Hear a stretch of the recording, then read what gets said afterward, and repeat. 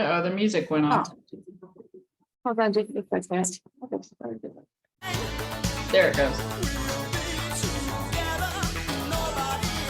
Kenny, it's looking like while I'm screen sharing, you'll have to let everybody in. It's not letting me do that. Okay, Want me to let everyone in? I'll do it. You want me to go ahead and start letting Yeah, them in? if you can, yeah.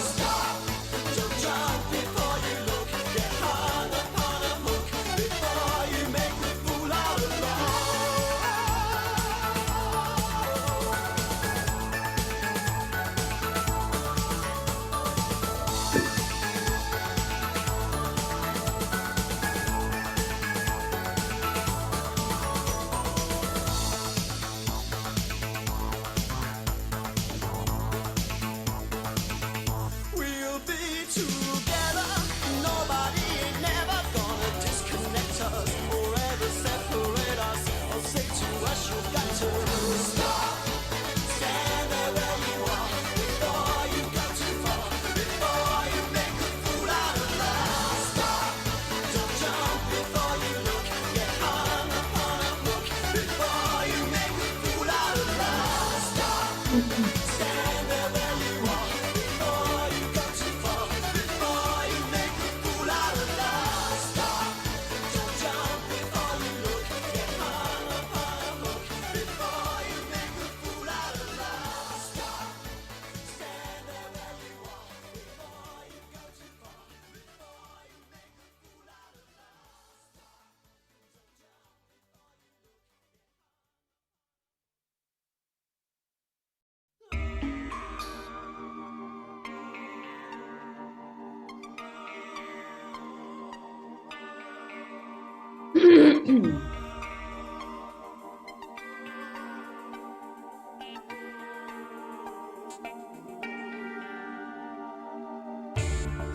Open your eyes, I see. Your eyes are open. Wear no disguise for me. Come into the open when it's cold outside. Am I here in vain? Hold on to the night. There will be no shame. Always I wanna be with you and make believe with you and live in harmony, harmony, oh love. I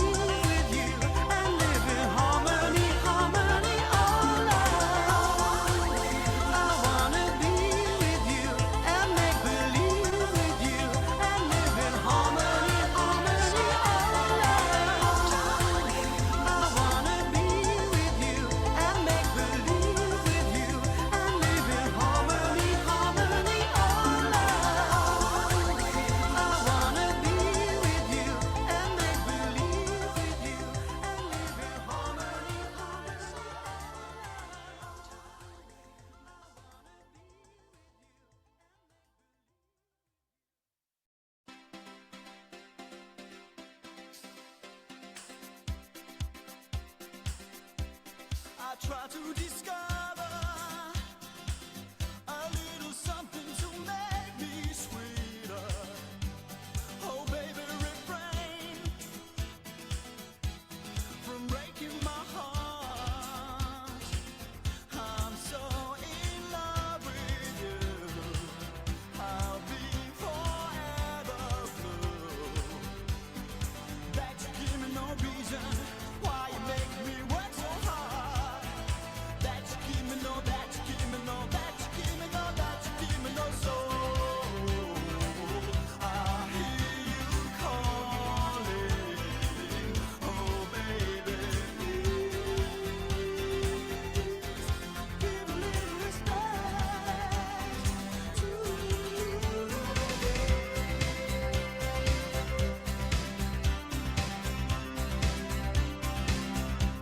And if I should falter,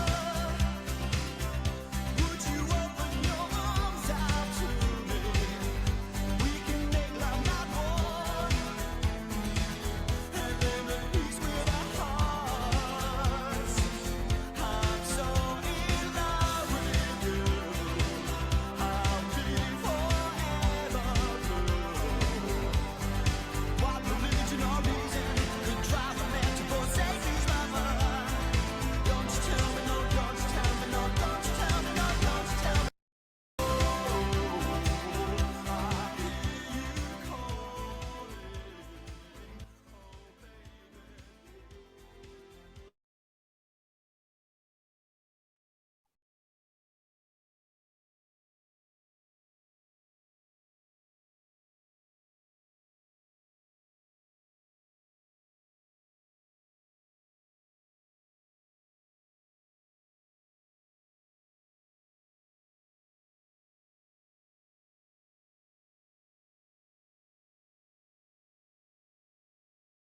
Hello, everyone. Happy Saturday. Don't you just love 80s tunes? Can you all hear me? Tammy, I just want to make sure you can hear me. Okay, perfect. Okay, great. Thank you all so much for being here. Welcome to Mastering Menopause. We're so grateful that you're spending your Saturday with us. I am Brandy Flintner. I'm one of the members of Esther's support team. We also have Tammy Lawman with us. Tammy, if you just want to wave and say hello to the crowd. We'll both be handling the back end, any tech issues that we may have, which we of course are hoping we have none, but it's a live event. You never know, we roll with it. But you'll see us in the chat. So if you have any technical questions, any other questions in relating to the event, certainly reach out to us, send us a direct message, and we will make sure that we steer you in the right direction. So we've got a lot planned today, a lot of fun. We've got a lot of education packed into this event too. We've even got prizes, which we are super stoked about. But before we continue here, I wanted to just first introduce you to two of our amazing hosts, Esther Blum and Sabrina Sarabella. You probably are familiar with Esther. I assume that's a large reason of why you're here. So I just wanted to read her formal bio here. Esther Blum is an integrative dietitian and a menopause expert. In the past 27 years, she's helped thousands of women master menopause through nutrition, hormones, and self-advocacy. She's the best-selling author of See You Later, Ovulator, one of my favorite titles, Cave Women Don't Get Fat, Eat, Drink, and Be Gorgeous, Secrets of Gorgeous, and the Eat, Drink, and Be Gorgeous Project. She's known as Gwyneth Paltrow's Menopause Mentor and by Forbes for helping women thrive through menopause. Esther was also voted Best Nutritionist by Manhattan Magazine. She's appeared on the Today Show, ABC TV, and Good Day New York, and she's frequently quoted in Goop, Well and Good, Forbes, Time Magazine, the New York Post, the Los Angeles Times, In Style, Bazaar, Self, Fitness, Marie Claire, and Cosmo. Not too shabby, Esther. Sabrina Sarabella will also be joining us this afternoon. She is a clinical nutritionist, personal trainer, and fitness instructor. In addition to coaching clients with Esther, she owns a boutique fitness studio in Hoboken, New Jersey. She's also a certified behavior change specialist a Reiki master and law of attraction coach. She's in the process of becoming a certified NLP practitioner and clinical hypnotherapist.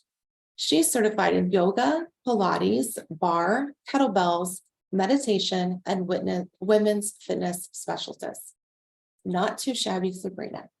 So you can see you're in good hands here. We hope that you have a great time. Thank you again for joining us. Without further ado, I will turn it over to Esther and we'll get this party started. Hey, everyone, welcome. I'm so excited to see you all. And I thank you for creating space in your day for yourself. So today is really about you, which means you're going to leave here educated and empowered, and you're going to have a really clear roadmap on menopause, and you're going to have so many takeaways. And like it or not, you are actually all now charged with being menopause ambassadors. And this means that change begins with us. And if you leave here and you do not tell your friends and your doctors and your families about what you learned, you will be depriving other women to have the knowledge that you have and to change the world like you are going to do. So let's talk about you for a moment and just do a little bit of housekeeping. And let me get my video presentation up here. Okay. All right. Let me, pardon me. I'm not the tech person that Brandy is, so bear with me one quick minute. I'm going to share the screen. Okay. Okay, great. So for today, let's do some quick housekeeping. Today is about you, which means we want to eliminate distractions. We want to make sure you are as present as you can possibly be today. So silence your phone or even put it in another room. Make sure you go to the bathroom. Make sure if you are in the bathroom, you keep yourself on mute and your camera off. Although the rest of the day, I would love to see your faces if possible. Most importantly, I want to make sure that we set the tone that this is a really sacred space. This is a space where we are all here to be vulnerable, to share our stories with each other, and to really keep this within the circle of trust. This is being recorded. The recording is going to be released within 30 days. We all ask that you keep this, just close to your heart, close to the vest, just out of integrity for the other women who are vulnerably and presently sharing here today. Okay, so let's go through our agenda. 10 to 11:30, we're going to have our first training. We're going to have breaks throughout the day, so you can go to the bathroom, you can, check your phone then, fix yourself snacks. We're going to have another training from 11:45 to 1. You're going to be able to ask questions at the end of each session. And by the way, we are going to be giving away, I have bags. I have a bag of prizes, and I have fabulous t-shirts that say, "Gorgeous girls eat meat." This is from when I wrote "Cave Women Don't Get Fat." So we've got lots of giveaways and prizes, but you must be here at the end of the day when your names are going to be randomly chosen when you participate or share an aha moment. And at the end of the day, we're going to read your names off. So if you want to play, you got to stay. Okay. So we're excited to give you and send you these prizes. And these prizes, by the way, are like everything from vaginal lube to supplements, hydrators, the whole 9 yards. So you're going to have fun. After lunch, we're going to have an inspiration panel. We're going to learn about amazing ways you can level up your care. We're going to do stress management training and then a wrap up. So you'll see the day is going to go really, really quickly. All right. So why are we here, right? As I mentioned, empowerment. We are learning more about menopause on social media, myself included, okay? And I do hardcore research every week. I'm reading multiple research studies on menopause, and yet I'm also learning from, pioneers in the field. So, and I'm learning online. So the medical research for women is just not where it needs to be. I believe that will change. It's complicated to study women in menopause, but that doesn't mean it should not be done. So I'm going to empower you with the tools that I use every day in practice with my one-to-one clients, tools that I use on myself because I'm 52 and I am in perimenopause and going right through it with you.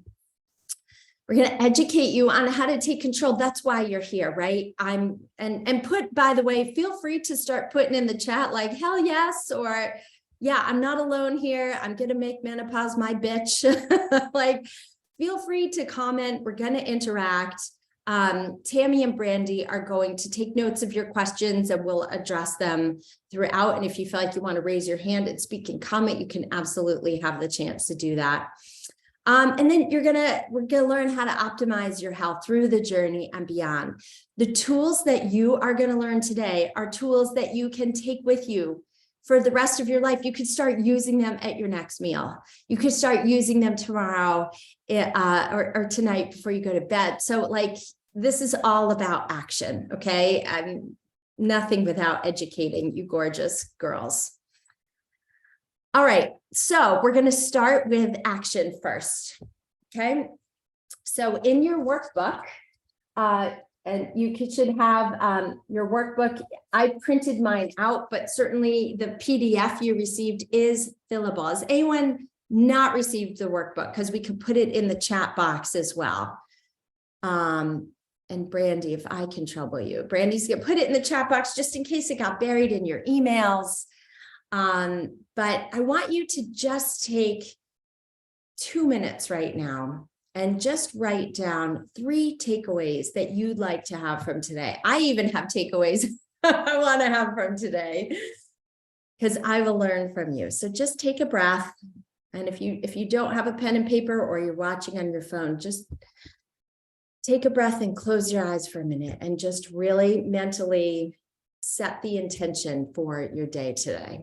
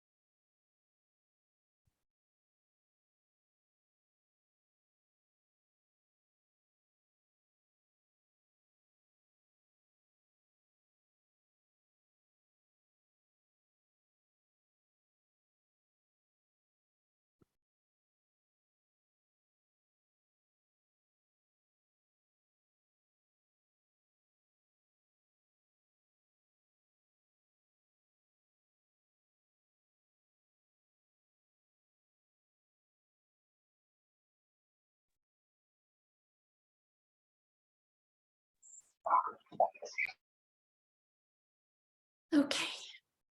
If you need some time, listen, if you're not feeling it, you're not really sure, just wait, it will come to you organically. And I've read through your comments already. I love them. Oh. All right. So I want to tell you all there is a light at the end of the vaginal tunnel. Okay. This is something I say to inspire you all because I hear and see a lot of hopelessness at times, a lot of frustration on my Instagram. I get a ton of DMs. I just want to tell you, life is not over. This is actually the beginning of just the next phase. And I remember my mom had a hysterectomy when she was 46. And she was like, oh my God, I never look back a day in my life. Like she was so happy, to be free of like monthly cramps and cycles and fibroids and pain and all that. I feel like we are not disappearing. We are getting louder. We are getting more empowered. I always envision like unzipping my skin and stepping into the new chapter, because this is a real powerful, fiery time. I just bought pink tickets yesterday for November in New York, because I was like, I just love the fire that surrounds her. And that's the energy that I really want you all to have going into menopause. Like, it's nothing to be afraid of. You're going to have the tools to treat yourself, and you're going to move on with your life and be even better than you were before. And there's like just so many incredible changes, and you don't have to gain weight, and you don't have to suffer and have no libido and feel horrible about yourself. You can feel sexy, you can feel confident, you can feel energized. I actually feel better now at 52 than I have in, I would say, 12 years. So there's like a lot of hope out there for you. All right, let's do some basic education. What are the differences between perimenopause and menopause? Well, the differences actually in technicality, really. Menopause means that you have gone 12 consecutive months without a period. So let's say you've gone 6 months without a period, and then you get like a flash period out of nowhere. Of course, you're on vacation and wearing something white, because that's, that's Murphy's Law. And all of a sudden you get a flash period, then you start clock all over again. Okay, so it's got to be 12 consecutive months to know you're fully in menopause. How do you know you're in perimenopause? And a lot of doctors will say, hey, you know what? You're not in perimenopause because you're not between ages 45 and 52. And that is simply not true at all. I have seen women in my practice go through menopause at age 29. I am seeing a client now who's 39. I see women of all ages. Okay. So perimenopause, you'll know when you're in it. And I'm guessing many of you are in it, if not in menopause, but you will notice your periods start to change. You will notice the second half of your cycle may feel radically different than the first half. The first half, you're like, I'm ready to go, and I'm feeling my things, and I'm thin, and I'm not bloated, and I got energy and mental clarity. In the second half of your cycle, you're like, wow, I'm kind of lethargic. My workouts are not as robust, and I'm feeling kind of brain foggy. I got the dropsies. I'm clumsier. I feel bloaty. I'm more tired. I'm getting crampy. My boobs are sore, and wow, my periods are getting heavier. I'm starting to clot a lot more. My periods are like turning into a crime scene. And you might also notice that you have what are called the genitourinary symptoms of menopause, which we'll be talking more about. As your pelvic floor changes and as the vaginal pH changes, you're peeing more. Some of you may notice, like if you had some incontinence after a baby, that it's worsening now, that like you can't run anymore without peeing yourself. So there's a lot of symptoms out there. Other weird symptoms that I hear a lot about are like itchy ears or inner ear changes or vertigo, kind of like an itchy nose, what are called zaps. There's like 46 known symptoms of perimenopause. Okay, so let's talk about let's open this up, and Brandy, maybe you can read out. I want to get my trusty whiteboard out here. And I just want to start writing down, like symptoms. So Brandy, can you start sharing? Mute yourself, everybody. Make sure you're muting. Okay. So what are some, can everyone put in the chat box, or Brandy, can you read? Yeah, we're getting a lot here. Here we go. Inconsistent periods. Okay. Lethargic. What was that? Lethargic? Lethargic. Yep. Insomnia. Mm-hmm. Anxiety. Oh, yes. Anxiety. No libido. Sorry, I hope you're not all seeing my ass here, but if you are, it's all right. What else? Extremely heavy periods. Mm-hmm. I just call those the hostage situation crime scene. Yep. Constipation, Fun, right? so much fun. Moodiness, muscle pain all over, What was that? muscle pain all over, Muscle pain. Interesting. Okay. sleep Yeah. issues, which I think we've said, dizziness, Yes. let's see, cramping after periods, thyroid issues, Fibroid or thyroid? thyroid, Thyroid. Yes, that happens. let's see, grumpy,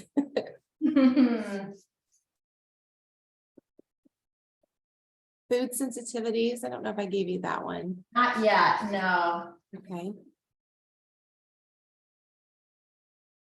I can't spell. Okay. Thinning hair,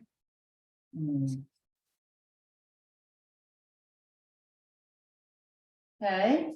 breaking out like a teenager,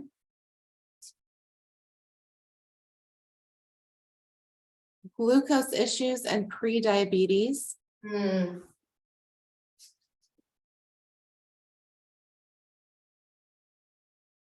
Okay. night sweats, rosacea,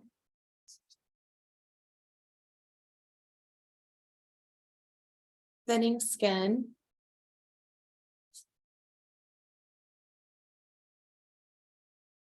less energy. Do you want me to keep going? We could probably do this for Let's fill up the page.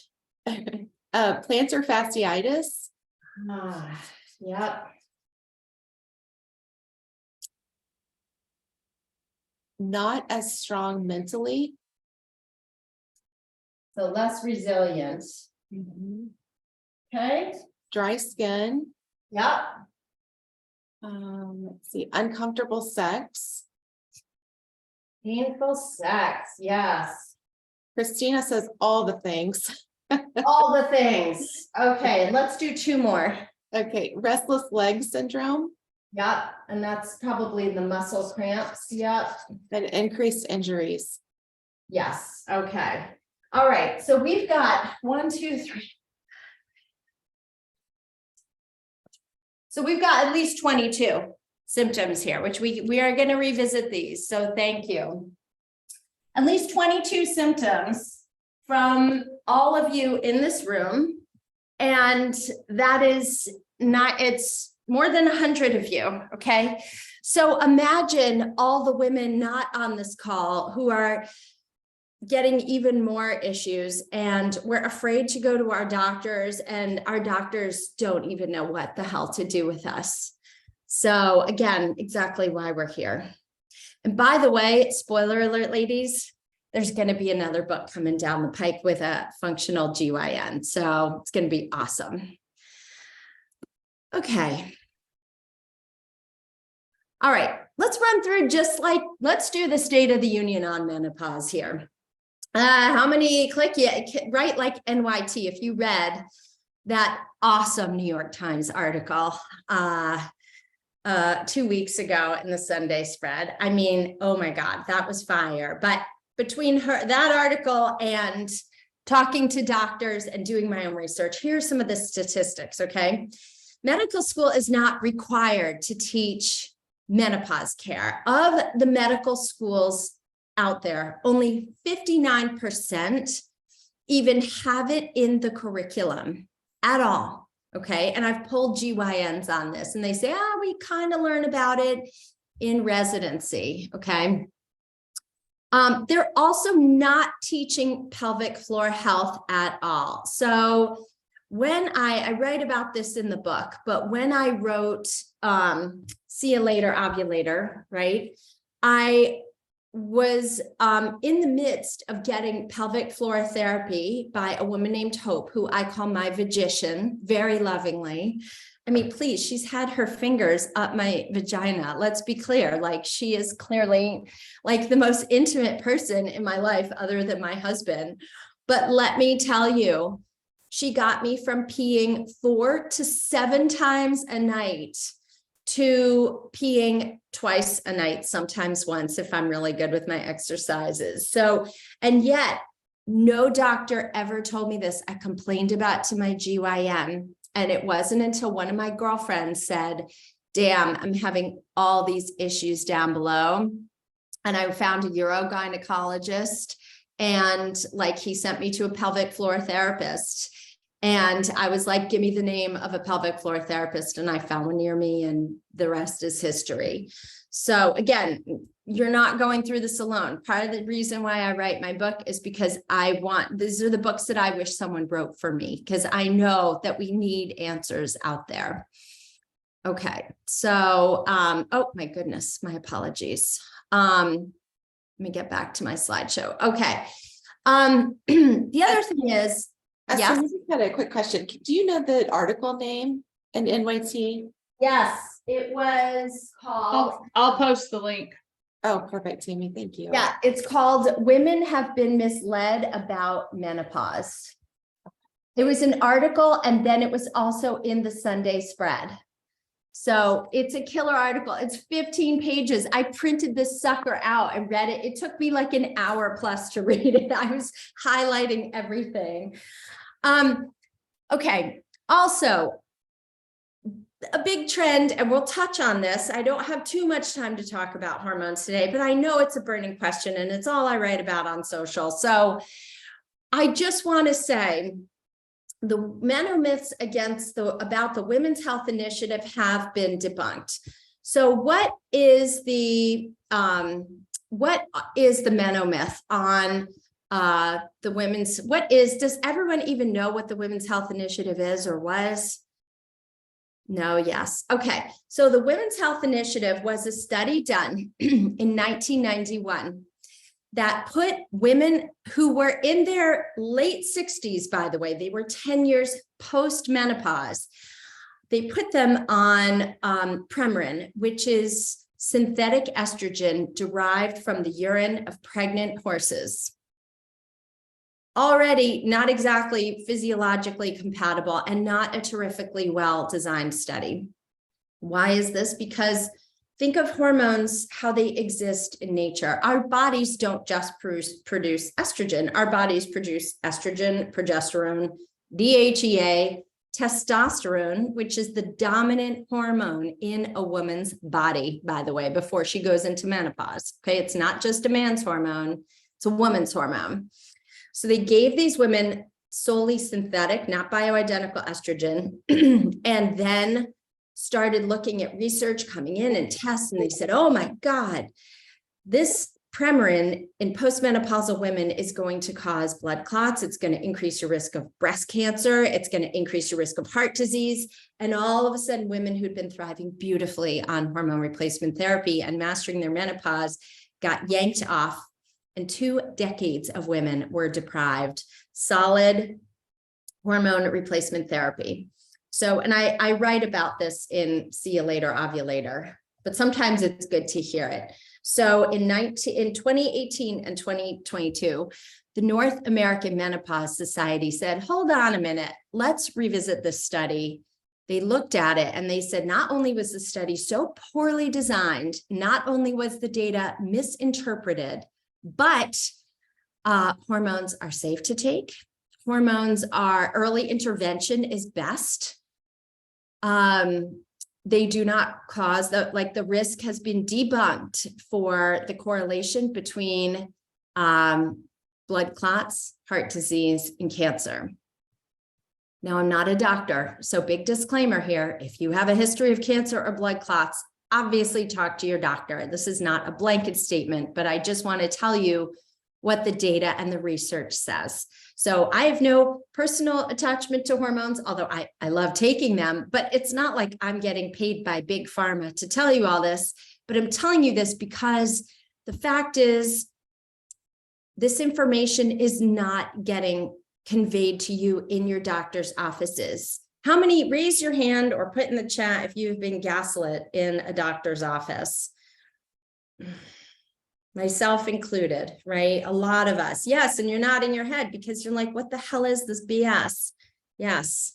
So what happens is I have like a very big celebrity client, and I am literally educating her GYN on her menopause care plan. That is messed up. Okay. The pamphlets that you see and that you get from a pharmacist still have all the warning labels, all the cancer labels. And a lot of doctors will say, these are going to give you cancer. I can't prescribe these for you. That is outdated. There are 20 pages of research studies in the back of this book to support everything I'm telling you. If you got the digital copy of the book, you can literally click on the links. Okay. So don't be afraid of hormones. They are amazing. Oh, Michelle's holding her coffee up. Awesome.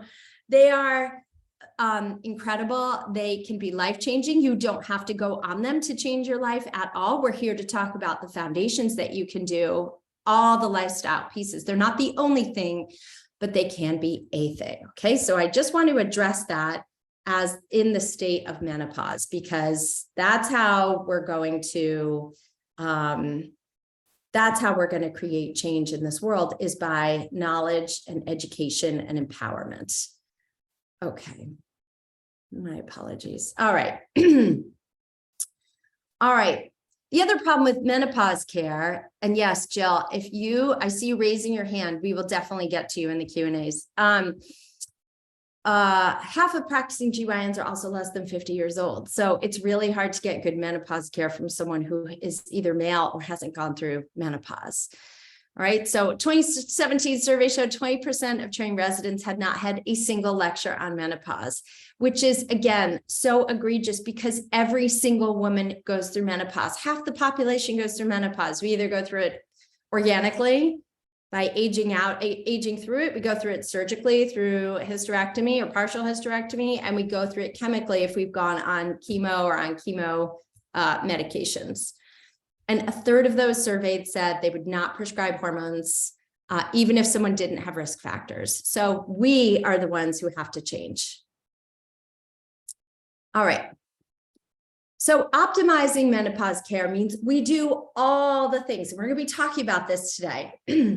There is no one thing that cures menopause. How many people have seen so many ads on Instagram or social media on YouTube, just selling one single supplement that reduced their hot body fat, got rid of all their hot flashes, and just gave them their whole life back? That's not how it works. This is the time in life when we have to just reevaluate our lives and take a hard look at how we've been living and say, yeah, you know what, maybe it's time to kind of revamp my 4 glasses of wine a week and staying up too late and living like we're college students. Because at this point, we're writing checks that our bodies do not want to cash. So hormones are a piece of the puzzle. Yes. Diet. Oh my gosh, we're going to get deep into diet. I can't even wait. Supplements can be helpful as well. Sleep. Okay. Sleep is your metabolic mistress, and sleep can be a vicious cycle because as your estrogen, it could be a chicken egg scenario. As your estrogen declines, your sleep can get worse. And then as your sleep gets worse, your progesterone can decline. So, but there's a lot you can do with diet and lifestyle to rock out your sleep. Muscle mass. Okay. Ladies, I don't know how many of you lift weights. Do you lift weights? Some strength training, Pilates, some weights. Okay. So weightlifting is also really, really, really important. If you're not doing it, I highly recommend you start. Stress management, again, like what worked for us in our 20s and 30s and 40s, which is often alcohol, not so great now. All right, so let's talk about gut health. Why am I talking about gut health? Anyone want to put in the chat? Does anyone know? So fun. Yeah. Gut health, the better your gut health is in, yeah, Dr. Stacy Sims says, lift heavy shit. That's exactly it. Kettlebells. Yes, yes, yes. Okay, awesome. Lift heavy shit. So gut health matters because the better your gut is in menopause, the better your outcome of menopause will be. All right, can everyone see this? Tammy, are words blocked? Okay, words are blocked, yes? Or you can see? I can see your presentation. Okay, good. All right. So let's talk about how the state of your gut what it has to do with menopause. All right. First of all, it controls what I heard called by a doctor recently, inflammaging. It's kind of a combination of inflammation and aging. So your gut regulates your inflammatory processes. And I see this because literally when I look at my client's stool test, I can see pro-inflammatory bacteria in the gut. Manages your estrobolome. What the hell is the estrobolome? So you might have heard of the microbiome. With the microbiome, for those of you who don't know, is it's trillions of bacteria that make up your intestinal tract, your small intestine. And what those bacteria do is regulate your immune function. They help make neurotransmitters in the brain like dopamine and serotonin. They help regulate inflammation. They help offset brain fog. They give you like mental focus, clarity, happy mood. So estrobolome is a subset of those bacteria that help metabolize estrogen. Estrogen's metabolized in your liver, and it's also metabolized in your gut.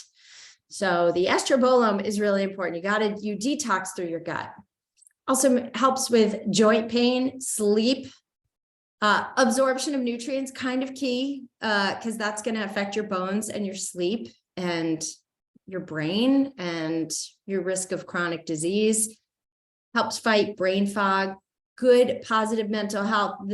No one is talking about the dramatic changes in mental health that women can get in menopause. They can get a lot of depression and anxiety and are put on antidepressants. WTF is that?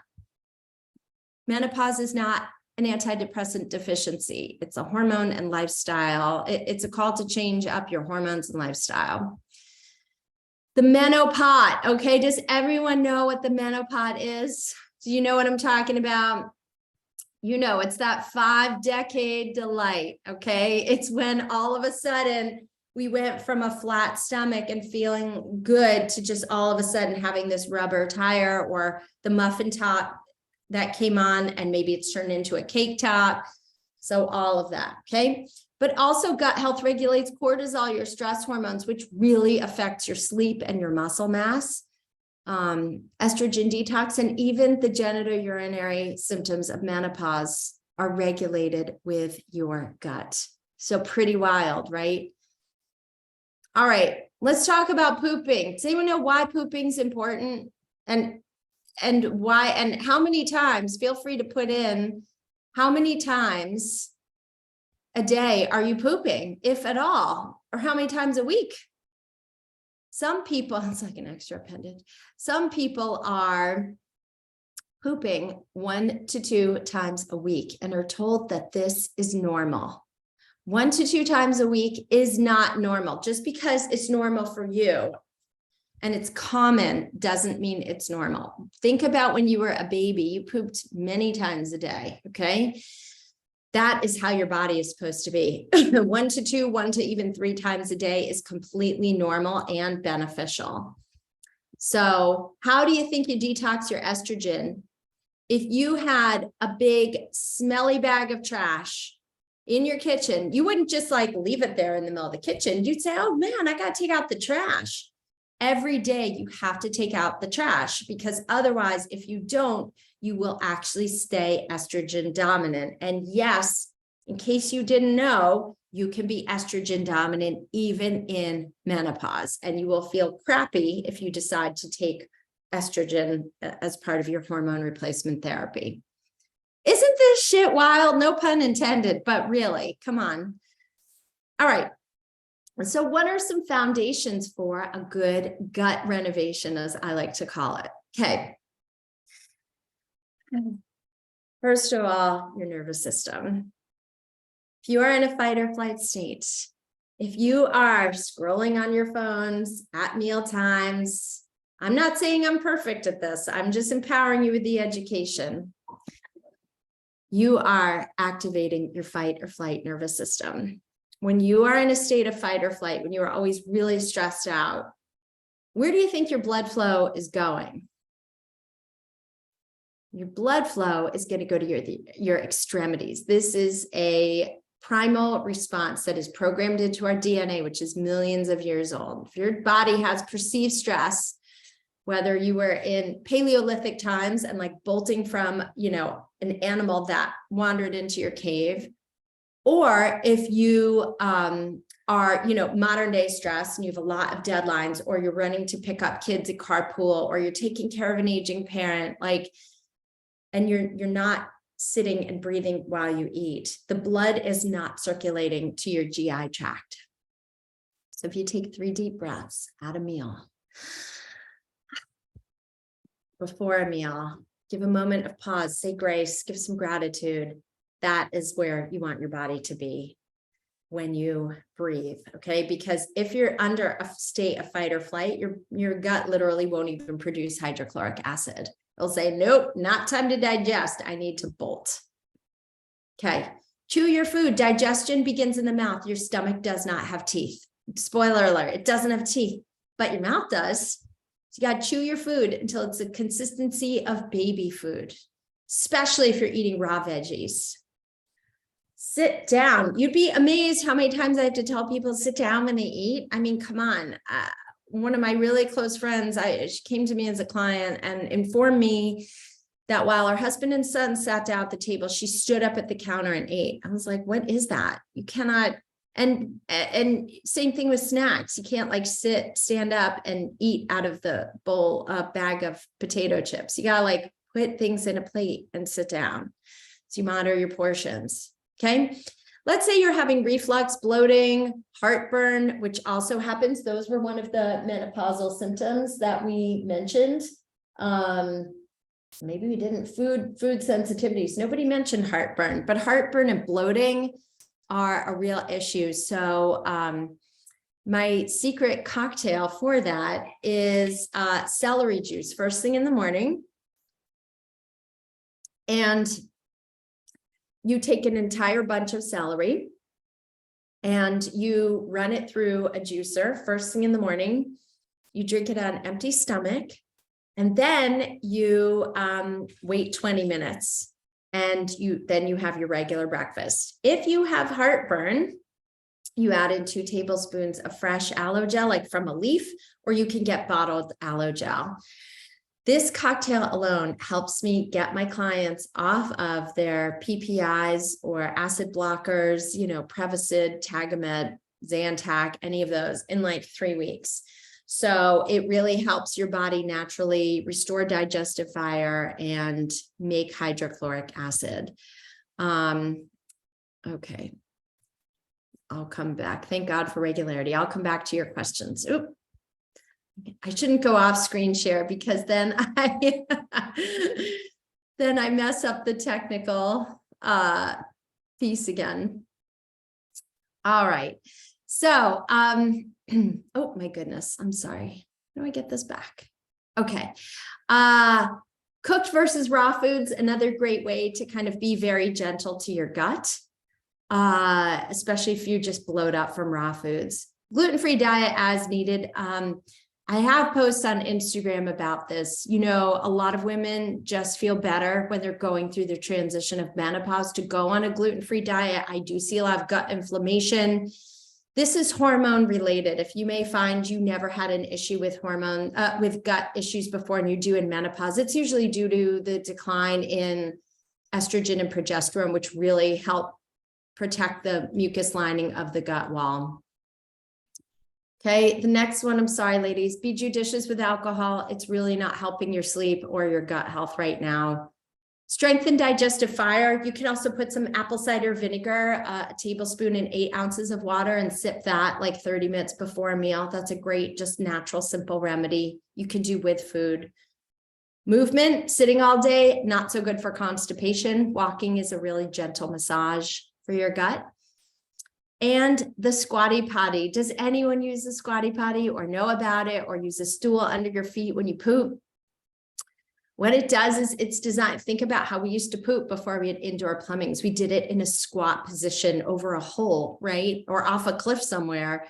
So that naturally the position supports your colon to be in a position where bowel movements can pass more easily. Also, I should have put here, strengthen your pelvic floor, because if you have a weak pelvic floor, it will also keep you, it's harder to pass a bowel movement. Isn't life fun? I mean, this is so fun.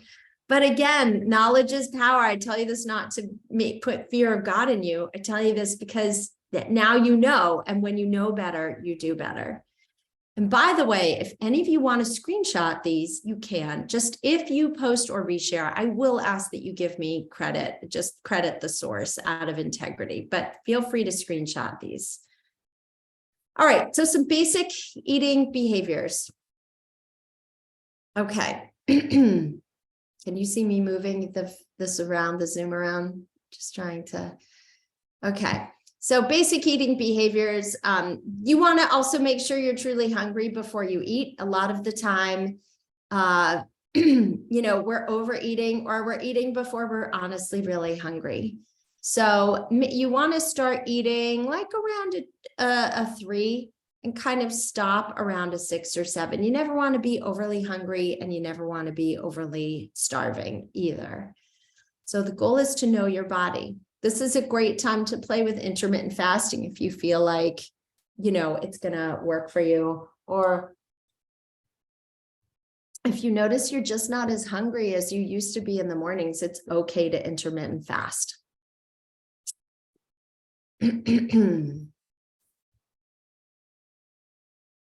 Okay.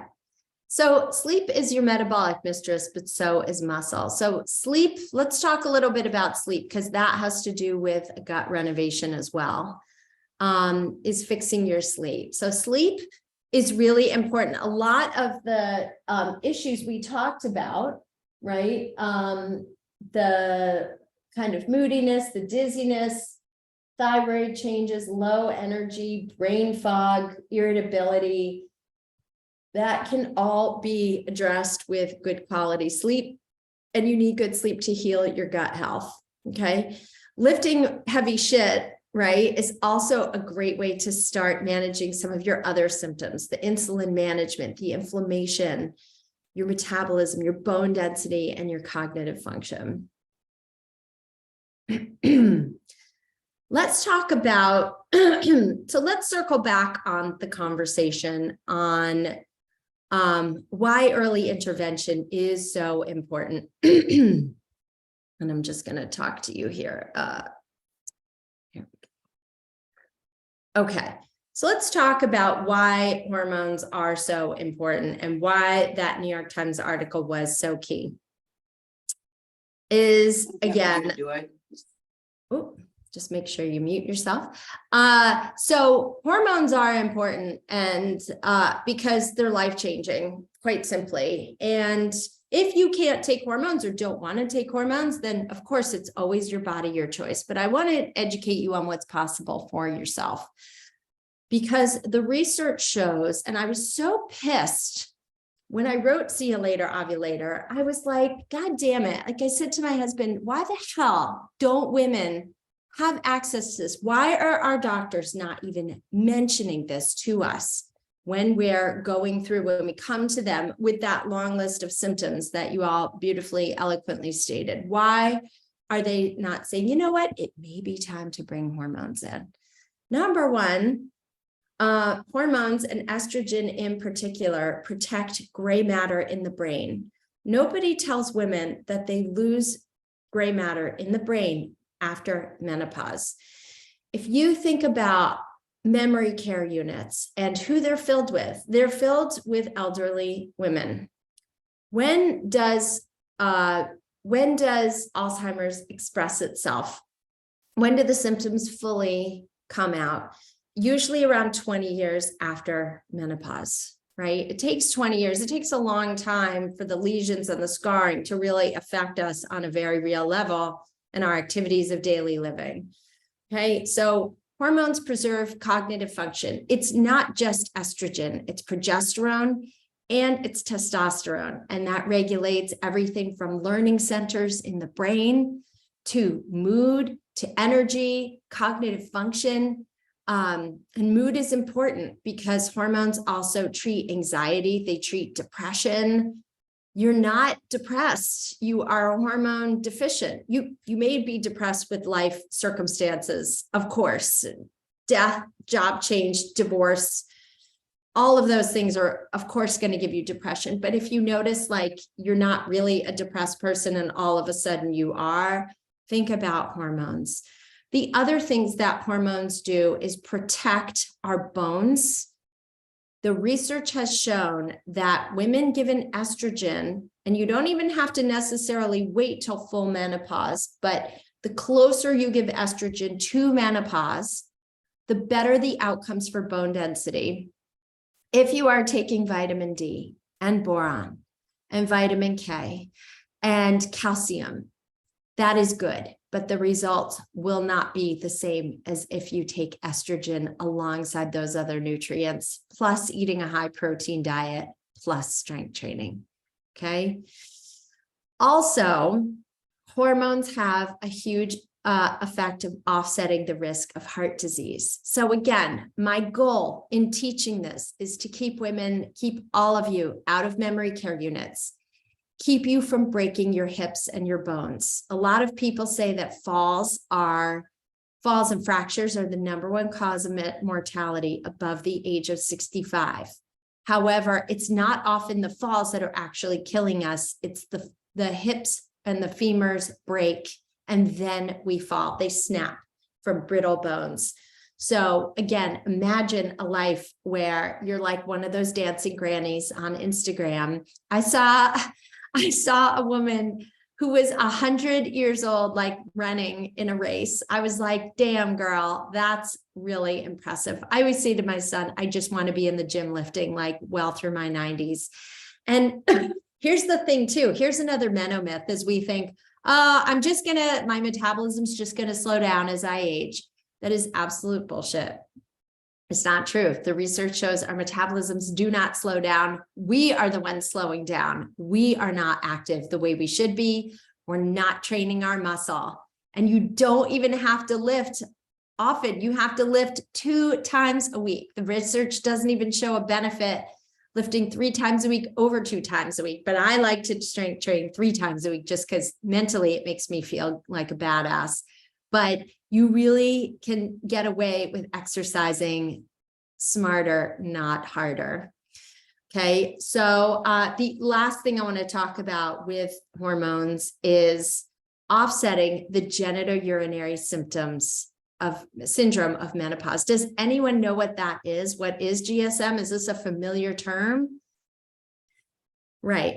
I'm so glad you're here. Thank you for being here and learning this. So GSM is the genitourinary symptoms of menopause. This means that you see a shift in your pelvic floor. It means you see a weakening of muscles. You can have bladder prolapse. You can have incontinence.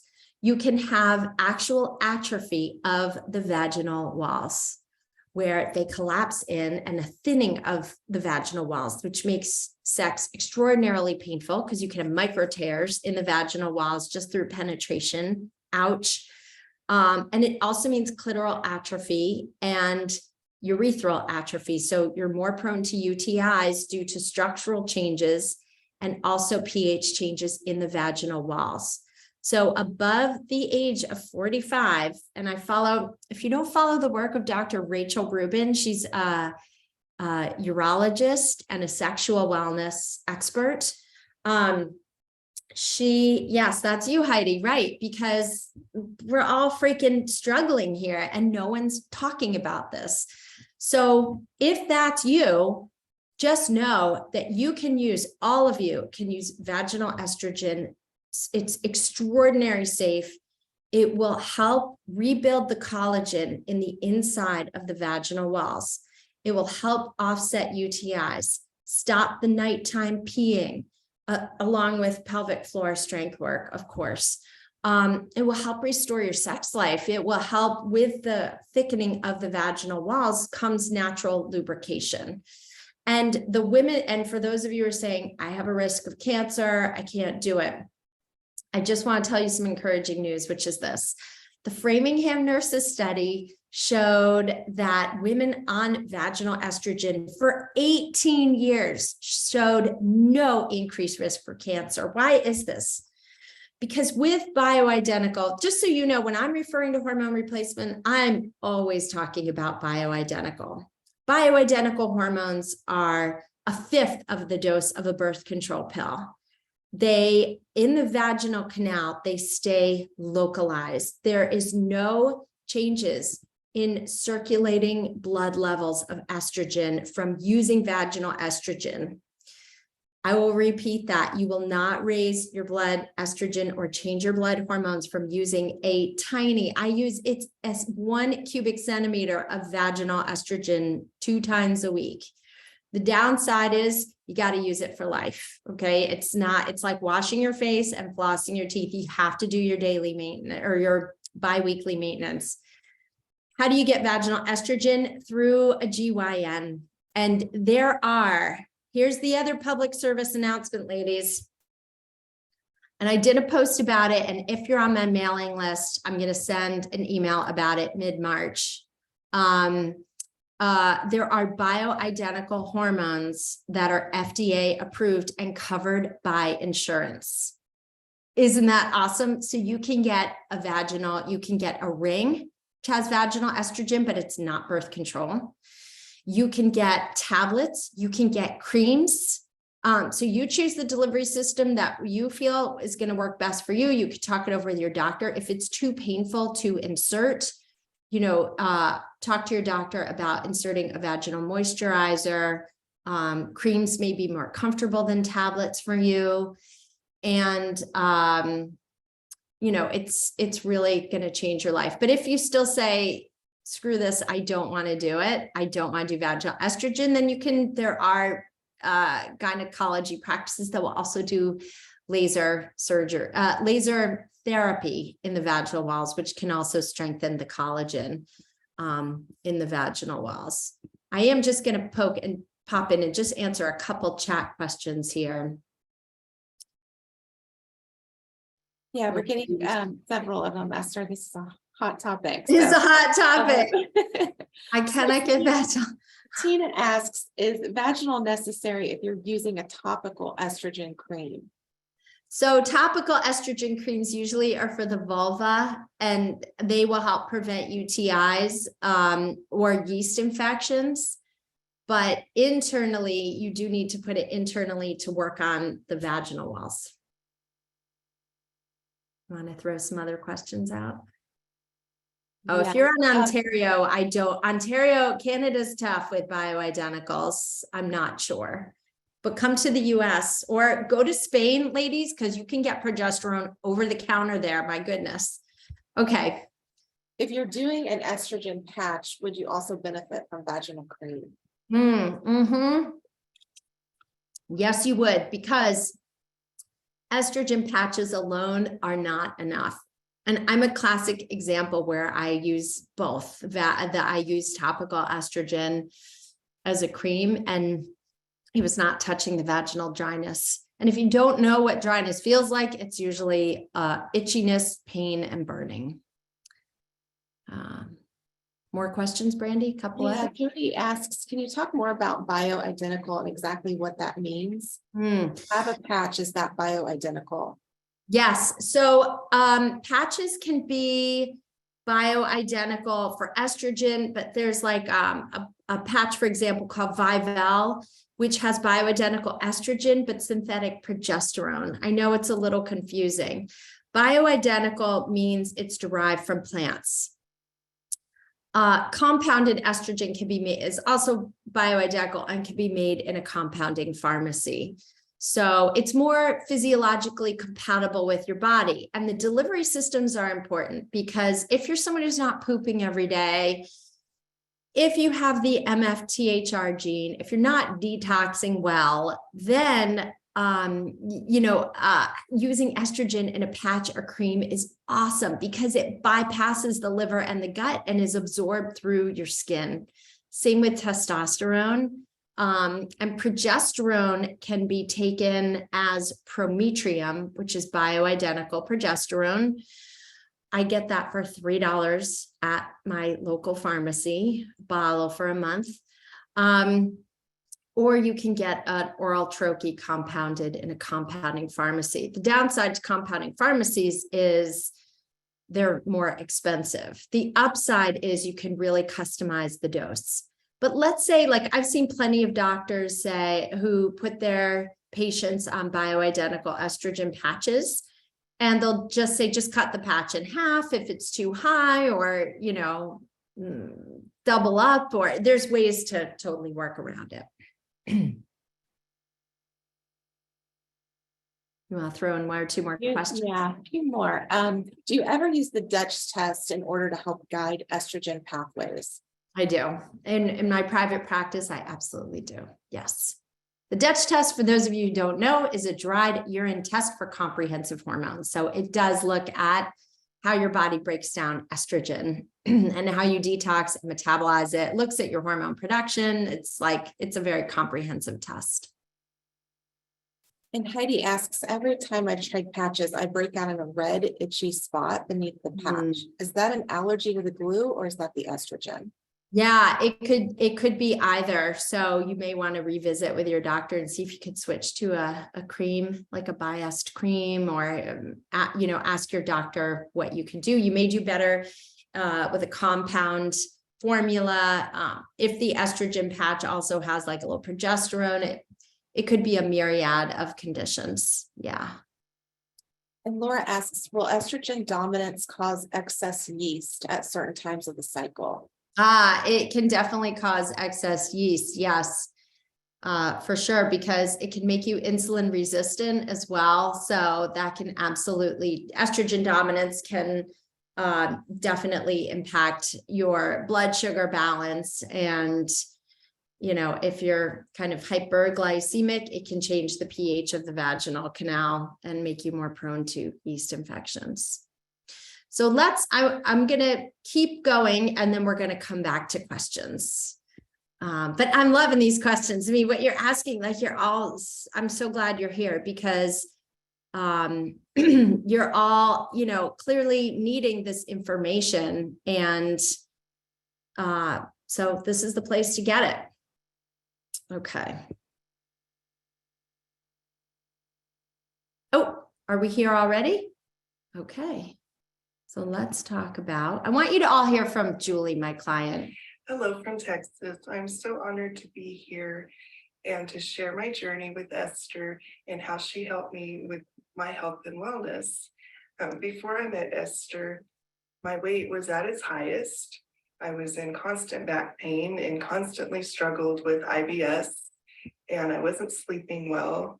I just didn't feel great about myself, but kind of came to the conclusion that that's just who I was going to be. I wasn't getting any help from doctors, and all they said was eat less and exercise more. And I was just exhausted and worn out. And I had tried different health programs. I tried macrobiotics, counting calories, even tried to be vegan, because I didn't think I could eat meat. Everything just tore up my stomach. So I really was at a loss. And I came across Esther in 2020 on one of her classes that she did online. And I was like, she may know what she's talking about. So I gave her a try, I stepped out on faith. I really had to overcome my hopelessness and my lack of self-esteem and knowledge. And Esther just pumped me up with all of that. The struggles with IBS were pretty bad, and my back pain. And so I turned to alcohol to help with the back pain and the mood swings. And it was just a up and down battle that was not fun to live that way. Just experiencing that constant pain and feeling bad about myself with my extra weight. I just felt miserable. And I wasn't real sure where I was at with my menopause, because the doctors would never run any tests. I had had a hysterectomy when I was 35. And so when I was getting closer to about around 45, I started having lots of signs, but they really didn't give me any guidance at all. Just rest and de-stress. And it's hard to do when you feel all that stress inside of you. So going to Esther and getting those hormone tests done and the gut testing, it was just amazing to get that roadmap for exactly what my body needed. Most of the diet programs out there say, well, this works for everybody, and it doesn't. Esther knows how to dig deep and find exactly what works and what your body is needing. That summer when I worked with her for 4 months, well, we did a 6-month program, but in 4 months, I lost 45 pounds. I didn't have any more IBS. Thankful for the supplements that she found that my body needed to help clean it out.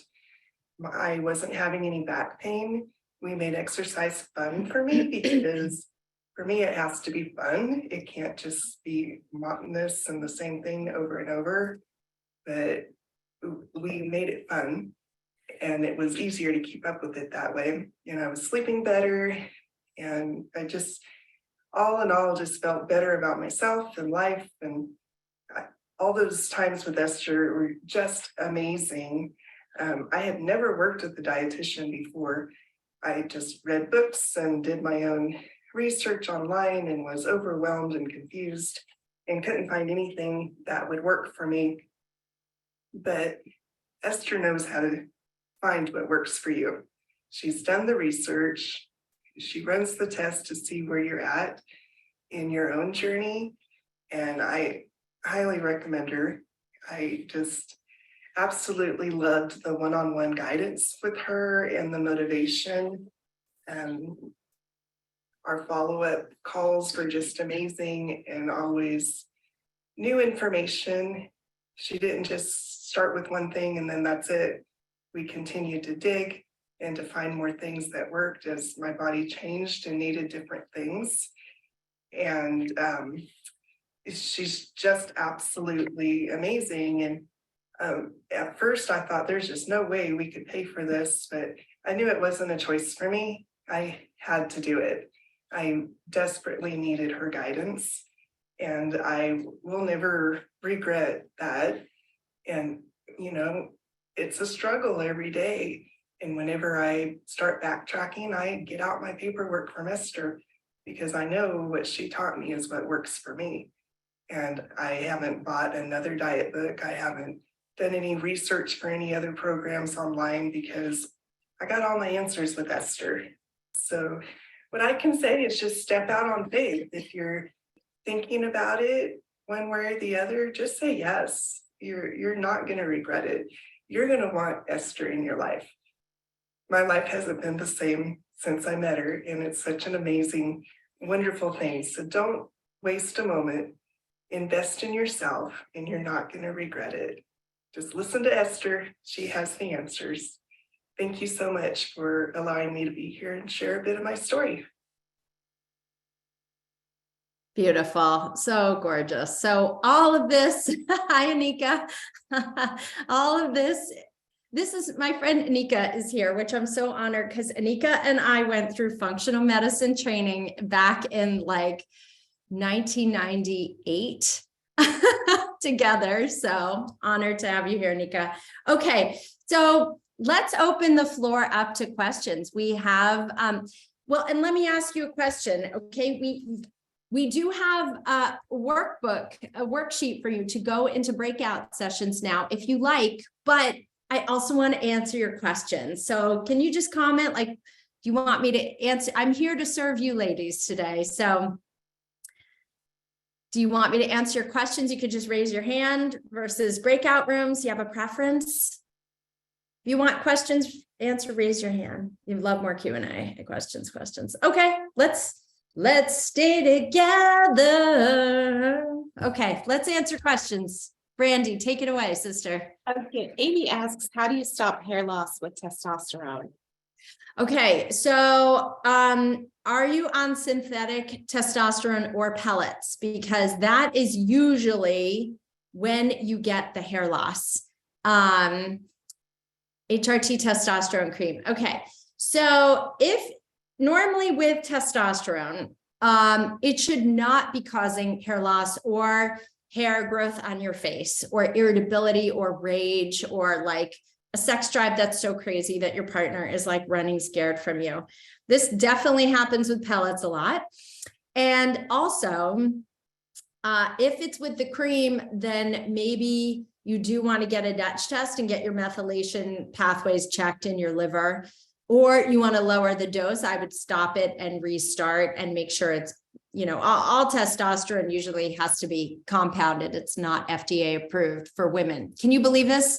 Testosterone, which was the most abundant hormone for women prior to menopause, is not FDA approved for women. So as much as estrogen and progesterone are FDA approved and you can get them bioidentical, with testosterone, you cannot. It's like the ultimate middle finger to women. So yes, I would revisit that. Okay. Should we take DHEA cream too? You know, DHEA, I'm so glad you asked. This is another great option for you. Now, it's a more expensive option vaginally. It is not FDA approved, which means you're going to pay out of pocket about. But let's say you have vaginal dryness and you don't want to use estrogen. There's research that shows that using vaginal DHEA cream every day for 12 weeks will have the same benefits as vaginal estrogen. You can also take it orally. You would need to start in very low doses and like 5 milligrams and work with a practitioner on this. And you should also get your levels tested to see if you even need it. But it is like DHEA is another important piece of hormone replacement. Okay, next question. Catherine asks, as a 1 time a week pooper, I was prescribed laxatives. What do you think of laxatives like Laxaday? I'm very hesitant and suspicious.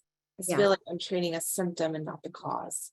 Yeah, laxatives and colonics will only treat the symptoms, but won't get you pooping. So if you need me to pull up, or maybe we can pull up later the slide on how to fix your pooping, your constipation situation, we can do that for you. But start with the celery juice, start with hydrating yourself, lemons in water all day, start with movement, eating cooked foods, you know, getting enough fiber in there. All of those can be helpful. Magnesium at night can also really do wonders. I love the form of magnesium as the glycinate form because it's readily absorbed. You could take, you know, 400 milligrams once or twice a day quite easily. And that is also a great sleep hack too.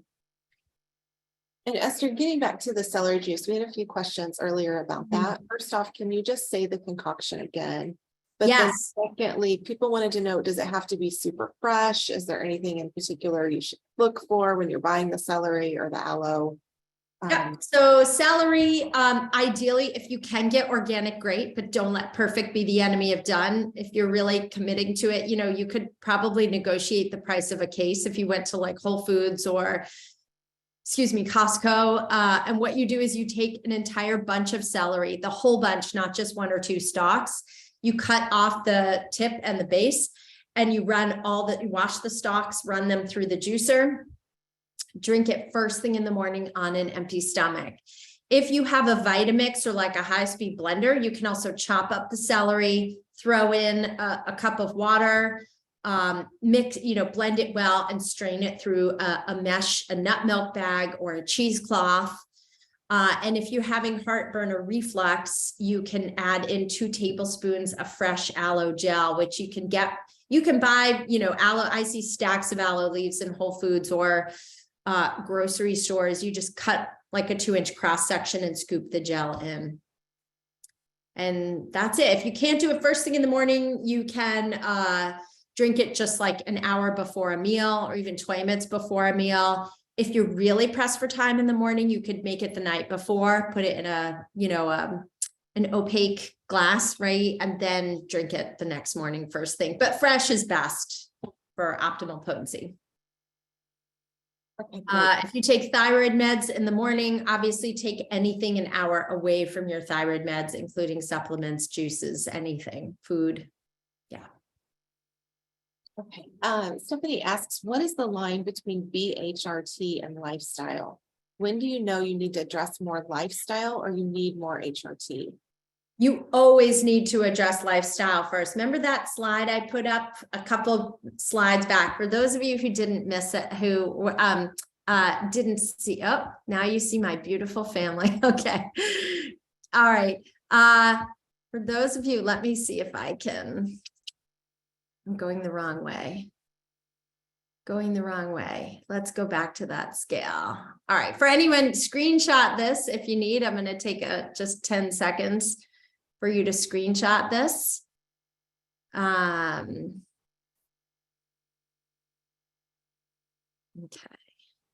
So your lifestyle question, hormones alone are not going to do the heavy lifting, but guess what? None of these things alone are going to do the heavy lifting. I have a lot of people say to me, terrified of hormones, I'm just going to take yoga and drink my green juices. All the yoga and green juices in the world are not going to bring back your ovarian production of hormones. When the party's over, it's over. Your body is saying, you know what? I do not want to even have the opportunity to carry a pregnancy at this point. I am not in my reproductive years anymore. And shop is closed. And then your hormone production switches over to your adrenals. So lifestyle is key. And we're going to talk a lot. The whole afternoon is going to be talking about lifestyle. But if you go on hormones and you don't have the lifestyle pieces in, you're not going to see changes. If you have all lifestyle pieces and still need hormones, you may not see all the changes. So it's not one or the other. It's really both. Or all, I should say. Okay, Nicole asks, how do you stop ovulation pain? Her cramps are lasting 5 to 7 days. For me, it's helped a little.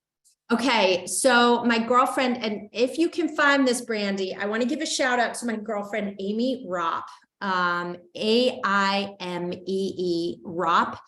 And she calls it fertility oil, but it's castor oil. And it comes in a beautiful dropper bottle and you apply a teaspoon every night to the pelvic floor region. So Thanksgiving week, of course, I'm hosting like 20 people. The night before, I'm up with the worst pain, like since labor. I had ruptured a cyst. The pain went on for a week.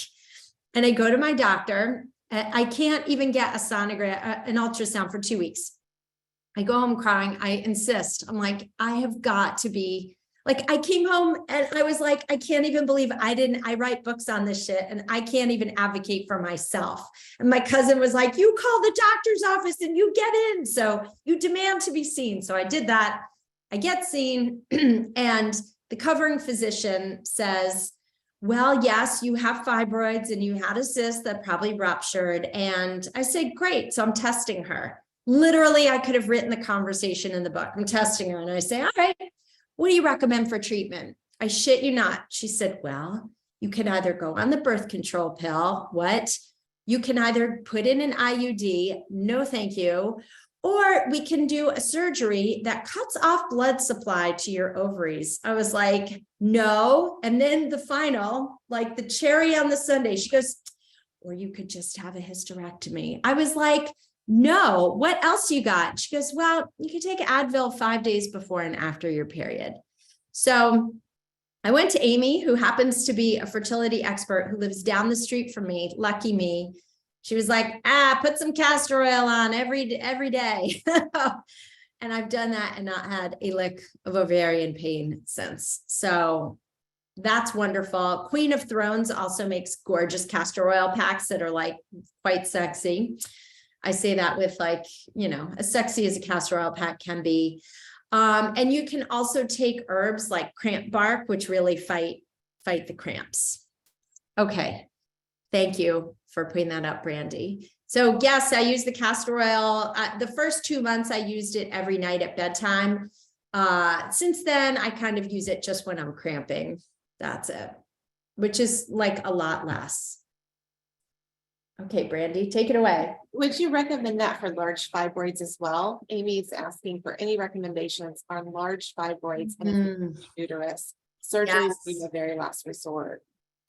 Yes, so fibroids really need to be monitored with your doctor. You know, you want to make sure that you're really moving estrogen through and detoxing it. You want to work with a practitioner to see if you're a candidate for DIM or calcium D-glucarate to help move estrogen through. Not everyone is a candidate, by the way, so don't just self-prescribe that because you read it somewhere online. But certainly herbal support, you know, milk thistle tea, you know, really supporting your liver. Making sure that you're getting progesterone if you need also to offset that rampant excess estrogen is key, but definitely get ultrasounds, get them monitored, you know, every 6 months to see. Yeah. What was the Queen of Thrones? That is a castor oil pack. Brandy, if you don't mind Googling it at some point, that's another brand that uses really beautiful castor oil packs. But honestly, you don't have to spend all that money. You can also just get some castor oil and a flannel and put it over. I know I'm kind of all over the place with questions here. Oh, But it's okay. with the Dutch test, how do you get access to a Dutch test? A Dutch test is something I do in practice, but there are so many practitioners who do it. So you can actually go to dutchtest.com and in the upper right-hand corner, look for Find Practitioner. I highly recommend. There are a lot of people who are not licensed practitioners. They're doing them, I don't even know.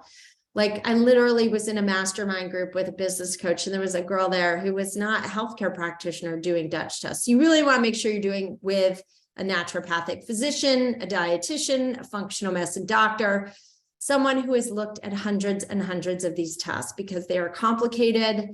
They need to be nuanced. I still review every Dutch test with a doctor at the lab, and I've been doing this for years and I still want to partner with them because they're complicated. Can you get headaches from taking progesterone? You can get headaches from hormones. You can also get headaches from a deficiency in estrogen, or you can get headaches from estrogen dominance. So it really depends.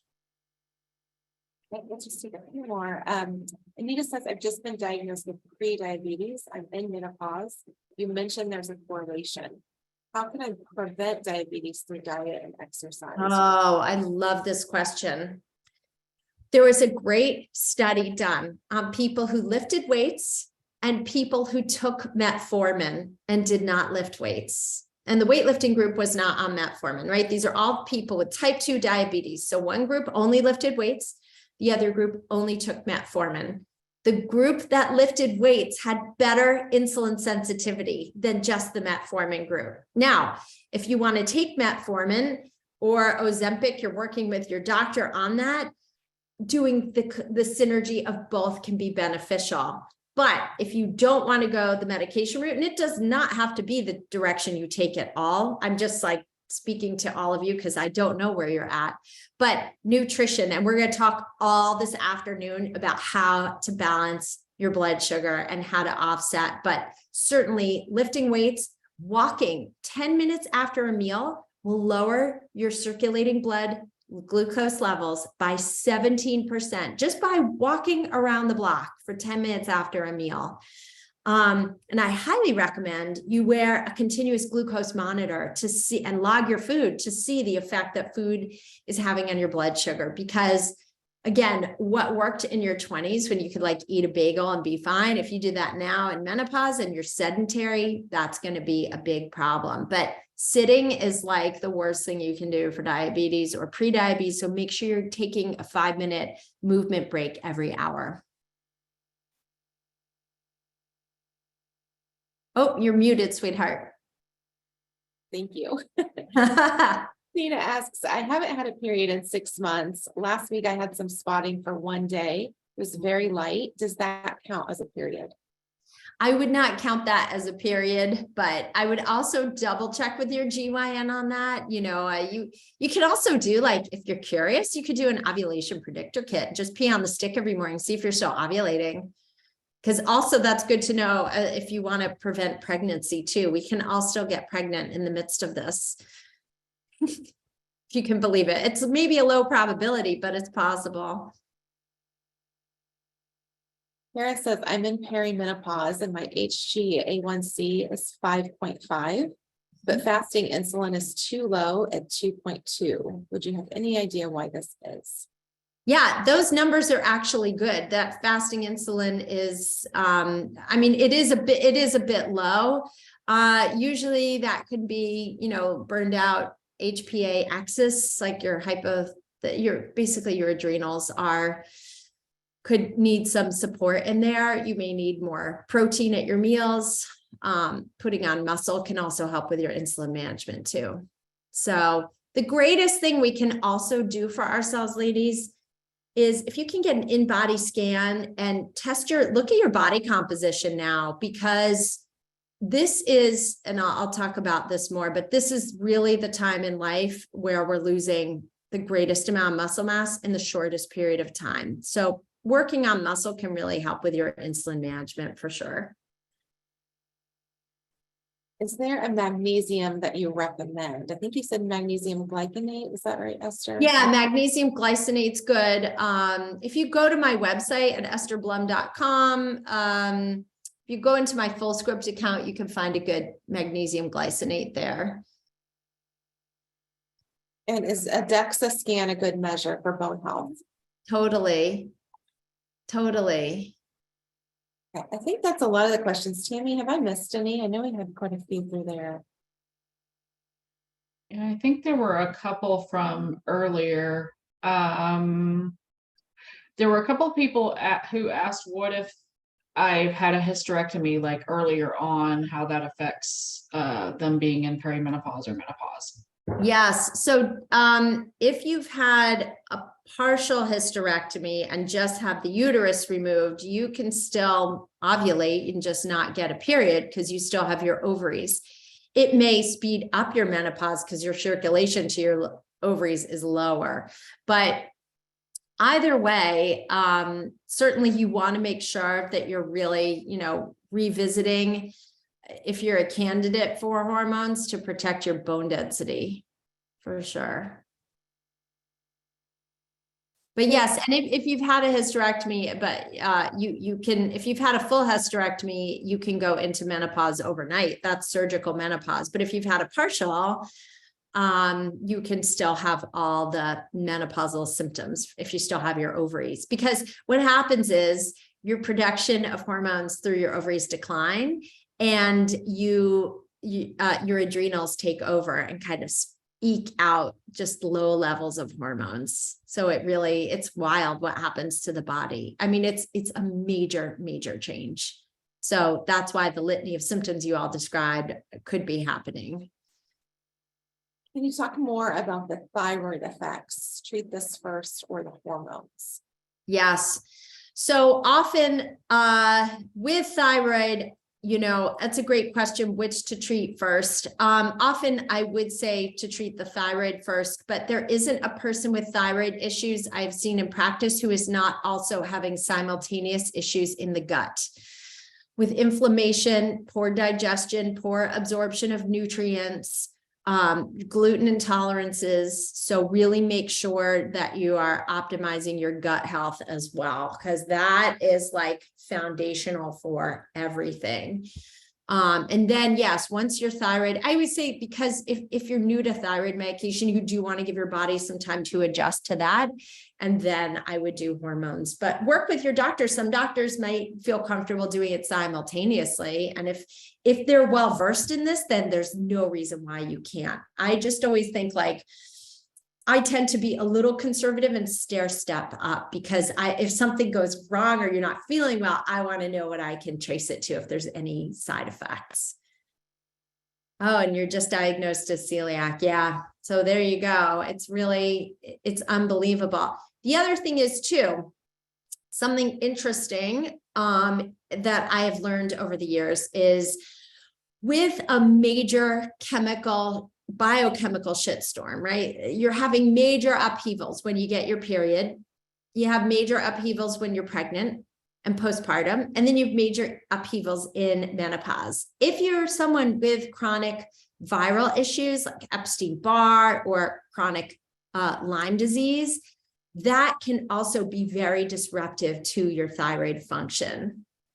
So you may want to get if you've had Epstein-Barr, mono, you may want to get your titers checked, because that can also attack your thyroid and cause Hashimoto's and lead to Hashimoto's. Now, here's the cool thing, is the antidote to Hashimoto's, as exhausted as you may feel, and as tanked as you may feel your immune system is, if you can lift heavy weights, no matter how slow, that is really important. And my colleague, I'm going to be promoting her program, I think in May or June. Her name is Dr. Emily Kiberd, Kiberd.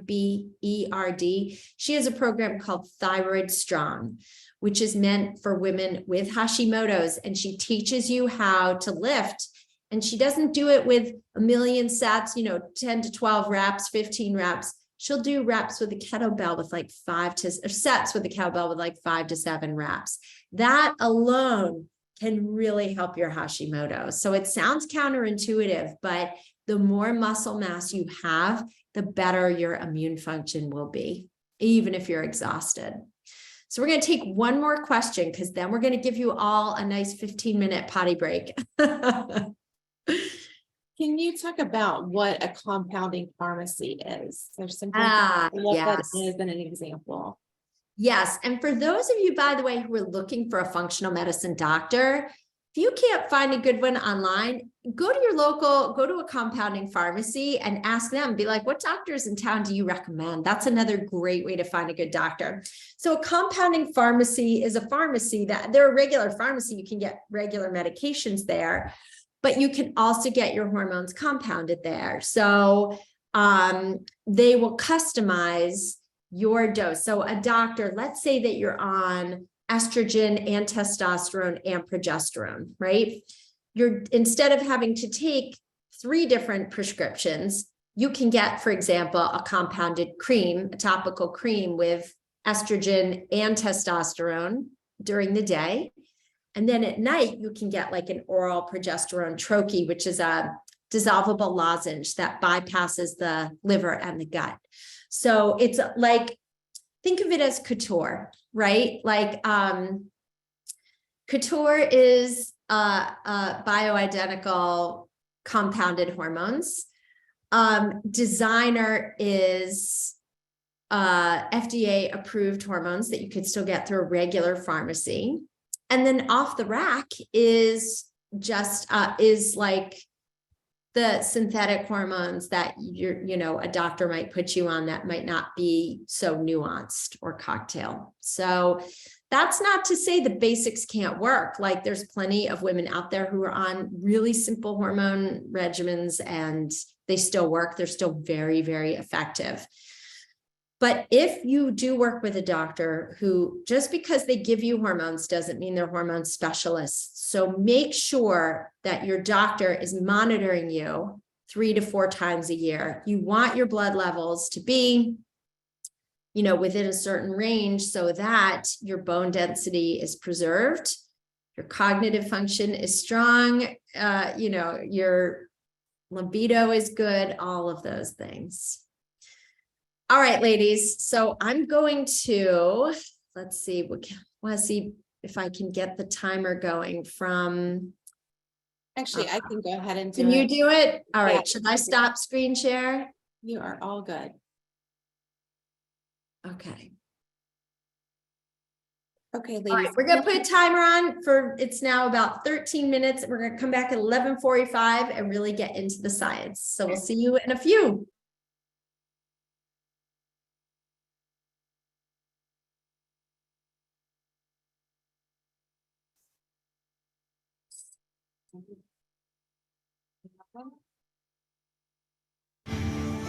To yourself, use the fit for your brother. Is that not within your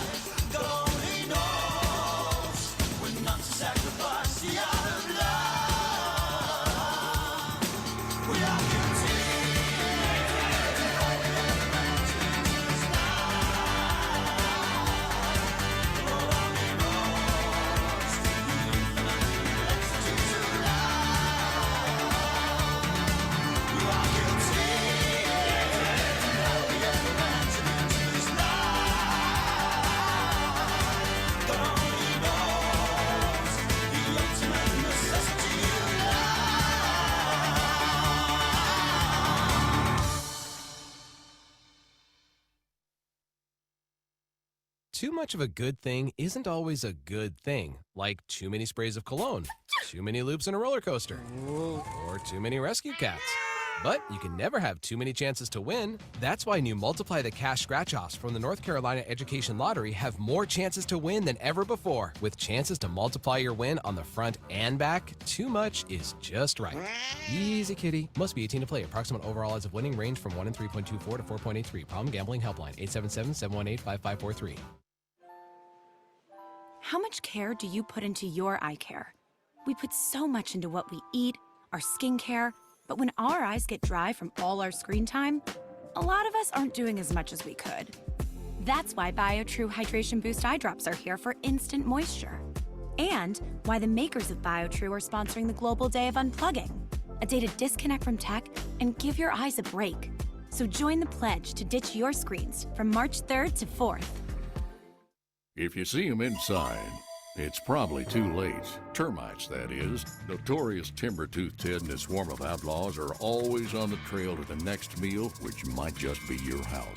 But these home wreckers are no match for Terminex, with quick-draw expertise and specialized training guaranteed to protect your home. That's been the truth around here for 75 years, and it ain't gonna change. Visit TrustTerminex.com to keep these pesky outlaws dead or outside.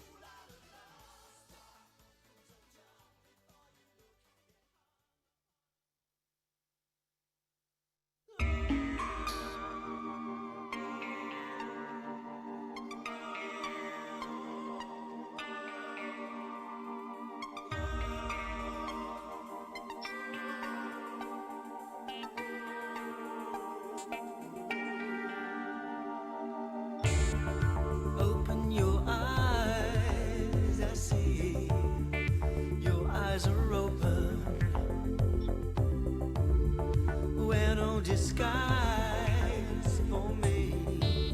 Come into the open when it's cold outside. Am I here in vain? Hold on to the nights. There will be no shame. Always I wanna be with you and make believe with you and live in harmony, harmony, oh love. I wanna be with you and make believe with you and live in harmony, harmony, oh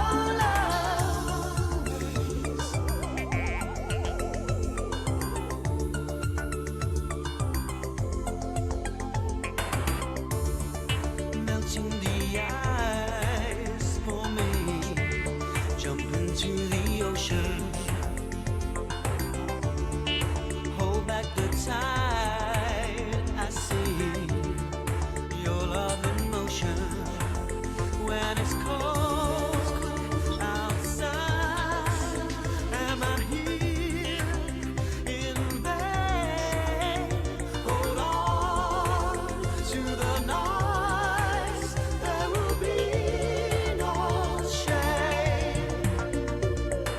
Always I wanna be with you and make believe with you and live in harmony, harmony, oh love. I wanna be with you and make believe with you and live in harmony, harmony, oh love.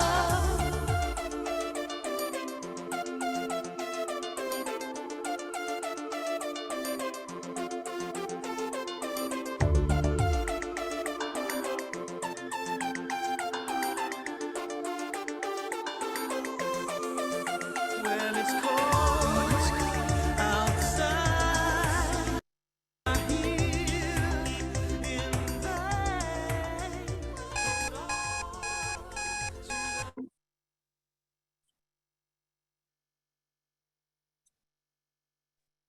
All right, welcome back. Hopefully everyone's refreshed, hydrated, gone to the restroom. So I say I'm so proud of all of you today for just really showing up and investing in yourselves and investing in your health, because this is how you're gonna, this is how we're gonna change it. Really, change begins with us. So to that end, we will be answering questions throughout the day. So not to worry if you haven't gotten questions answered yet. And but we are going to keep educating the hell out of you, because that's the mission. So I want you to keep taking notes and asking questions for sure. Let me get to the next. My apologies. Clearly tech is not my strong suit. It's like math for me, or reading maps. Okay. Oh, my apologies. We're gonna keep going. All right. So we're going to talk about science versus myths. Okay. There's a lot of heated arguments. You know, I get a lot of very emotional responses when I talk about all of the things we've been speaking about. I get a lot of critiques from, you know, people on my page saying you don't know what you're talking about. You're spreading dangerous information. All I do is report the science. I take the emotion out of it. We all have personal bias, especially as scientists, but I'm really here to report the research and nothing more than that. And also talk about my clinical experience and training. Protein is the most emotional. It has gotten such an emotional response over the years. We have animal cruelty, which of course is a concern of mine too.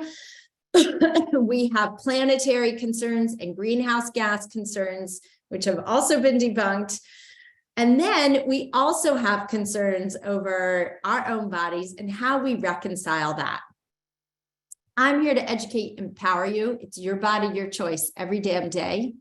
So you are going to take the information you learn and apply it to yourself as you see fit. Keep this discussion. If you have discussion members, this is a warm community. We're loving on each other here. No judgment. We all make our own choices. So I just want you to know everyone's welcome here at the table. If you're vegetarian, if you're vegan, we're just going to educate you on what your best options are. Or if you're like a hardcore meat eater, everyone here is welcome. All right. So there's a lot of myths around protein, and I wrote about this in my book, Cave Women Don't Get Fat. And a lot of fear around protein, that it's going to shut down your kidney production or kidney function, that it's going to make you lose calcium and lose bone density. All of those myths have actually been debunked. They are not supported by the research. And the research shows that, number one, your kidneys adapt to what your protein intake. So as you increase your protein, your kidneys will adapt, provided that you gotta stay hydrated, okay? And you do need to have some veggies in there with your protein, because protein is more acidic and vegetables are alkaline. What's interesting is I do have a couple of clients that wanted to put themselves on the carnivore diet, and they did. And I looked at their gut bacteria before and after, and it was worse, because gut bacteria do need fiber to thrive. That's food for your microbiome and your estrobolome. And fiber, it's another great way for you to decrease excess estrogen. So flax seeds, chia seeds, those bind excess estrogens and pull them through, help them be metabolized through your liver, but especially through your gut, and help you poop out excess estrogens every day. So number one, there's no issues with kidney health. Number two, there's no issues with bone health. And actually, if you make something like bone broth from real bones or chicken feet, right? Or like knuckle and neck bones from a cow, that supports the collagen matrix of your bones. So it's not going to increase your excretion of calcium. It's the opposite. The current RDAs are so woefully inadequate. I have done, I was a hospital dietitian before I went rogue and went into functional medicine. And I will tell you, when I was a dietetic intern, I interned in dialysis units. And I can tell you the current RDAs for women, when I do the math, end up being about 60 grams of protein a day, which is that of a person on dialysis or someone with kidney failure. We would put them on protein restrictions of 40 to 60 grams a day. So why are we prescribing that for menopausal women and aging women who are losing the most muscle mass in the shortest amount of time? So the research is emerging on this subject. I strongly recommend you follow the work of my brilliant and beautiful friend, Dr. Gabrielle Lyon. Muscle is the organ of longevity. I have her discussions peppered throughout See You Later, Ovulator. And again, she does the research and has been doing the research for a long period of time. My son was when he was probably 14 when he fell. He was a nationally ranked speed skater, and he fell just in a practice before a meet. He was getting ready to quit anyway. He'd been doing it 8 years. He was like, guys, I'm done. We were like, no problem. Just like, you have one more meet, go to the meet, get that extra fast time that would qualify you to, really be highly ranked. He's out of practice. He fell, smacked into a wall, and he broke his growth plate and the base of his tibia. So he was in a cast, he had surgery, he had a screw placed, and he had a cast. And in that short period of time that he had a cast, his calf atrophied. The cast started out tight, and by the end was very big. There was a very big gap. And it took him months in PT, like a good 6 months, to build that calf muscle up. And he's a young, healthy boy. So imagine what happens when we're sitting, we're not moving enough, we're more sedentary, and we're not eating enough dietary protein. We are setting ourselves up to lose muscle mass quickly, and paired with the decline in testosterone, estrogen, and progesterone, we are also setting ourselves up to lose muscle quickly. So hence the discussion that we are having today, because I'm passionate about making sure that you are all strong and resilient. I want to keep you out of hospitals. I want to keep you never, being susceptible to a fracture at all. Okay, so the studies are showing that higher protein intake is lower body fat and better physical function in women. Why is this? Because protein is metabolically expensive. It takes far more work to break down protein calorically. Your body has to use more energy expenditure to digest and absorb protein. So that's called the thermogenic effect of food. It is high with protein. Okay, so this is like really, really, really critical. Insulin management is also really important, because when this is the time when we're putting on that menopause and we've got poor insulin management. Okay, so when you're stabilizing your blood sugar, you're going to improve your sleep. You're going to improve your mental focus. You're going to improve your adrenal function. Your energy will be stable all throughout the day. You are less likely to store your food as fat when your blood sugar is stable. Okay, so let me just show you real quick. I'm going to get out my whiteboard here. I'm just going to show you in a very rudimentary way what blood sugar curves look like. Okay, so when you are having, hopefully you can see this, hopefully you can see, there's a P. Yep, we can see, it looks good. Okay, so protein is very negligible, a tiny, tiny bump in insulin at most when you're eating protein. This means that the protein you eat at breakfast is going to keep your blood sugar stable for 4 to 6 hours after you eat it. Okay, that is a long time. A colleague of mine, the late Charles Poliquin, would always say he trained hundreds of Olympic level athletes, and he would give them the meat and nuts breakfast to raise their serotonin and dopamine and really help keep them focused through their training and energized. Okay. Carbs. Now, let's say you're eating a fast carb. Fast carbs like toast, bagels, cereal, that's going to be very disruptive to your insulin management. Okay, that is what happens when you have fast carbs alone on an empty stomach. If you're just having toast and maybe one egg, you can be having a lot of blood sugar issues. So if you're feeling crappy at 3 p.m. and craving, revisit your protein intake. Okay, and then fat also keeps your blood sugar stable all throughout the day. Now, should you not eat carbs? Absolutely false. You can absolutely eat carbs, but if you do, you need to pair them with a protein and a fat, and we'll talk about that. Okay, so that's your little rudimentary biochemistry lesson today.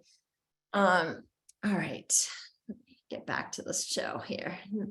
I wish there was Brandy. Maybe you can talk me through how to work this over break. Okay. I think you're doing just perfect. All right. So this guide is from my dear friend Diana Rogers, who wrote, she's at Sustainable Dish. She wrote the book Sacred Cow and has a whole documentary on it. She was even on Joe Rogan talking about protein and the importance of meat. So a lot of people ask me, what about plants versus animal proteins?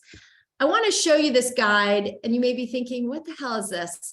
These are the essential amino acids that you need to build muscle. The reason why you need a lot of protein is because you need to reach a minimum threshold of 2 to 2.5 grams of leucine per meal. This is in a 4-ounce serving of protein in order to build muscle. You need leucine, isoleucine, leucine and isoleucine, which are branched chain aminos in particular. But this is important. If you're eating plant protein, you're going to have to eat a lot more plant protein to get the same level of amino acids. And you're going to end up eating a lot more carbs. Animal protein does not have carbs and plants do. So that's not to say kidney beans are not a viable source of protein. I would use them in addition to meat, not in lieu of. Okay. So ounce for ounce, it is animal proteins for the win. And again, I will tell you, I'm not attached. I have been vegan. I have been vegetarian. I will just tell you, looking at the research and the numbers, it's more metabolically efficient to have an animal protein versus plant protein, or animal protein plus some plants, not in lieu of. Feel free to put questions in here. Is this like blowing anyone's mind, or do you all feel pretty protein literate? You know, if you're feeling frustrated, I want you to feel heard, or if you're like, I don't get this, explain more. I'll keep explaining. So protein is key for building muscle. And why should you build muscle? Okay. Again, I talked earlier about decreasing your risk of fractures and falls, maintaining your integrity of your bone, but also decreasing risk of cognitive decline. Insulin sensitivity is enhanced with the amount of muscle that you have. What people don't realize, people know about type 1 and type 2 diabetes. Does everyone know what type 3 diabetes is? Type 3 diabetes is Alzheimer's. So when we control our blood sugar, Alzheimer's a lot of the times is glycation in the brain. Glycation is when sugar molecules stick together, they become very sticky, very hard, and can help form plaque in your brain. So getting protein, getting your blood sugar under control and your insulin under control is a very, very nice way to help protect your brain, which is great. Very, very, very important. Again, like if our parents knew this, if we knew this early on, we'd all be so much better. Muscle also corrects your body composition. When you initially start lifting weight, you may not notice much change. It takes time to build muscle and start burning fat and changing your diet alongside with this, but rest assured, you can absolutely change your body composition. You want to be strong AF, okay? You want to be strong. Why? Because you want to get up off the toilet. You want to get up off the floor if you fall. You want to be able to lift bags of groceries. You want to be able to just function and carry on, or lift your kids or your grandkids, or, just have quality of life and not be like, oh my God, I'm so tired. I can't hike that mountain. I'm too tired. I'm not strong enough. I can't go skiing. I can't go, can't, versus no problem. You don't even think about it. You're active and you're kicking ass at life. So that to me is fulfillment, is not being limited by your own body and your own mental limitations. The other thing you want to think about is that when physical strength starts, the mind follows. All right, so let's just play here. What are some easy, everyone, I want you to comment like your favorite protein-packed meals. I just put a couple of options up here to show you like some of the simple things that we do in our house. And by the way, I know this seems crazy, but I do white rice in addition to brown rice, because if you do it at night, it will help you sleep. But you can do regular rice too. So like for lunch, I really don't do a lot of carbs at all, except from veggies. But you could do shrimp, 6 ounces of shrimp, 4 ounces of steak, and root vegetables. Like my favorite lunches is like I make a big kale salad and roasted sweet potatoes with onions and chicken. That's like my absolute favorite lunch. Herbs and spices also regulate blood sugar. Cinnamon is wonderful. For this, you can make tacos. There is a corn tortilla here, but there's also, if you want a low carb tortilla or a grain-free tortilla, I do like siete tortillas. as well. Okay, so these are just, again, some real simple. Okay. One of the biggest myths I hear is that I don't want to lift weights because I'm going to get bulky. Ladies, let me tell you something. Unless you're Michael Phelps and you're eating 5,000 calories a day and working out hard, you're not going to get bulky. It's physiologically impossible. You don't have the caloric intake or the testosterone to get bulky. You just don't. And it's slow. Men can gain, those bastards can gain 1 to 2 pounds of muscle a month. Women can only gain 1/2 to 1 pound of muscle a month. If you want to see a really cool testimonial, I don't know if you all know who Shannon Watts is. I can tell you only because she said it on her channel. She's one of my clients. She is an incredible activist. And she interviewed me this week on her Instagram Live because she talked about the transformation she has had in her body, not on the scale, but in body composition. She has not lost a pound. In fact, she has put on 3 pounds of muscle. She's up to 150 grams of protein a day and is leaner than she has been in years. She works out like a beast. Her blood sugar's regulated, her menopause is feeling so much better. So she's a great example of what's possible for you. And it's possible for all of you. Okay. So, and this is, again, the science. This isn't the emotional attachment to this information. It's just the science and the research. And the research is there to support this. I did quote Dr. Gabrielle Lyon here because this is fire. All right. How much protein do you need? I want you to all get out. You could get a pen and paper. You could get a calculator if you're good at math. You slay me. Do the math in your head. So how much protein? Whoever's blowing their nose so beautifully, just mute yourself. How much protein do you need? You need either 1 gram per pound of your current body weight, or you need, if you're overweight or want to lose weight, you calculate out your ideal body weight. What is your ideal body weight? So for women, the first 5 feet of your height is 100 pounds. And every pound after that, every inch after that is 5 pounds. So I'm 5'3.5". My ideal body weight is 115 to 120, or 115 to 125. It's usually a 10-pound range. Okay. Then you divide that number by 7 to determine how many ounces of protein you need daily. Okay. So let's say you're 5'3", like me, 5'3.5". Your ideal body weight is going to be about 115 to 120. So I'll round up to 120, divide that by 7. That's 17 ounces. That's a pound a day. And you may think, there is absolutely no way I'm going to eat a pound of protein a day. But actually, it's easier than you might think, than actually you thought possible. Because I guarantee if you're not eating a lot of protein, you're probably eating too many carbs. You may be eating too many carbs in its place. All right. This is something else that I thought was so freaking cool in the research.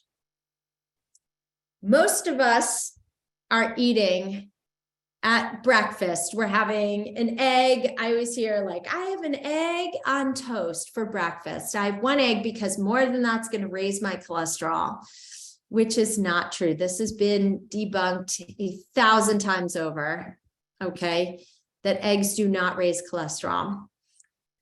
Number 2, they'll eat, 1 egg is 1 ounce of protein. So they'll eat 1 ounce of protein at breakfast. Then they'll have like a 3-ounce can of tuna at lunch, or a tiny little sliver protein at lunch. And then at dinner, they'll have, a regular dinner, like 4 or 6 ounces of protein. In order for you to build muscle, you have to meet a minimum threshold of 30 grams at each meal, at breakfast, at lunch, and at dinner. This is 4 ounces of protein at breakfast, lunch, and dinner. So this already is 90 grams of protein. To get the remaining protein, and the minimum amount any of you should be eating is 100 grams of protein minimum. So that would mean you need to eat a snack. You could eat like 2 ounces, two ounce protein snacks.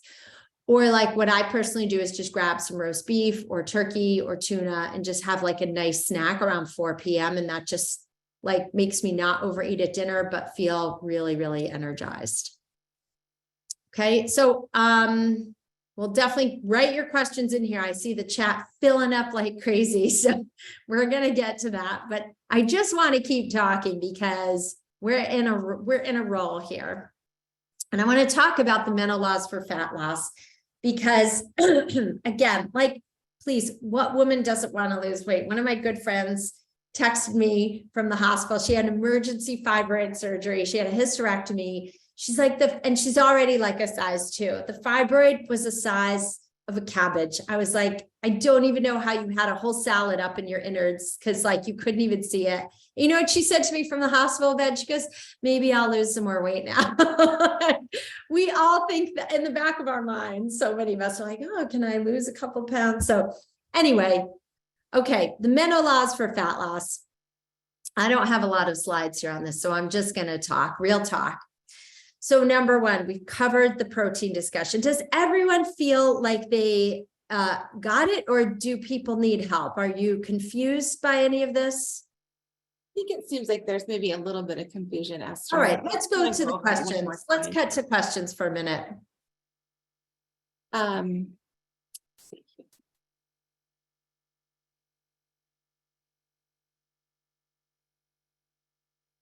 here.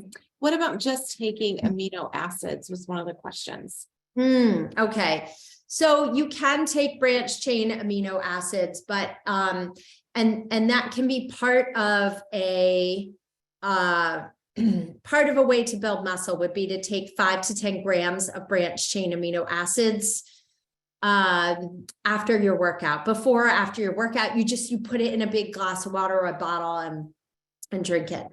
Problem is with that is that amino acids alone don't have, don't have the nutrients that, let's say, red meat has, which has zinc and B12 and iron, right? So you're not getting all the nutrients that you need. We can't only live on supplements. It really does benefit you to have more animal protein.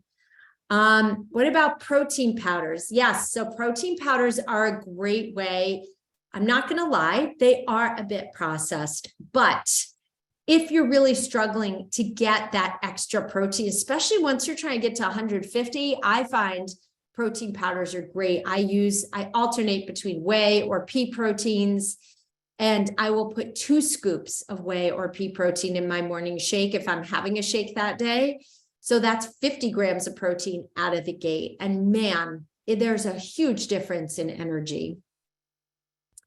Give examples of the proteins. Okay, so chicken, shrimp, or any shellfish, steak, turkey, eggs. You can do any red meat like ostrich or bison or venison, wild boar, elk, which, oh my gosh, I love elk. I do elk tacos a lot. You can also do protein powders, whey or pea protein. And you can also do, I think I covered all of them. I think I covered. Somebody asked about cottage cheese. Oh, yes, thank you. Cottage cheese is an awesome protein source. You can also use like Greek yogurts and add a scoop of protein powder to Greek yogurts. So yeah, if you tolerate dairy, oh my God, cottage cheese is awesome. Can you go back, Esther, to that slide that gives the equation? Totally. Looks like Let's do there's it. confusion on that. If you can go over that one more time. Yes. Thank you. Oh gosh, sorry. Spoiler alert. Okay, Hi, stop. Esther. Oh my goodness. Let me go back. Sorry, guys. Okay. All right. So let's say you are, I'm going to run through many scenarios here. Okay. So let's say you're, again, 5'3", your ideal body weight's 120. You divide that number by 7. to determine. So it's pounds divided by grams of protein per ounce. So there's 7 grams of protein in 1 ounce. So if you need 17 ounces of protein, that is going to be, hang on a second, let me do the math here again. Sorry, yeah, 17 ounces of protein would be 120 grams per day. So you can break this up and have 4 ounces of protein 3 times a day, plus a 4-ounce snack. If you are an intermittent faster and you're only eating, between 10 and 6 or 12 and 6, then those 2 protein meals need to be like 7 or 8 ounces of protein, and maybe you get another protein snack in between. How do you even know if you're eating enough protein? You can track in a food log. Just use any app. You could use Chronometer, you could use MyFitnessPal, and just write down what you're eating. My nutrition coach, Sabrina, who you'll meet later today, she always has people get like a food scale on Amazon. And that's another great way to kind of see. But what I personally do is I'll buy a pound of meat. And if I'm making burgers, a pound of meat is 16 ounces. So if I'm making buffalo burgers or beef burgers or turkey burgers, I will divide those in thirds. So it's about 5 ounces a burger. So then I know, like, okay, I've gotten in, 40 grams of protein or 50 grams of protein on meals. Is that helping a bit? I think so, yeah. And there was some confusion with ounces and grams, but no, I think that was helpful. Okay. Thanks, Tammy, for hopping in here in the chat. I think that Yes. was good, so. More questions on protein? Yeah, there are quite a few questions here. Let's see. Isn't animal protein inflammatory? What are your thoughts on that? Great question. What is more, not necessarily, no. The research, again, I have looked at the research on cancer, and there was, oh boy, it must have been around 2 years ago. There was a big study that said, oh my God, red meat has all these pro-inflammatory compounds and you're going to get cancer. I'm waiting for the day, which is any day now, that study has also been debunked. So I do recommend that you look at your insulin management. You wear a glucose monitor. You can also get in See You Later Ovulator in chapter 2. The chapter is on testing and treatment. In chapter 2 are the tests for blood inflammatory markers that you can get at your doctor's office. Get your inflammatory markers checked. I will tell you, I eat red meat almost every day and have been for at least 10 years. My inflammatory markers are perfect. My insulin levels are perfect. My glucose is actually, it was too low because I was sick at the time with Lyme and mold for a while. But, I have no issues with inflammation, and my hunger and energy and cravings are really, really regulated, which is another benefit of protein. And again, I didn't lose muscle even the years when I couldn't work out so well. So it really makes a huge difference. And so if you were eating 2 eggs for a meal, would you need to add more protein to that meal? Yes. And what I recommend is if you're having 2 eggs, you can either add 2 more whites, or you can add chopped turkey or ham or chicken breast or beef, and put some salsa and avocado on top. So yes, I bump up. I don't like eating 4 eggs at a time. The most I typically eat is 3. Sometimes I'll put cheese in there too. I'll put cheese, turkey. Like I just make a big ass omelet. If I have a little leftover sweet potatoes and kale, I'll throw it in there. So eggs are they're actually my favorite dinner, not even breakfast. So yeah. And then with fat as the macro, do you have any thoughts on how much fat should be? Generally, I've calculated thousands of macros by now, and I would say most women shape up nicely between 50 to 60 grams a day. And that ends up being about 3 to 4 tablespoons a day, because Once you start bumping up your protein, you're not going to have to add a lot of fat to your food at all. Once you start bumping up your protein, the fat will naturally go up. If you are a low carber, and your carbs are like below 100 grams a day, then you may find you still can lean out having more protein and fat. So it's really individual. You do need to do a little, work being a food detective with your lean body composition. Do you have any thoughts on hemp protein powder? Is that okay? Yeah, hemp is another option for you if you don't tolerate whey or pea. I always say just kind of rotate your proteins as much as possible. Whey is the most biologically available protein. It has a very high leucine content, which is essential for building amino acids. So it just is absorbed much more easily. Bear in mind, plant proteins do have pea protein is actually very rich in branched chain amino acids, which are beneficial for building muscle. Hemp may be a bit less so. You touched upon this a little bit, Esther, but can you just address the fear of eating a lot of meat, increasing risk for heart disease, high blood pressure? Yes. Inflammation? I can't even tell you all how I see the reversal of heart disease and high blood pressure. I have a wonderful client, Jennifer, who came to me with fatty liver, with triglycerides through the roof. And her doctor wanted to put her on a statin. And she came to me and said to her doctor, give me 6 months. In 4 months, her cholesterol was completely within normal limits.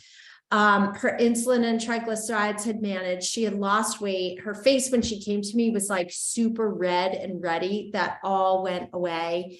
So again, we're vilifying red meat, but actually, and again, you should read my book, Cave Women Don't Get Fat, because I debunk all of that. Hold on.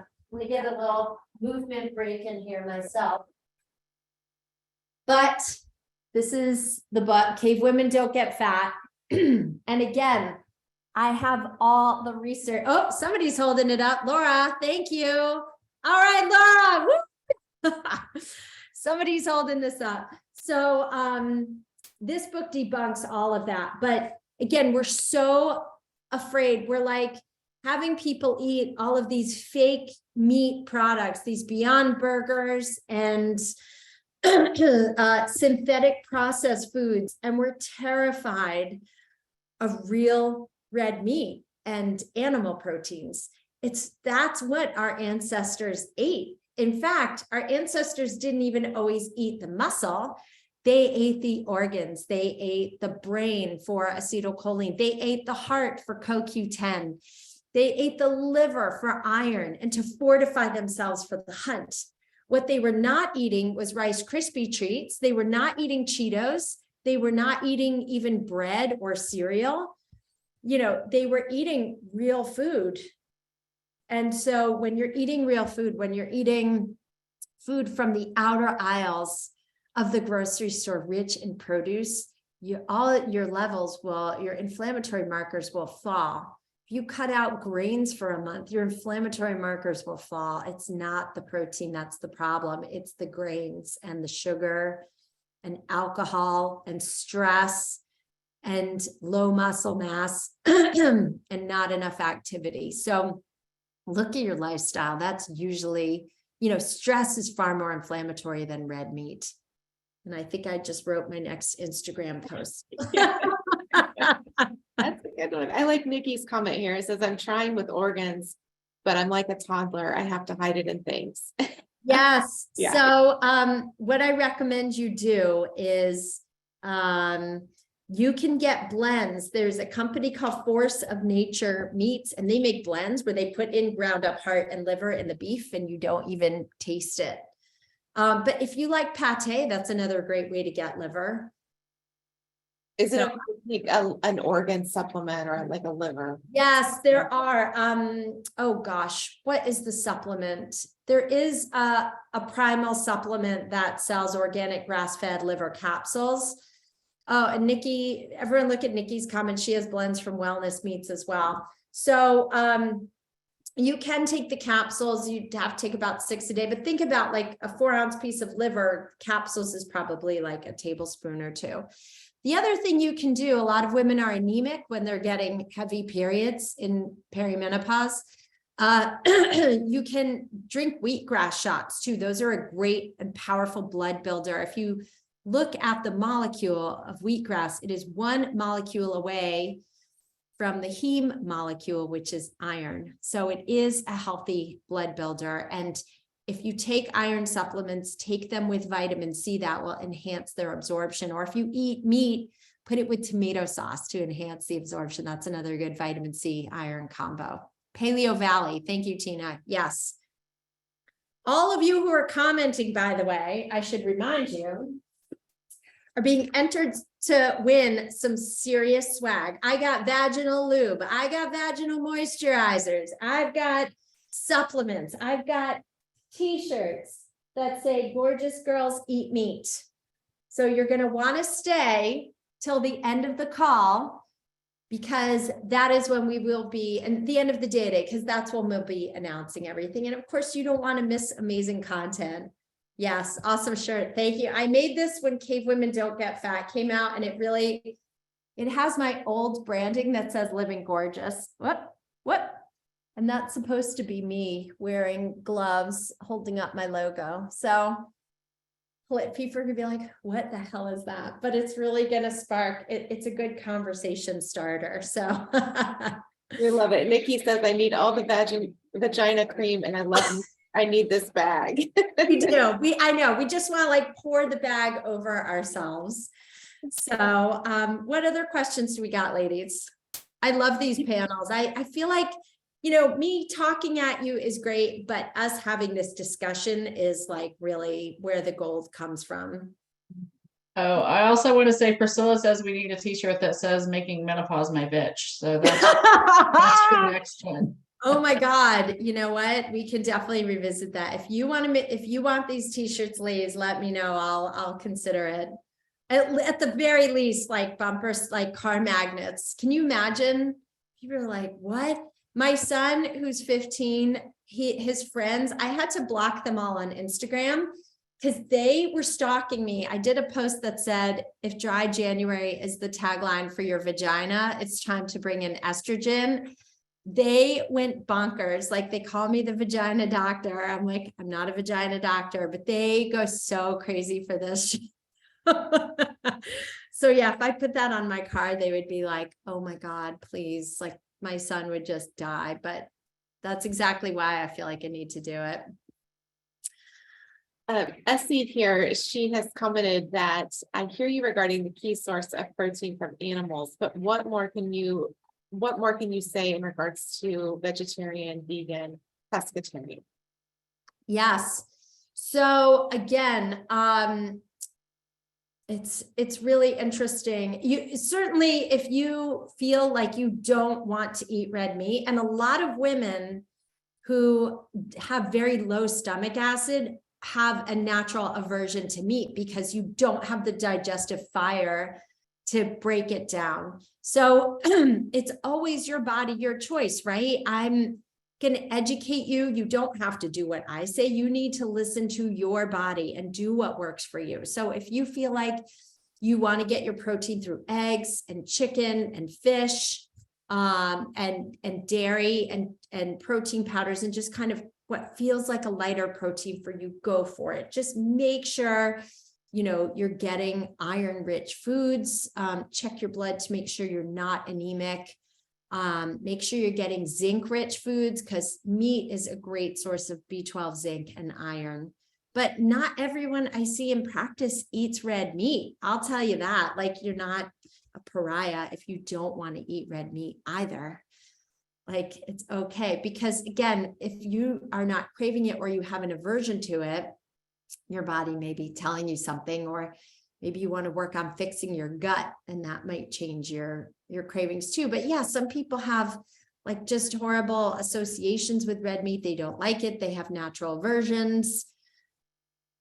Who am I to tell you what to do with your body that you know so well? Like, I may be an expert on menopause, but you're the expert on your body, right?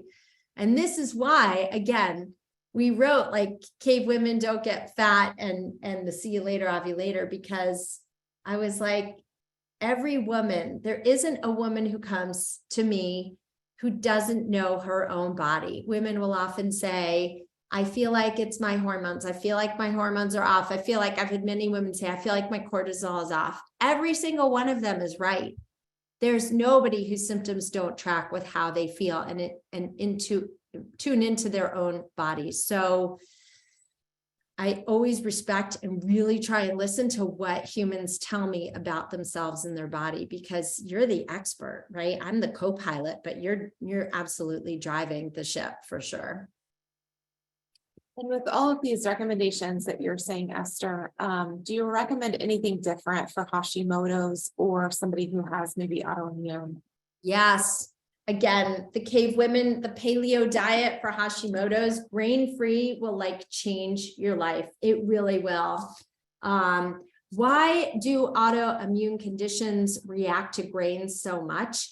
Because grains are what I call a neocarb. There's paleocarbs and neocarbs. So paleocarbs are, roots and tubers, root vegetables, sweet potatoes, white potatoes, honey, fresh fruit, vegetables, and turnips and parsnips and plantains. Those are just ancestral carbs.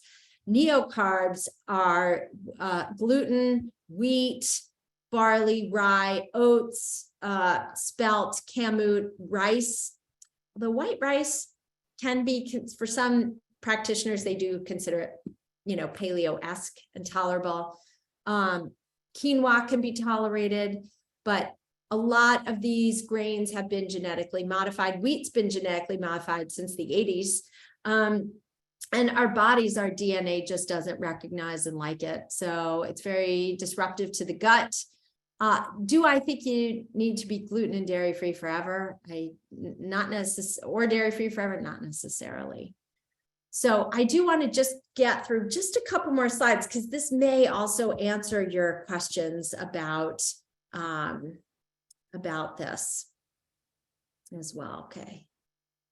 All right. Alcohol and caffeine. Okay. No discussion on diet would be complete without addressing alcohol and caffeine. Do you have to give it up?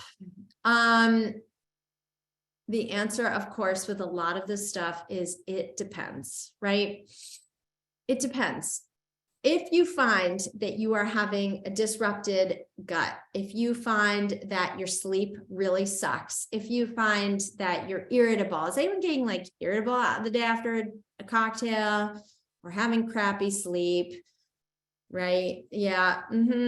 That's why I cut back on alcohol. I was really not nice to my family. Crappy sleep for sure. Yes.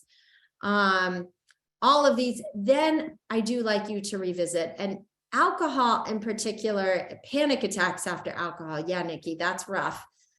So what happens? What is the physiological effect of alcohol in our body? So carbs and protein have 4 calories per gram. Fat has 9. Alcohol has 7. It's like this weird no man's land, and it's not a fat, but it's metabolized by one. So it takes longer to be processed through your liver. What happens when you have a drink? Let's say you're done drinking by, 10, go to bed. By like 2 to 3 a.m., your liver is starting the detoxification process, where it takes fat soluble compounds and changes them into water soluble compounds so you can break it down. Except alcohol is a toxin, right?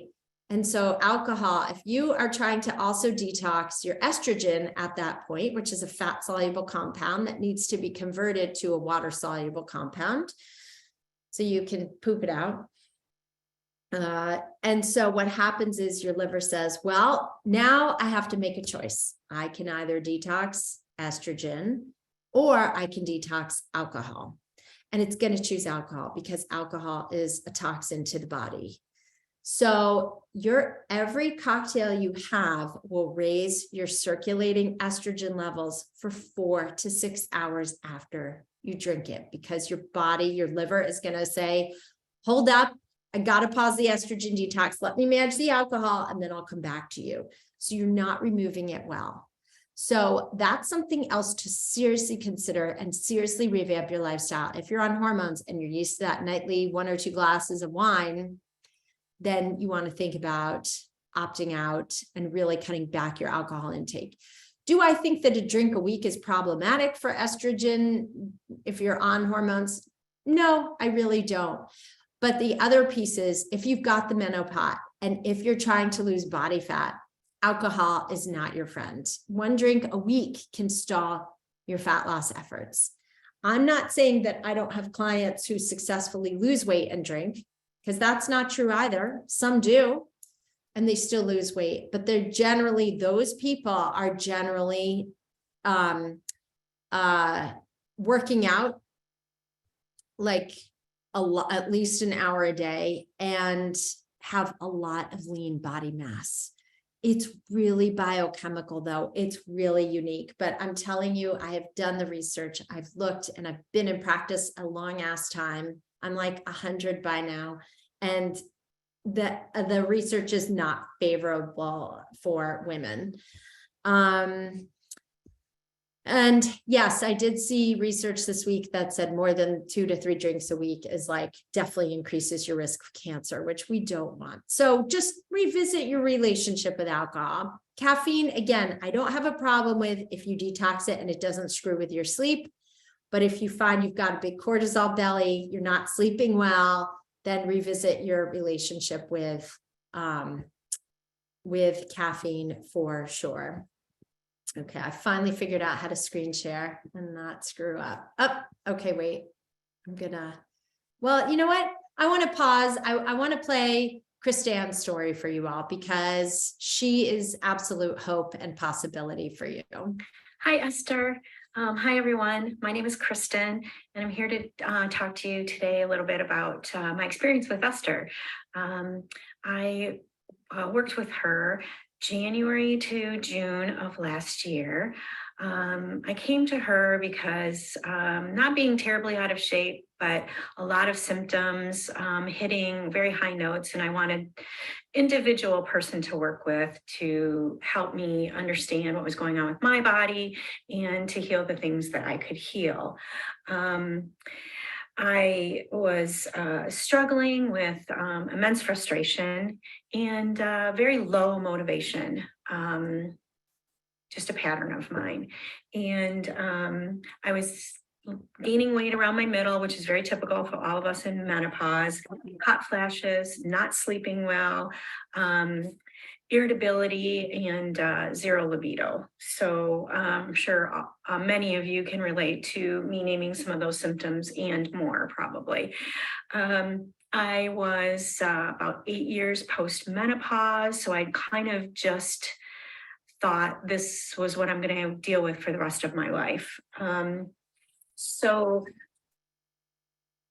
some of the miraculous things that happened for me working with Esther was my hot flashes diminished by about 90%. My moods leveled out, my energy increased, better sleep, which was something I desperately needed. And we eradicated the H. pylori, which was in my gut. So Esther will encourage you to do some testing, which I concur with 100%. She also encouraged me to reach out to a personal trainer and to get my body moving and get that needed support that I needed locally. And that's been a lifesaver. And I am still with my personal trainer. She's amazing. So now I understand better my body and how I react to foods, nutrients, getting the right nutrients, which is another thing that Esther helped me with tremendously. Doing the testing was very important. The Dutch testing and the stool testing and a few other things to understand what was going on inside my body.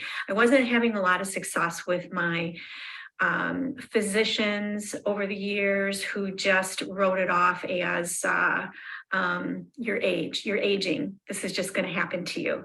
And that to me, that was very, very frustrating. And I actually had been following Esther for at least a year on her Instagram account and listening very diligently to all the information she was putting out there. Ordered her book, Cave Women Don't Get Fat, and was just very intrigued by the positive information that she was putting out there, the support that she was giving women, us, that was different than we were getting, that I was getting anywhere else. And I imagine maybe you're feeling the same way.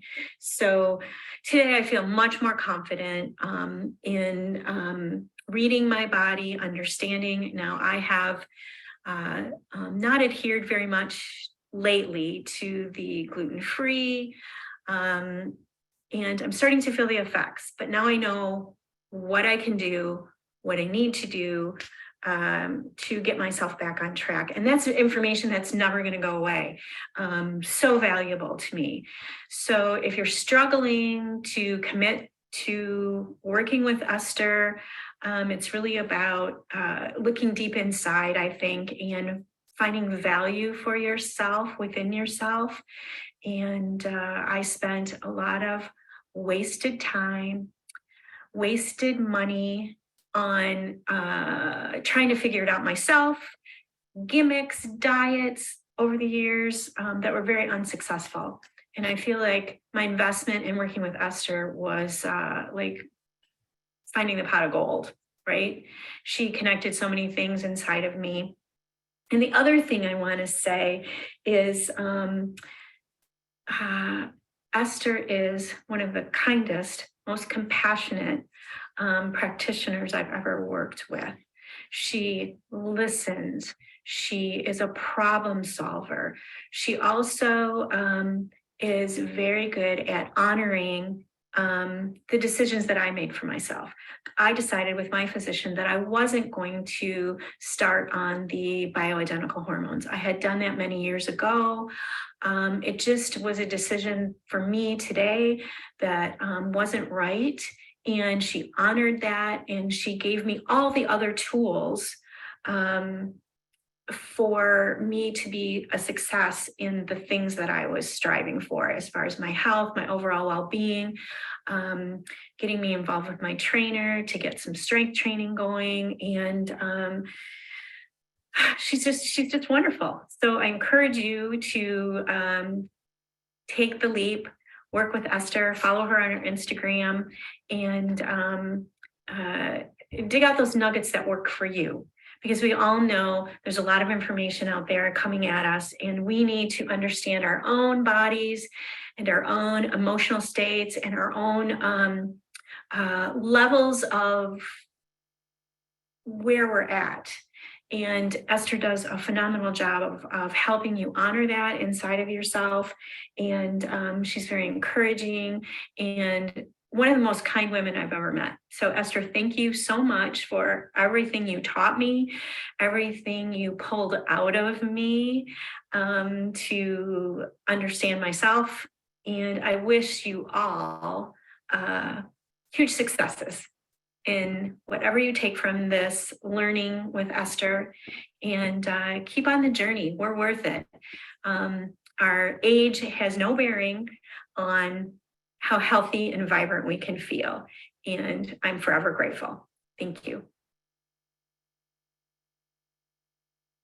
If we could see, doesn't that just make you melt? Like, I'm like, holy shit, that's really awesome. If we all need to like go to our own funerals and just see what people say, see the nice things people say, but really it's not about me. It's really about showing you, like, Kristan's a woman who didn't even go on hormones. She came to me 8 years post-menopause and started doing all the things we're talking about today. We spent a lot of time adjusting her protein. We got her strength training with her trainer, which she still does to this day.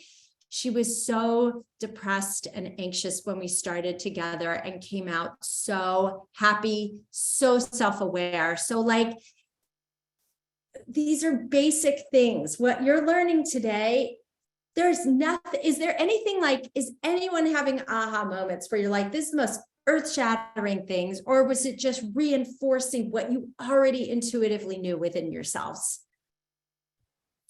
You can put these in the comments, but most of us know, like, oh, I think I feel better this way, or keeping it really simple in the eating. Like, to me, it's very logical and simple. For some of you, right, like Nikki, it's a total reinforcement for you. But at the same time, seeing someone else be successful doing that, to me, this is why these testimonials are not to toot my own horn, although they're very beautiful and kind. These success stories are to show you that mastering the basics is the best way for you to master your menopause. It's the simple things that get overlooked. It's the consistency over perfection every single time. So we do have time for more questions. So let's do that. We're getting a lot of love right now in the chat. Oh, so They're nice. saying great information. Love connecting the dots and seeing how it's all integrated. Great confirmation, very validating to keep hearing that we know our body best, not the message I get at the doctor. Knowledge is power. So thank you all for being here. Okay. Yes, to the person who said you finally feel like you're not nuts. Like, who has been made to feel like you're freaking nuts over this? The most depressing thing I heard was my grandfather was an amazing surgeon, and he lived to be 105 and a half. He practiced medicine until he was 95 and a half. And he said to me when I was young, he goes, the word hysterectomy, like the Latin root is hysterical.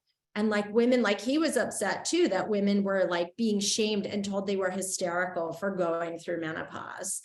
And it's the exciting thing though. Let's come out of that dark vaginal canal tunnel there and talk about the fact that celebrities, influencers, people are talking about this. Tracy Ellen Ross, Oprah, Gwyneth, Amy Schumer was talking about her hysterectomy. Like, people are talking about. And so we're not going to sit and wait for our doctors to come and get educated through medical school. It's not going to happen in our lifetime. But what is going to happen in our lifetime is we have access to the research studies. We can educate our daughters. We can educate our sisters, our nieces, our cousins. I even gave this book to my GYN in her office. And I was like, Lise, you're not going to like me after this, but I don't care. I just want to show you, like, there's more than just the pill and the IUD. So, okay, more questions, please. Yeah, can you talk about DIM, when you should use it, and what that looks like? Yeah, so DIM, I always say you cannot Oprah DIM. Like, you get a DIM and you get a DIM and you get it. It's nuanced. Generally, if you know that you're very estrogen dominant, you could potentially try DIM the last 2 weeks of your cycle, if you're still regulating and getting heavy periods. But as you get farther into perimenopause and really are staring down the menopause highway, DIM isn't always a great idea, because then you can really lower your estrogen too much and get hot flashes. So you definitely want to work with a partner with a practitioner on this to get your levels tested for sure. Is there an ideal body weight number for us? How do we calculate that?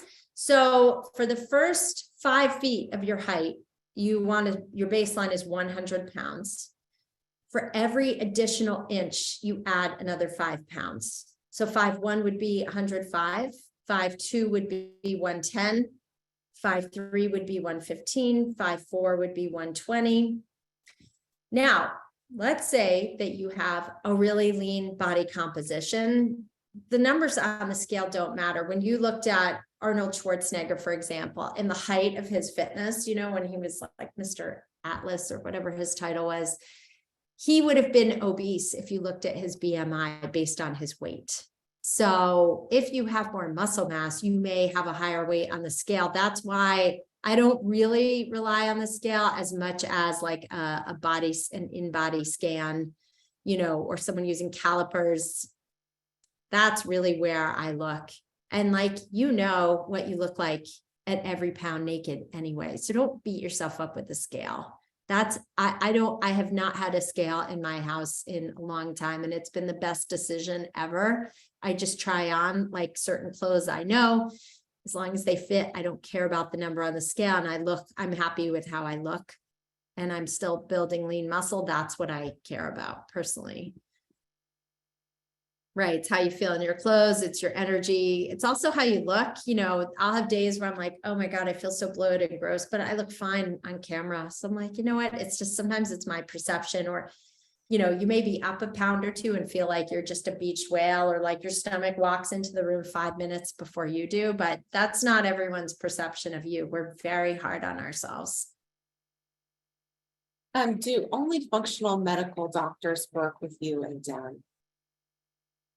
Yes, a regular doctor is not educated. And it's also may ask what DIM is. It's diindolylmethane. So it's a cruciferous concentrate. Cruciferous vegetables are in the brassica family. So broccoli, cauliflower, Brussels sprouts, artichokes.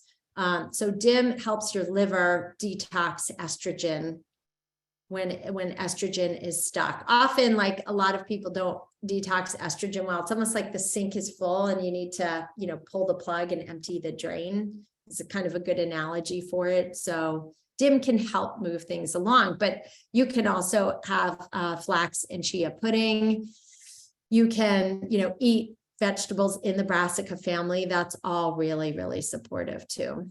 And like just simple things like sweating, you know, exercise, saunas are really great ways to detox. You know, cutting back on alcohol, like letting your liver process your estrogen. Stress management. Oh my gosh. Stress is really the most pro-inflammatory thing that you could do to your body. It's important to really manage it. We've had a couple of people write in with questions about middle section weight. So Dan says, so if I'm sleeping, eating sufficient protein, working out with weights, walking, not a lot of alcohol, always very fit, how do I get rid of the middle section weight? Yes. Okay. I love this question. So who here does a thing called intermittent fasting or time restricted eating? Right now. Okay. Yes. Yes. Yes. Good amount of you. Okay. Probably about a third of you.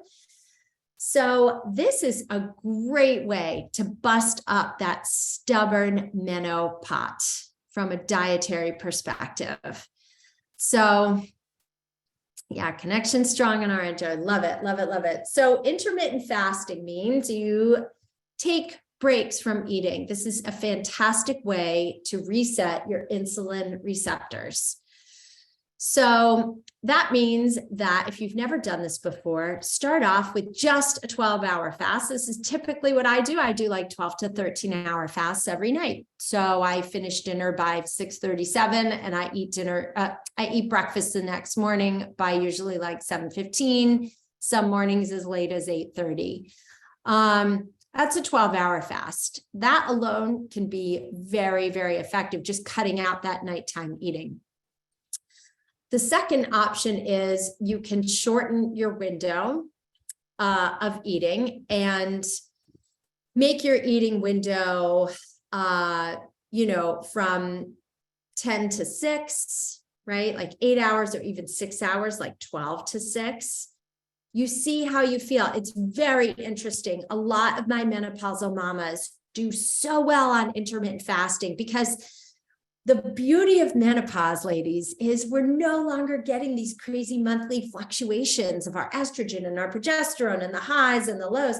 We're even keel once we're through menopause, right? Hormones stay the same. We're less irritable. We're like not, you know, less meno-ragey, as I like to say, right? More energized consistently. So we can tolerate, our insulin levels are not fluctuating so wildly. When you're cycling, the second half of your cycle, you're really insulin resistant and your blood sugar cravings are worse, your hunger is worse, your appetite's huge. That's a really rough time to try and do intermittent fasting for a lot of ladies. But if once you're postmenopause, a lot of my clients do beautifully on intermittent fasting. They're just not as hungry in the morning. They can go longer periods without feeling like they're crashing. Okay. The third option for intermittent fasting is the 5-2 method. This is where you go 5 days, eating normal, business as usual, calories regular, everything. 2 days a week, you eat one meal. That's 500 calories. And that's usually like a dinner meal. So like 4 ounces of protein, 2 cups of veggies, half a cup of cooked starch. And that's a great way to help bust up the body fat. So see if any of those help you with your meno bloat. So is IF only recommend for postmenopausal women? No, not all. I have women who are perimenopausal that do it, but start with the 12 hours, see how you do. If you want to increase your fasting window, see how you do. You might feel better the first half of the month versus the second half. But if you're shaky, if you're irritable, if you're triggered by restriction, if that triggers like eating disorders or disordered eating, listen to your body on that. Don't force it if it doesn't feel like a fit for you. Always listen to your body. Your body's going to tell you if it's happy or not. So listen to your body. We have a couple of women that have commented that they feel kind of duped by their doctor. I went into my doctor, she put me on an IUD for my perimenopausal symptoms and birth control. Do you have any thoughts then for what they should do at this stage? So oftentimes, yes, I know it's really frustrating. First of all, forgive yourself and your doctor, because you have to use that energy for something really constructive. And let's practice what I like to call energy management, right? You did the best you could with what you had at the time. That has become my mantra again and again. When I feel like I screw up, I'm mad at myself, you did the best you could with what you had at the time. You trusted your doctor as an educated source. None of this is your fault at all. Okay. Second of all, you have 2 choices. There are plenty. Number one is I have a lot of women who I see who are on the pill or the IUD because they are having hemorrhagic bleeding, and their doctors put them on it to control the symptoms of menopause. If you want to stay on it, or if you just like it for birth control, then you can work with a functional medicine doctor to bring in bioidentical hormones and transition you into menopause. That is not unheard of at all. Or let's say option 2, you decide to stop taking the pill. You decide to stop using the IUD and get it pulled. But you're worried you're going to hot flash. You're worried your hemorrhagic bleeding is going to come back. Again, work with a functional medicine GYN or doctor to help you transition over. You may be a candidate for higher level hormones than what bioidenticals have to offer, or you may just say, I'm going to ride this out. I'll probably hot flash for a week or 2 while my body adjusts to the new bioidentical hormones and, try it that way. There's no right or wrong to any of this. And it can take time for your body to really adjust to any hormone protocol at all. So understand what I'm saying. It's not a quick fix. That's why I'm get the lifestyle pieces dialed in, work on your gut health. That way, you ride the transition as smoothly as possible and know that it's not permanent. What you're going through, at some point, this will end. It's like childbirth, right?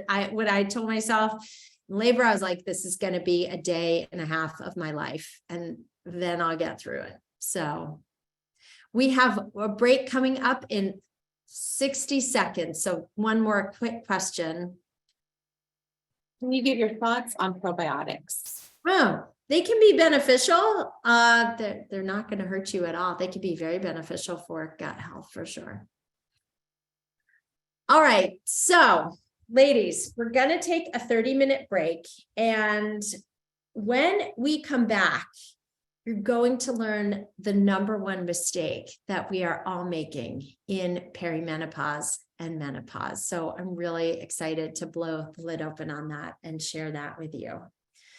So we'll see you exactly at 1:30 sharp. I'm going to run on time. I respect your time, and I can't wait to hang with you again in a bit.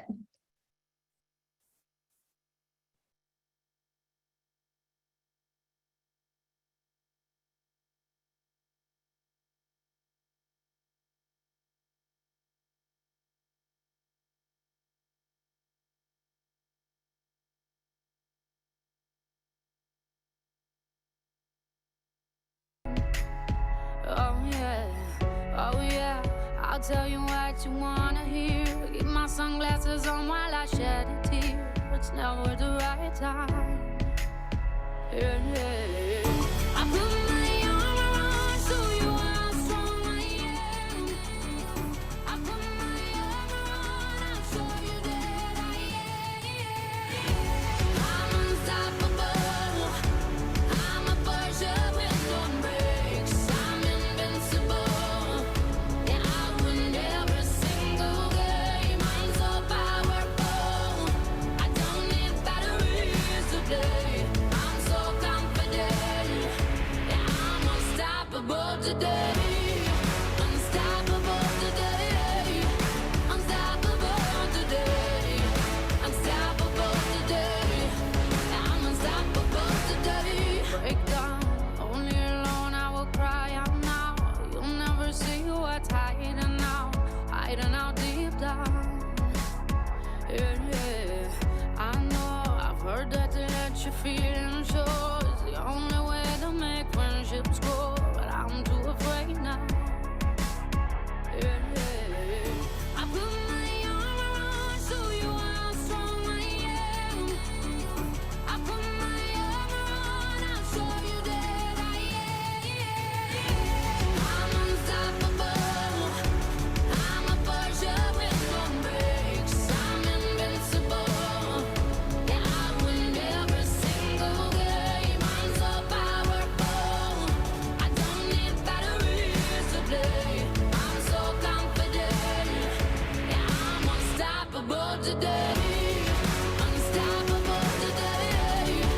Unstoppable today. Unstoppable today. I'm unstoppable today. Unstoppable today. Unstoppable today. Unstoppable today. I'm unstoppable today.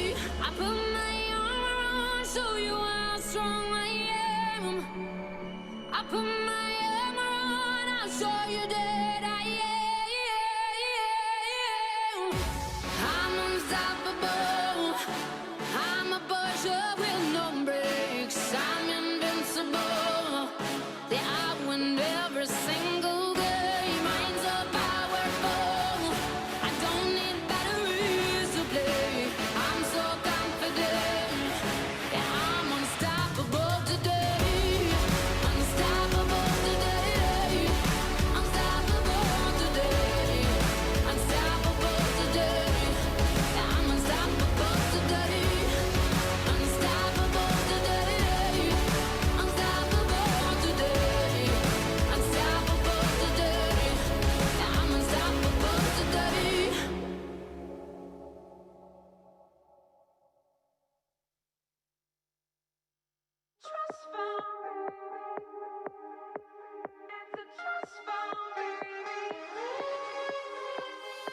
Picture a place where it all doesn't hurt, where everything's safe and it doesn't get worse. Oh my, we see through bloodshot eyes.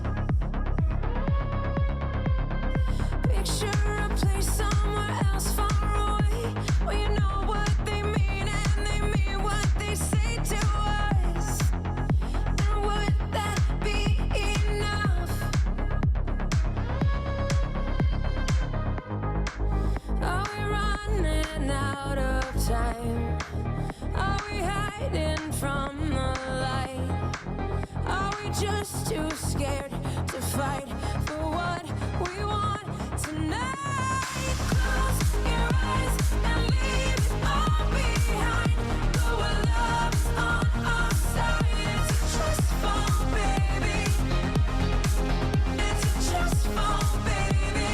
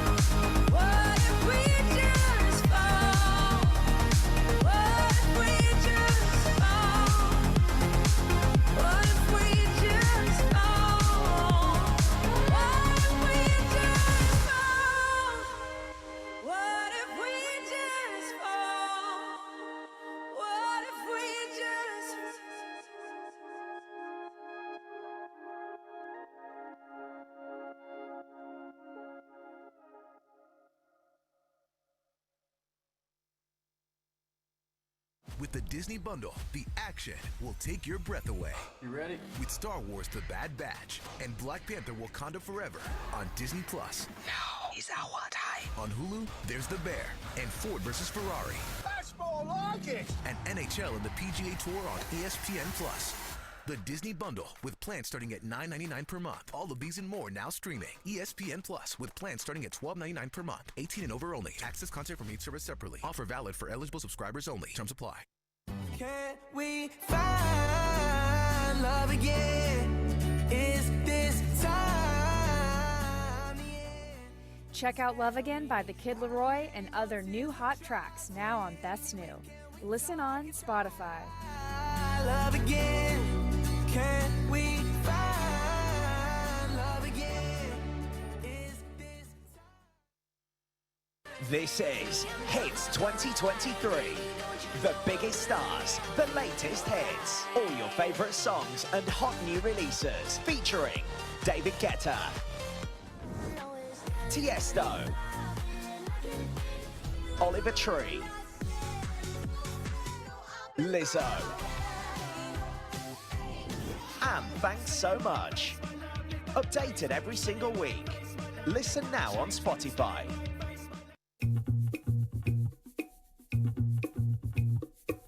If someone told me that the world would end tonight, you could take all that I got for once, I wouldn't start a fight. You could have my liquor, take my dinner, take my fun, my birthday cake, my soul, my dog, take everything I love. But oh, one thing I'm never gonna do is throw away my dancing shoes. And oh Lord, don't try me, really not tonight. I'll lay down and die, I'll scream and I'll cry. We've already wasted enough time. I'm never gonna not dance again. I'm never gonna not dance again. Oh, I just wanna pop and look to my records. They go all of my clothes. Never gonna not dance again. Dance, I'm gonna dance, bruh. Dance, I'm gonna dance. I want my life to be a Whitney Houston song. I got all good luck and zero fucks. Don't care if I belong, no. If I could kill the thing that makes us all so dumb, we're never getting younger, so I'm gonna have some fun. Cause oh, one thing I'm never gonna do is throw away my dancing shoes. And oh Lord, don't try me, really not tonight.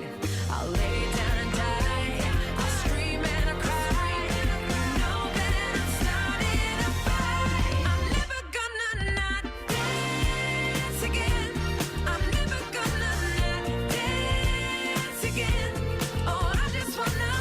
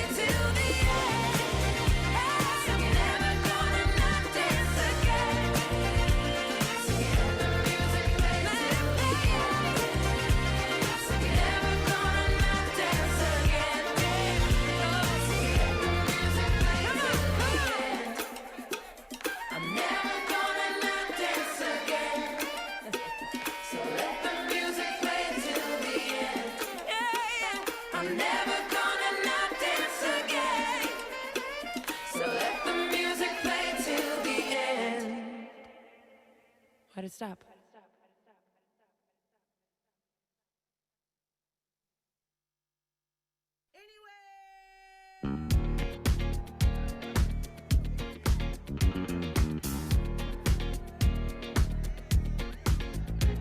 It's bad bitch o'clock, yeah, it's thick 30.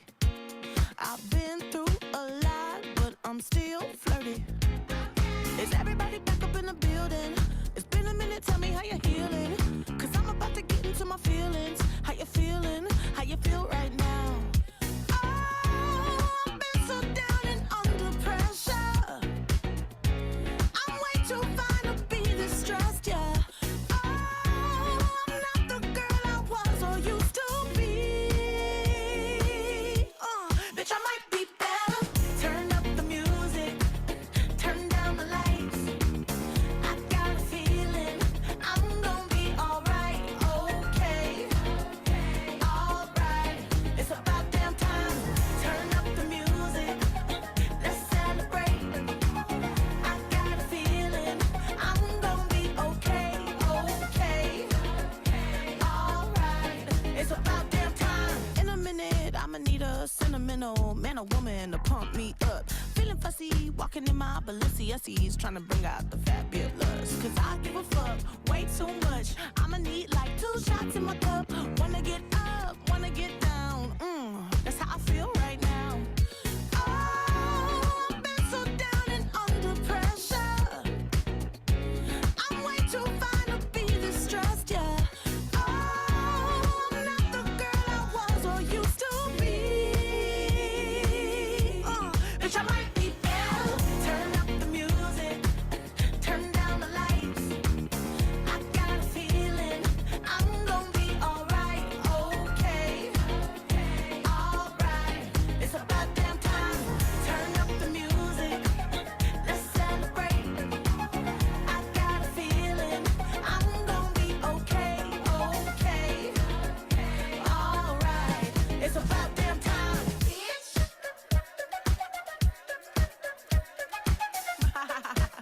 Cause you know what time it is. I'm coming out tonight. I'm coming out tonight. I'm coming out tonight. I'm coming out tonight. Woo. I'm coming out tonight. I'm coming out tonight. Okay. Alright. It's about damn time. I'm coming out tonight. I'm coming out tonight. I'm coming out tonight. I'm coming out tonight. I'm coming out tonight. I'm coming out tonight. Okay. Alright. It's about damn time. Bitch. Yeah. Yeah. It's about damn time.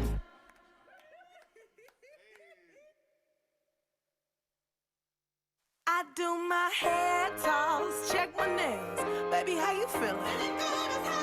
Hair toss, check my nails. Baby, how you feeling? Woo, child, tired of the bullshit. Gone, dust your shoulders off.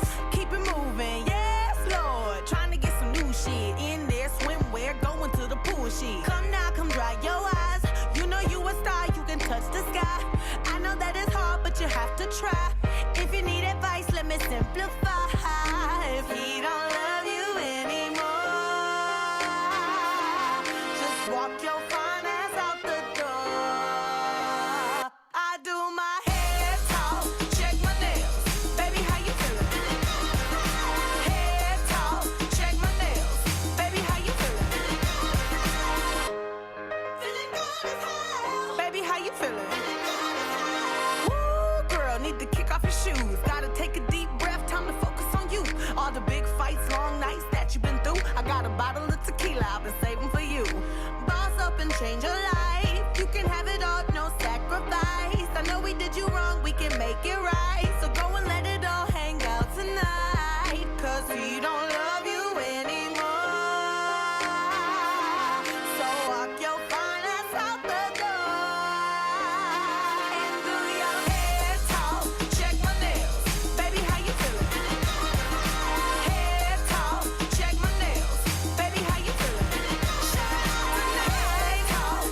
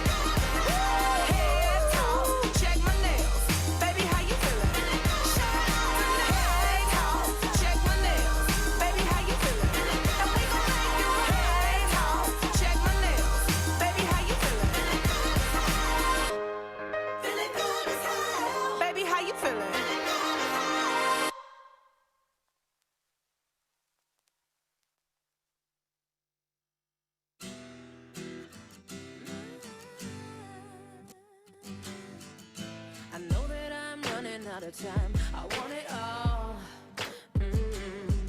And I'm wishing they stop trying to turn me off. I want it all. And I'm walking on a wire, trying to go higher. Feels like I'm surrounded by clowns and liars. Even when I give it all away, I want it all. We came here to run, run, run. We came here to run, yeah, run, run. Just like fire, burning up the way. If I can light the world up for just one day, watch this madness, colorful charade. No one can be just like me anywhere. Just like magic, I'll be flying free. I'ma disappear when they come for me. I kick that ceiling, what you gonna say? No one can be just like me anywhere. Just like fire.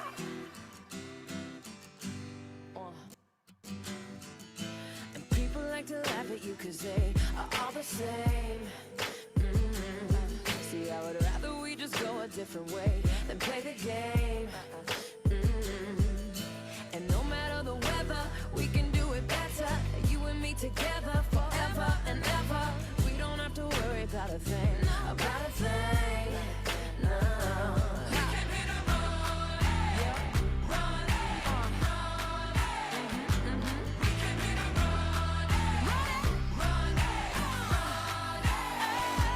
just like fire, burning up the way. If I can light the world up for just one day, watch this madness, colorful charade. No one can be just like me anywhere. Just like magic, I'll be flying free. I'ma disappear when they come for me.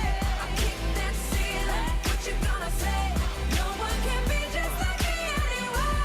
Just like fire, fire, We came here to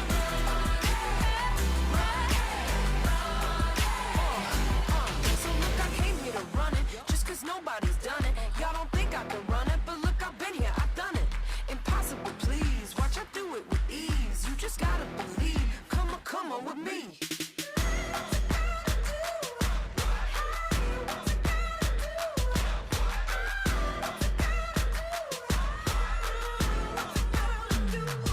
Just like fire, burning up the way.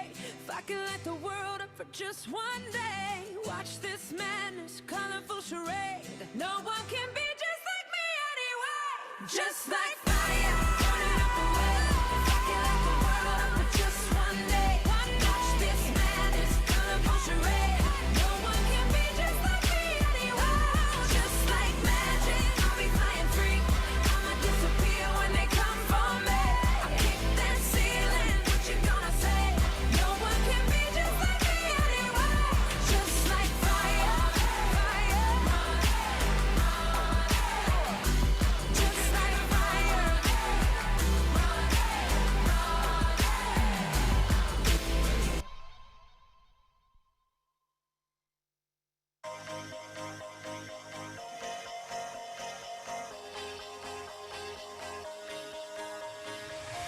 Do you ever feel like a plastic bag drifting through the wind, wanting to start again? Do you ever feel so paper thin, like a house of cards, one blow from caving in? Do you ever feel already buried deep, 6 feet under screens, but no one seems to hear a thing? Do you know that there's still a chance for you, 'cause there's a spark in you? You just gotta ignite the light and let it shine. Just own the night like the 4th of July.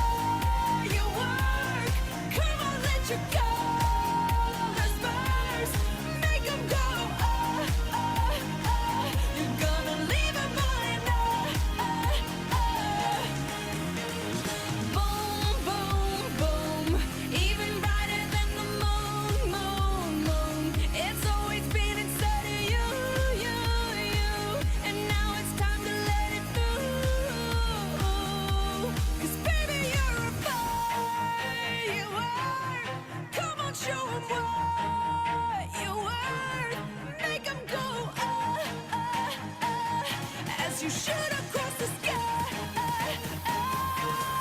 Baby, you're a firework. Come on, let your colors burst. Make 'em go, You're gonna leave 'em going,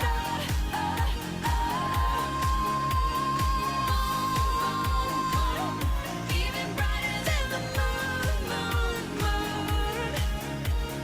Boom, boom, boom. Even brighter than the moon, moon, moon.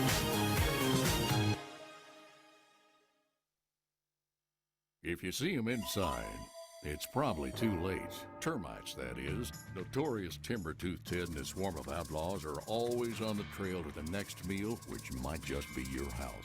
But these home wreckers are no match for Terminex. With quick draw expertise and specialized training guaranteed to protect your home. That's been the truth around here for 75 years, and it ain't gonna change. Visit TrustTerminex.com to keep these pesky outlaws dead or outside. This is Hits 2023. The biggest stars, the latest hits, all your favorite songs and hot new releases featuring David Guetta, Tiesto, Oliver Tree, Lizzo, and thanks so much. Updated every single week. Listen now on Spotify. Would you bet a few $1,000s that you could sink an 8-foot putt? What about 10 grand that you could win a drag race against a Camaro with 1,000 horsepower? If you bet $2 million, could you bet it all on one football game? Maybe you wish you could, but you probably wouldn't. Gamblers is about the people who did. From Spotify and the Ringer Podcast Network comes Gamblers Season 2. Listen now. She's just a girl and she's on fire. Hotter than a fantasy. Lonely like a highway. She's living in a world and it's on fire. Filled with catastrophe. But she knows she can fly away. Oh, she got both feet on the ground and she's burning it down. Oh, she got her head in the clouds and she's not backing down. This girl is on fire. This girl is on fire. She's walking on fire. This girl is on fire.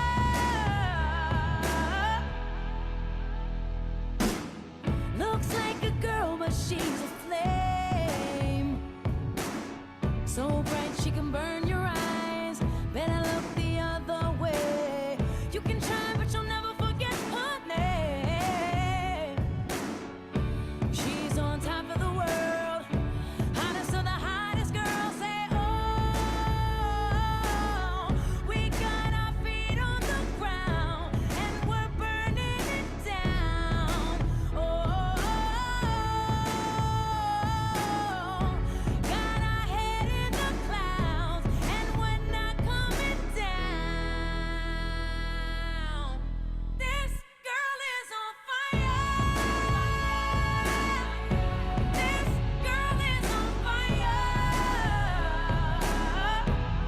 She's walking on fire. This girl is on fire.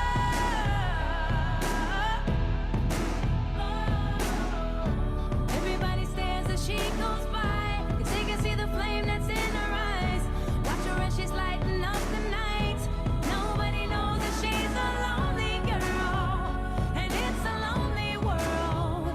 But she gon' let it burn, baby. This girl is on fire.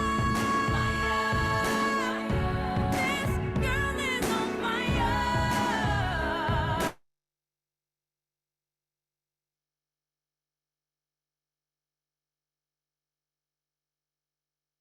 Hello, everyone. Did everyone have a good protein lunch? Feeling fueled? Awesome. We give everyone another 30 seconds to come back online.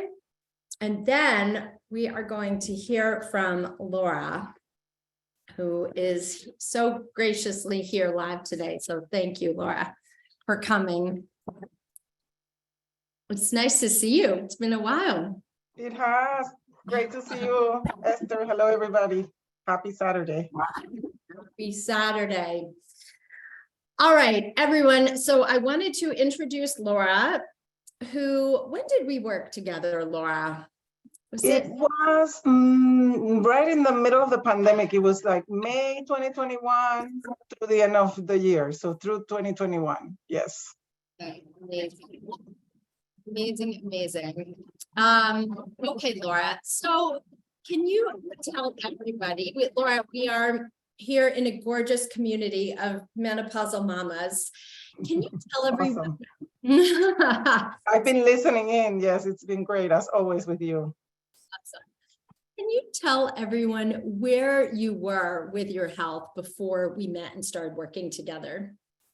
Yeah, well, for the most part, I'm a healthy person, healthy eater, workout, and I've had a good life, thankfully, not much health problems. But I was, in nearing I'm now 55. I just turned 55 last Friday. So of course, when I heard about you and I attended that great program that you hosted through our synagogue, I was beginning to feel like, time catches up, right? We know things start sagging, it's not the same as before. What you eat doesn't go away quickly. I was fortunate to have a high metabolism, but, things start piling up. So I was just interested in understanding better what, better eating is about. Also, I had for years, since my 20s, this acid reflux, the hiatal hernia, and as a consequence of that, this constant halitosis that I was always self-conscious about. So that's where I was when we started talking it was May 2021, yeah. And how had you tried to solve this problem prior to working together? So I had seen gastroenterologists all my life, because of the stomach issues, the acid reflux. I had been on medicine, prescriptions. At one point you sort of live with it, but it's always there and it bothers you. So by the time I saw you, I recall, I was keen on like non-medication, natural products. And you were great about that, respecting my wishes, the no hormones, etc. Yeah. So since you brought up hormones, like where were you also with the menopausal journey in addition to having reflux and gut issues?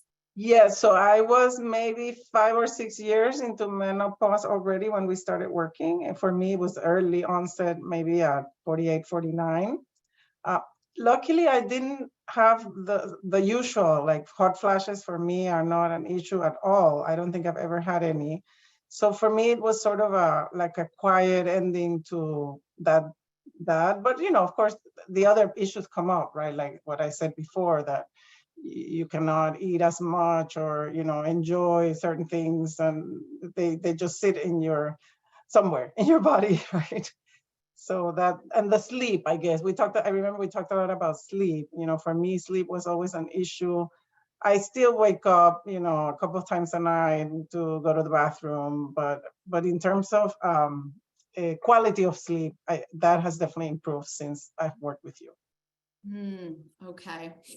And so, what were the specific results that you did have when we worked together? So I recall you taught me to, basically with you, I learned, Esther, to combine the food that, again, I'm already, good cook, healthy eater, but I learned like the measurements, the combinations, the moments in the day, after I got over that so often tedious chronometer app that you got me onto, And I remember by the time you had to like stop me, like, okay, stop putting stuff in. You don't have to record everything, right? Like I got into it. But that really taught me a lot. Like I learned, I never thought about like how much food am I putting in my mouth, in my body, what combinations, at what times of day. So that was very, very insightful from the work with you. The other thing that I took away, and it is fantastic, and it really has changed my life, because that, I think, the celery juice that you recommended, and I still do it as many days I can a week. I have my juice extractor. I mean, it's a laborious process to do that every morning, but as long as I can, I do it, because it is amazing, the sense of well-being that I feel after that juice, the cleansing feeling. So that to me was another big takeaway. We got through, you respected that my not wanting to do hormones, but then you prescribed all these pills. And I remember I actually pulled out what is now in my storage, the big pill box, that I was like, what, do I really have to take all those pills? But guess I discovered a new use for this. For my new Mapamundi Lego, I put the little pieces in here. So that's what I'm using this for today. Yeah, but that was, after, I guess I was on those pills, and I was just very disciplined about it. I mean, I really follow your steps, your recommendations step by step, because they really worked. For me, that was important. And what happened to your halitosis and your dating life, Laura? So it's gone. The halitosis is really gone. I mean, I think this was miraculous. I really feel that my gut has healed. I feel much better. The sense of well-being that I have. I mean, you really taught me that the brain and the gut are connected. I mean, I remember the first thing you said was, Laura, we have to, let's look at your gut. That's what we have to deal with. And that was really insightful for me. So that halitosis is gone. I mean, my son is like, Mommy, there's no bad breath, because he's always expecting me, right? And I was like, yeah, this is the celery juice. And another thing, I think, beyond the halitosis, also the mood change, right? That sense of well-being just attracts nice and good vibes. And I had, during the time I worked with you, I had a proposal from an old friend from business school, 30 plus years we've known each other. He lives on the West Coast, but he proposed that we get together, and we're still going strong, and we see each other as much as we can. Yes. See, ladies, you're not only going to clean up your hormones, but you're going to also rock out your love life. And you were so great about that. Of course, Esther always wanted to know, like, how was the love life going, right? I had been dating when we first met, and I was telling you about all those ups and downs. So yeah, in the end, by the time we finished our work together, I was in my steady relationship as of now. Yes. That's so awesome. And if I can also ask you, like, financially, like, did you have actions to investing in yourself, or any struggles there? Yeah, that is a huge consideration, right? Because Esther, as a very accomplished professional, this is her life, and this is how she makes a living. And it is not often covered by insurance, at least mine, only partially. So that for me was a big consideration. But by the time I did the numbers, and this was right in the middle of the pandemic, right? So I was, the time considerations aside, because I had the time, I was at home, I could control my work schedule a little better. But by the time I made the calculations, to me, it was like, I had to invest in myself. This is how I saw it. This is a huge investment in myself and for the long term. So I'm really, like, looking back, it's going to be 2 years, Esther, since we started working together. And I look back, and I'm still, I'm keeping some of the lessons, the learnings, you basically change habits. I think what was most important in our collaboration together is the getting into new habits and enjoying that new flow. And you also changed your body composition, Laura. We haven't even mentioned that piece too. That's right. That's right. I mean, I was never, overweight, luckily, but I did have some issues in some parts.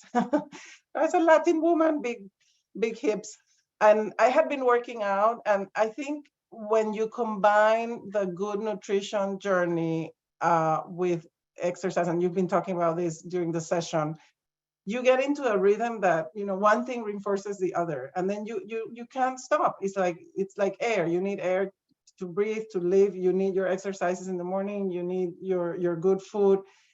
Getting again into that habit has been meant the world to me. So I now have, I appreciate your comment about the scale. I mean, I still weigh myself every day because that to me is like my indicator.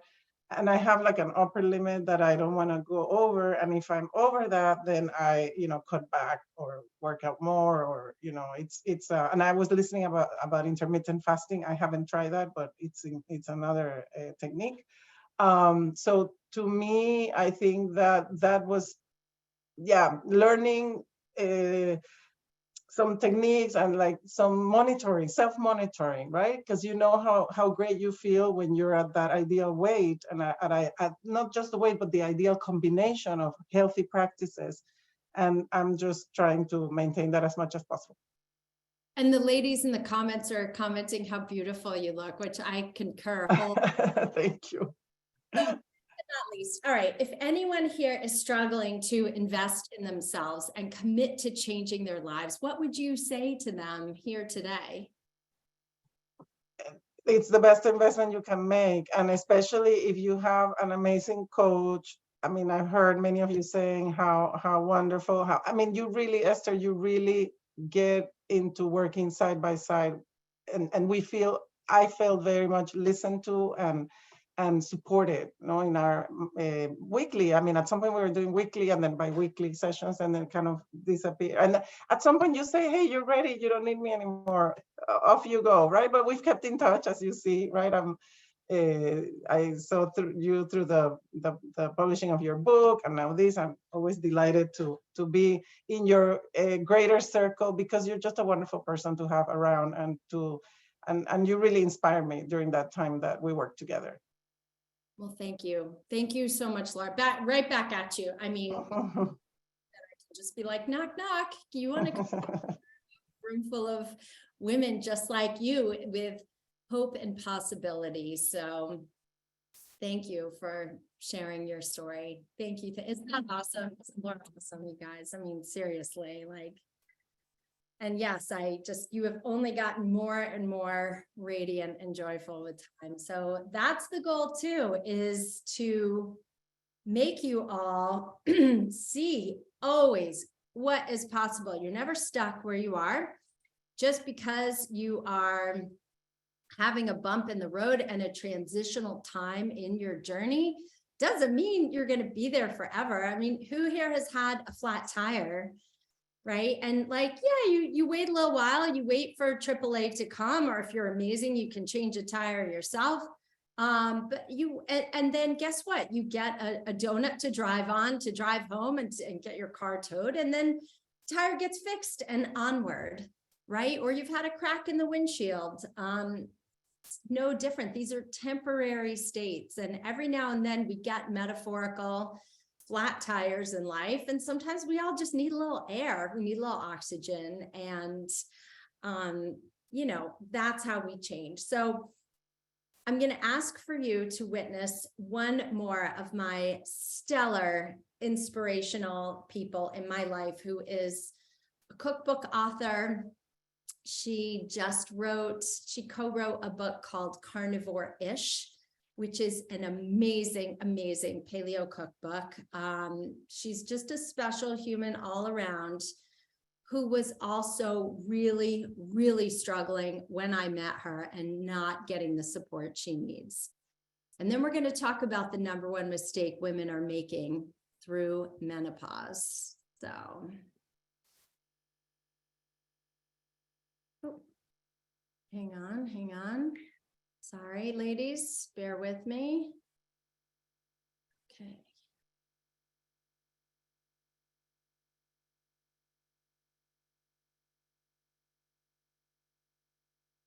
Okay, here we go.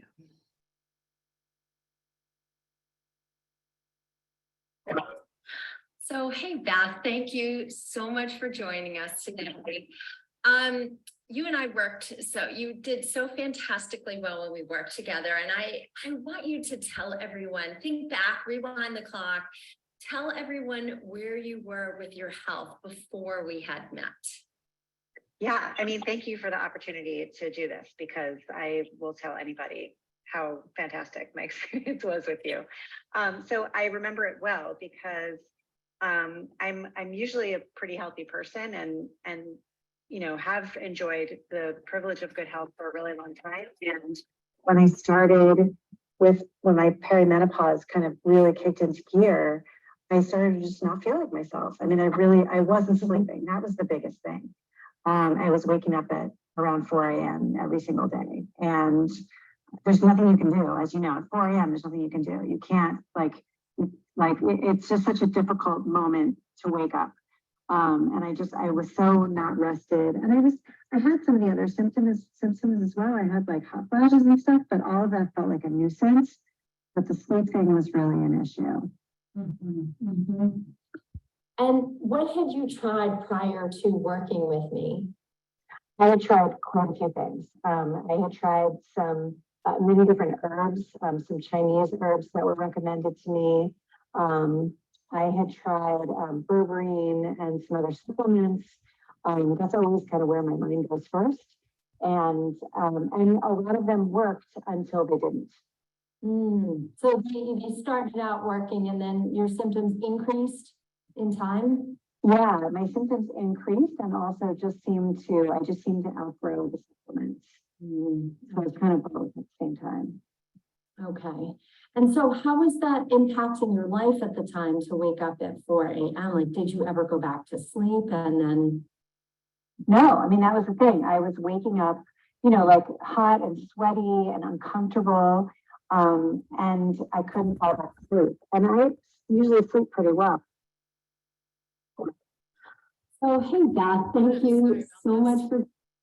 I started to just not feel like myself. I mean, I wasn't sleeping. That was the biggest thing.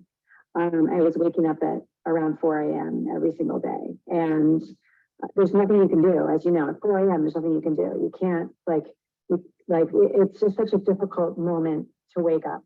And I was so not rested. And I had some of the other symptoms as well. I had like hot flashes and stuff, but all of that felt like a nuisance. But the sleep thing was really an issue. And what had you tried prior to working with me? I had tried quite a few things. I had tried some many different herbs, some Chinese herbs that were recommended to me. I had tried berberine and some other supplements. That's always kind of where my mind goes first. And a lot of them worked until they didn't. So they started out working and then your symptoms increased in time? Yeah, my symptoms increased and also I just seemed to outgrow the supplements. So it was kind of both at the same time. Okay. And so how was that impacting your life at the time to wake up at 4 a.m.? Like, did you ever go back to sleep and then? No, I mean, that was the thing. I was waking up, you know, like hot and sweaty and uncomfortable. And I couldn't fall back to sleep. And I usually sleep pretty well. And it was affecting everything. I mean, I don't know. I'm somebody who cannot function without sleep. I know there are people who can, but that is not me. And the older I get, the more true that is. So it affected everything. It affected my mood. It affected how I showed up for my family and friends. It affected my work. And just generally, like my enjoyment of my life was really, because I just didn't feel like myself. Yeah, and I mean, there's a reason why criminals use sleep deprivation as a form of torture, right? Yeah, absolutely. It's no joke. It's no joke. It's no joke. So you had results before, you tried other people, didn't really get the, long term. What made our experience working together different for you? I mean, I think a big part of it is that you are somebody who, I mean, you're so honest and you're so straightforward. And you're also a woman of the same age. And, you know, I really think that with menopause, like menopause is such a specific moment in your life. It's not that I don't believe in going to male practitioners or going to younger practitioners, because I don't discriminate, but for something like menopause, it's so important to have somebody in your corner who really understands what you're going through. And I just so appreciated that about you, and also how straightforward you are and how honest you are, and you just tell it like it is. And that's what I needed. I'm a grown up. I don't need someone to sugarcoat things for me. I want the explanations. I want the science. And I just felt like I could really trust you. And I'm somebody who has had I'm sure many women have quite a journey with medical practitioners, often really not good ones, feeling like I wasn't being listened to, or like I wasn't being heard, or that like suggestions I had were bad ones. I've had doctors laugh in my face about when I've asked questions. So I really. What questions did you ask that they laughed in your face? So years ago, I used to have chronic bladder infections, and I started trying to find out what I could do about it, because my OBGYN at the time, who was also a woman, said that what I should do about it is take prophylactic antibiotics. So basically, like every time I had sex, I was supposed to take an antibiotic, which seemed crazy to me. So I started looking up what I could do, and I found this supplement called D-mannose, which now is all over the place. But at the time, this is like 15 years ago, it was like fringe. But it did have some studies behind it. So I brought it to her, and she laughed at me. And she said, you know, people bring me things like this all the time. And I mean, if the drugs work, why wouldn't you take them? That was basically her response. So needless to say, I eventually switched OBGYNs, but also I started taking D-mannose because I liked what I was reading about it. And I can't remember the last bladder infection I've had. I take a little bit of D-mannose every day. There's no side effects, and it cured my problem. So I just, bringing it back to like why I really like working with you is that I just felt like I could bring anything to you. And even if you didn't agree with it, you would at least take the question seriously. I feel like I could trust you. And that you looked at me as a grown-up and as a peer. So I feel like our experience was so unique to me compared to other experiences I've had with medical professionals in the past.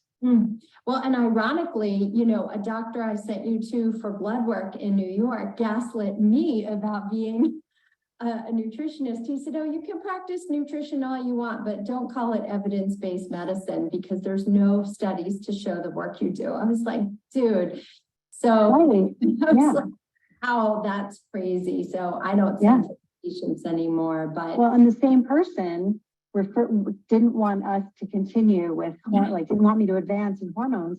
And he said, I'm going to refer you to somebody. And the person you wanted to refer me to was a male endocrinologist. And I was like, are you crazy? I'm not sick. I'm going through menopause. It just blew my mind that was what he thought was the right, next move. Fascinating. And anyone listening to this we've all had like crazy gaslighting stories for sure. Mm-hmm.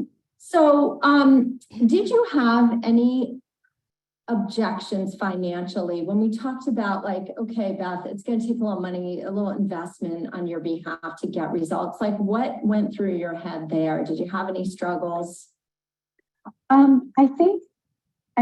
The short answer is no, but to be a little bit more, truly, I think anytime, I'm sure like most women go through this, like if you told me I needed to spend that sum of money on my child or on a friend or on my husband, I wouldn't hesitate. But because I was spending it on myself, of course, I had this moment of like, oh, is that okay? Because I think we're just raised and taught to care for others first. And I was raised very frugally. I was raised by a single mother. We didn't have like a lot of money. And so, yeah, I definitely had a moment of hesitation, but really it was a moment. And I think, like I said, it came from like my upbringing and culture more than anything else. When I really, thought about it, it was a no-brainer because, like I said, it was what I was going through was affecting everything about my life. And what, to me, it's like, what are you going to invest in? Like, where else is that money going to go? I mean, is it going to go toward a vacation? Can't really enjoy a vacation if your health is, not good. Is it going to go toward clothes? I mean, that's not really my thing, but like clothes aren't really going to fit you well and you're not going to really want to go anywhere in those clothes if your health is affected. So to me, it's like, if you're going to spend some money, spend it on your health first. I mean, it just, to me, it's like I said, it's a no-brainer. It was a must. It was something I needed to do so that I could have my life back and have my, have my body back and my self back. So yeah, it was a great decision. Absolutely. So would you say, like, what would you tell one of your friends who was like, oh my God, Beth, I want to, I have an opportunity to like go see someone who can help me, but I can't, it's so expensive. What do I do? What would you say to her if that happened? I would say, if you want, I will help you figure out, I will look at your finances with you and figure out a way to make it happen. Because if you're feeling whatever you're feeling enough to go to somebody and you're considering it, you need to do it. You need to do it for yourself. And if you're not going to do it for yourself, do it for all the other people in your life who depend on you, because I know you want to show up for them as your best self. And you cannot do that unless you take care of yourself. It's like the cliche of like putting the oxygen mask on yourself first. They tell you that for a reason. You have to. So I would tell a friend, and I have told people, I've referred people to you, and I've said, like, you have to do it. If you're not feeling well, if you're not feeling like yourself, there is something you can do about it. Go do it. I love it. You totally gave me the chills when you were saying that. It's awesome.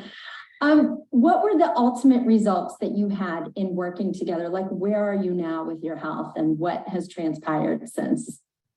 I mean, I have said this to people, like, you have transformed my menopause experience, like absolutely no question. I feel great. I'm 52. I'm in the best shape of my life, and I'm not exaggerating. Like, I have energy. I mean, now I know what to do better than I used to. I know to lift weights. I know, to emphasize protein in my diet, like all the different things that we talked about. But I really feel great. I feel strong. I feel healthy. I have friends, who are sort of our age who talk about, like, they kind of complain about, being this age and like, this is falling apart or that hurts or whatever. And I'm like, nope. Let's enjoy it.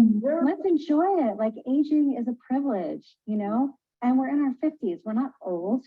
We're just getting started. Like, we feel so good and so energetic and just like ready for the next chapter.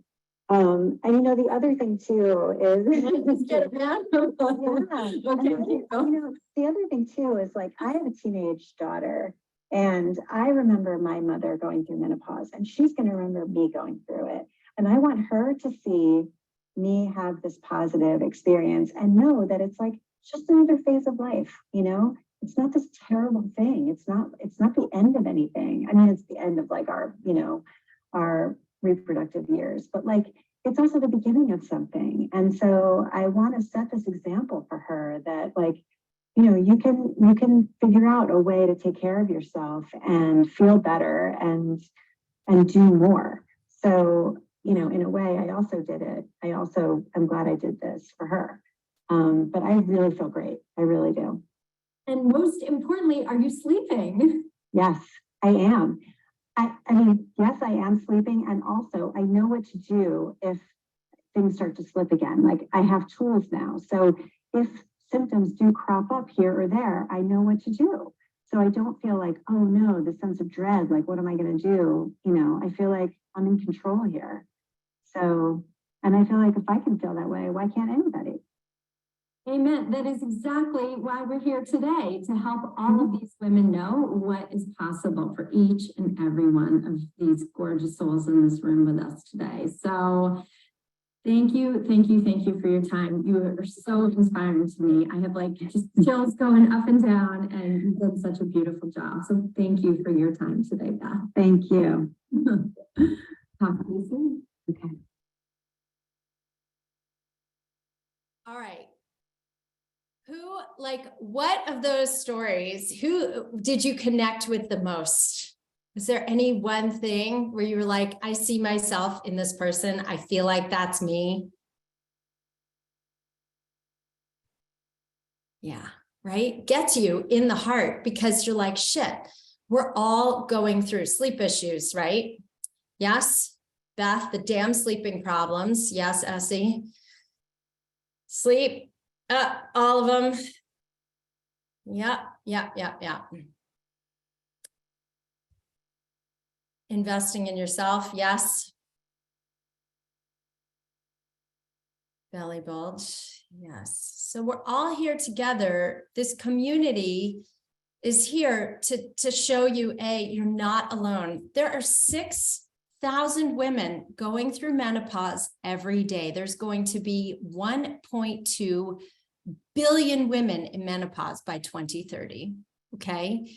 We are not alone. Just because we're not talking about it, just because our doctors aren't talking about it, just because historically has been shame and stigma around it, doesn't mean it's not happening to you. Like, just because it's not being talked about doesn't mean that you're not experiencing some pain point or some suffering here, right? That's why you're here today, I'm guessing, to get support and get your questions answered. So let me ask you this. Do you know what is the number one thing that these women all had in common?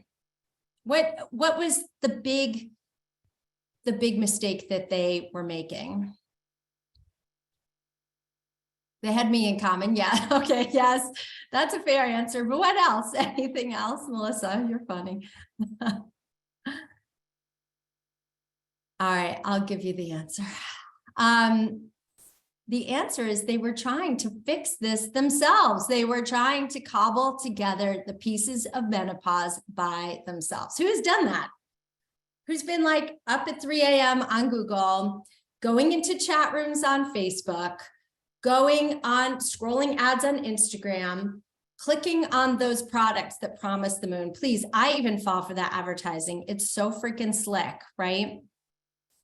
When you start to think about all the time, all the money that you have spent investing in yourself and absolutely seeing no results at all, or very half-assed results, or the amount of mental real estate that you spent trying to solve this all on your own, when, with all due respect, none of us are qualified to treat ourselves in menopause. And I do this for a living and I still have help, okay? I still have someone overseeing my menopause care. So it's too much information, way too much conflicting information, and feeling very alone in the process. It's really important for us all to know, like, we are not alone at all. So this is why I'm so passionate about helping women like Beth, helping women like Laura and Julie and Kristan. And by the way, 3 out of 4 of them, I don't know if you noticed this, 3 out of 4 of those ladies didn't even go on hormones. We did lifestyle and they still got the results that they achieved. So do you want to know how they did it? Can I share with you all a little bit? And so that you don't make the biggest mistake of not doing this by yourself. Okay. So let's just revisit the reason why we did the earlier board. Oh my gosh, spatial relation challenge here, right? Is that we're all suffering. We're suffering. We're going to revisit this pain point list, right? We're suffering with irregular periods. We're suffering with lethargy, insomnia, anxiety, muscle pain, cramps, like body cramps, restless leg syndrome, feeling grumpy, food sensitivities, hypo or hyperglycemia, thin skin or dry skin, wrinkled skin, plantar fasciitis, painful sex, no libido, crime scene style periods, constipation, moodiness, dizziness, thyroid changes, thinning hair, acne, night sweats, rosacea, low energy, less resilient, and pelvic floor issues. And I guarantee we haven't even touched on everyone's symptoms in the room, right? So there's more, but wait, there's more. So if you're suffering from even 1 to 2 of these issues and really want to know how to stop it, I can help you. And not just me, Sabrina too, who you're going to learn from next, who's the bomb. So imagine what all of this is costing you. Imagine all the time, all the frustration, the time going to the doctors and feeling pissed off and gaslit when you leave, the time fighting with your insurance company to cover those medical visits. How is this impacting your life? Somebody just commented, yeah, your vagina is like the Sahara Desert, right? So it's funny, but it's not when you're living it every single day. So how many months, how many years has this all been going along? And how is it affecting you on a daily basis? How is it affecting your marriage? How many times have you torn your kids a new one, or even your parents a new one, if they just like say the wrong thing at the wrong time? Or how is it affecting you at your job when you feel like so brain foggy and you're hot flashing and you have to keep like changing your clothes a couple times a day to just, get through the day, or stand in front of the window? Yeah, I'm hitting home because these are pain points for you. So imagine what your life is going to be like a year from now, where still drenching the sheets every night, still feeling really hot, still feeling exhausted during the day, still feeling crabby with your spouse, still not taking pictures of yourself because you don't like how you look, or still not going to the beach and even putting on a swimsuit, and just kind of like sitting by on the sidelines and like tightening up that cover up around yourself because you're just feeling ashamed or bloated, or just like you don't recognize your body. Or going into your closet and be like, I have nothing. I have a closet full of gorgeous clothes that are 1 or 2 sizes too small right now.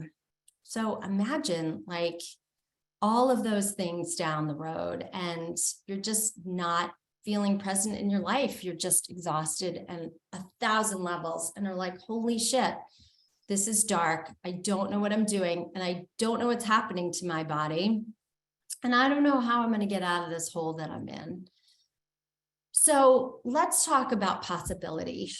What if it was possible for you in a few short weeks to actually be sleeping through the night, and to have a libido again, and to feel confident in yourself, and to feel sexy in the bedroom, and like not want to have sex with a big sloppy t-shirt on because you're so self-conscious. And by the way, we're going to have a whole talk about sex too. I will tell you, when I was really sick with Lyme disease and mold, I tried like crazy to skirt around the issue. I tried to, and when my hormones were imbalanced too, I was like, let me just go to a less expensive practitioner. And one of my practitioners, when I said I wasn't sleeping and feeling horrible brain fog, he literally handed me a copy of the Kabbalah and told me to put it under my pillow, which was like really the most astounding. Oh, and he handed me a prescription for Xanax. I shouldn't forget that part.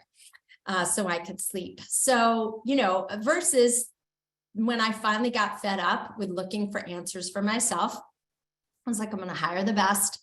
I invested in a Lyme specialist and worked on my hormones, and within a year completely turned around my health while going through serious perimenopause. So what is it worth to you to get that life for yourself? And what would you do to feel that good again? Would you sell the rights to your firstborn child? Would you go out and do what it takes to to get the answers to solve this problem for you permanently, so you don't have to think about it again. So I have good news for you. You can get back on track in as little as 6 weeks. You want to know how? Any takers here? Anybody interested? When I first started working with Julie and Kristan and Beth, like none of them thought they could afford it. They all thought that, you know, they couldn't do it. It was really hard, had to ask their husbands. And when they understood what was possible for themselves, they really started to understand the value of doing this. And if your top concerns are money and peace of mind and time, you know, you're going to cut through all the menopausal BS 3 times as fast as you would doing this with your own guidance or with a doctor. So my team and I put together some of the most cutting edge research for you to actually save you time, save you money, and help you fast track your results. So let's talk about what that can look like for you. Is enter the Menopause Mentorship. So there are 6 modules in this beautiful program that's put together for you, because menopause is inevitable, but your suffering is not. So we have for you 6 live 60-minute trainings. So imagine the access that you have had today to get your questions answered, to be in a room of women, to have community, to have support, and to have education, to come away each week with such serious information that is actionable, that is helpful for you. Answers to your most pressing questions, an understanding of the best diet to follow with loads of recipes, exercises to support your pelvic floor, stress management skills, support to increase your libido and your confidence, and details on specific supplements you can take to help facilitate estrogen detox and hormone balance. Information on the exact lab tests for the most accurate results. These are things we touched on today. I'm going to spend entire modules talking about these. And support from our team, and being part of a community that is bigger than yourselves. You are, like it or not, you are all ambassadors now for menopausal women. You are being charged with this responsibility, and you get access to our private Facebook group. All right, so module 1, how to transition into menopause like a rock star. So we know how to get you prepared for menopause, how to overcome your biggest fears and health challenges. Number 1 things you know about food. Again, we covered some things today. We're going to dive deep. Talking about fixing your sleep, and really we're going to start to put your roadmap together. Module 2, how to eat as a menopausal woman. So we're going to talk about tools to help you lose body fat and feel great, and what specifically to eat to avoid the menopause. Oh, pardon me, I skipped. And easy tips for food prep that's going to save you hours in the kitchen. I don't know about you, I don't like to cook much. I see it as an uninspired chore unless I have time. So I'm going to help you come from a real simple food prep place. Secrets to lasting fat loss and feeling energized, keeping those cravings at bay. Oh my gosh, we didn't even really touch on cravings today. So there's clearly a lot more to talk about. This module 3 is fire. We're going to talk a lot about sexual wellness. We're going to talk about libido. We're going to talk about taking things off your plate and making to-don't lists, not to-do lists, ways to really connect with your partner, and on understanding that orgasms actually begin in the brain. Okay. So we're going to talk about vibrators, creams. We're going to put it all out there for you ladies. You know, I'm not afraid to talk about that. the best exercises to combat the, menopause. And really, again, Sabrina is a strength coach. She owns a fitness facility. She is going to rock out your workouts and teach you how to build muscle and feel lean and strong and sexy and keep your pelvic floor happy. This is so, so, so important. And a sample workout program for you. I mean, ladies, the value in this is unbelievable. And again, core 4 supplements, okay? These are supplements that I have curated. I have artfully put these together and mindfully curated these after looking at hundreds and hundreds of tests over the years and understanding the physiology of hormones and detoxification and support during menopause. So really putting together a beautiful, easy protocol for yourself. And then we're going to keep, like so many of your questions, 90% of the questions today are really about hormones and diet. So we're going to really go deep on testing, and I'm going to break it all down for you and help you advocate for the best medical treatment possible. And so the good news is, if you decide you want to register today, you're also going to receive another bonus masterclass with Sabrina. This is the Mindset Shift Academy, and this is going to help you set goals you're going to actually accomplish. Let me tell you, ladies, your mindset is a huge predictor in your success. So getting your head dialed on straight, dialed in, getting your emotions and clarity around your goals and outcomes dialed in are key. And so we're really going to put you in a mindset of positive thinking so you can overcome any challenge in your life, and a clear roadmap on how to accomplish your goals and set up daily habits.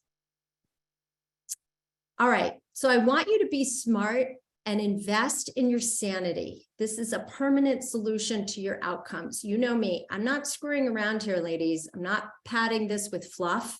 I'm giving you, and Sabrina too, like she's a Jersey girl. We New Yorkers and New Jersey girls give you the straight dope on everything you need. So individually, each of these modules will cost you a minimum of $700. My private clients pay me $8,500 at this point in time.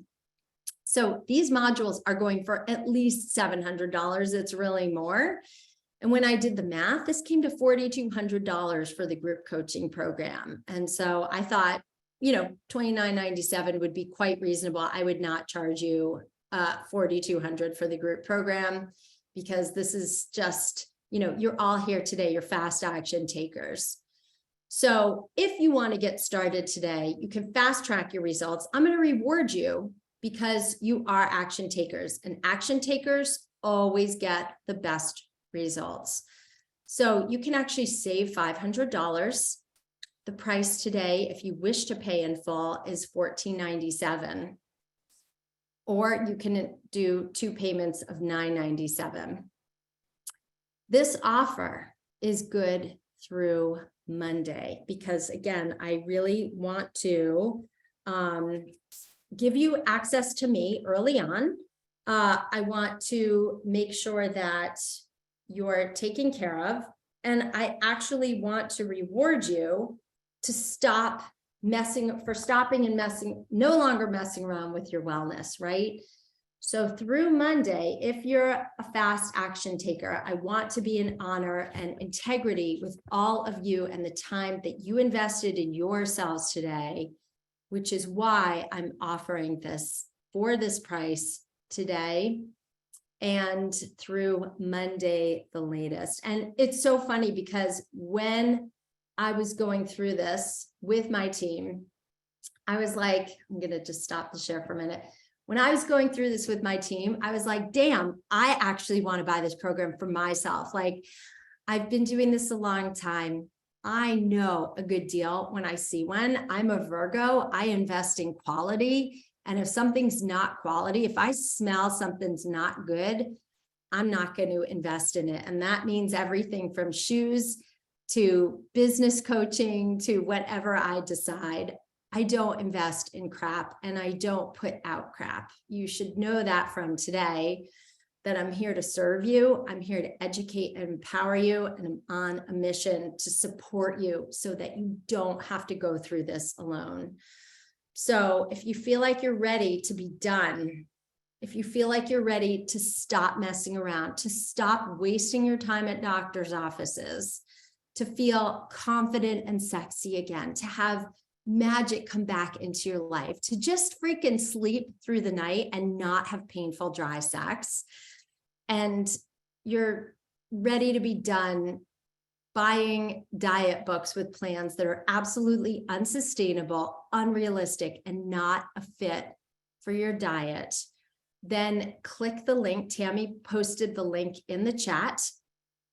It's my 6-week menopause mentorship with access to a private Facebook group so that you will be part of an amazing community. Because let's be honest, how long have you been suffering from this already? And like, when are you going to say yes to your wellness? When are you going to decide to grab life by the lady balls and say, I've had enough of waiting, enough putting myself last, enough of just screwing around with my health with no answers in sight, enough just doing all the basics, but still not seeing results.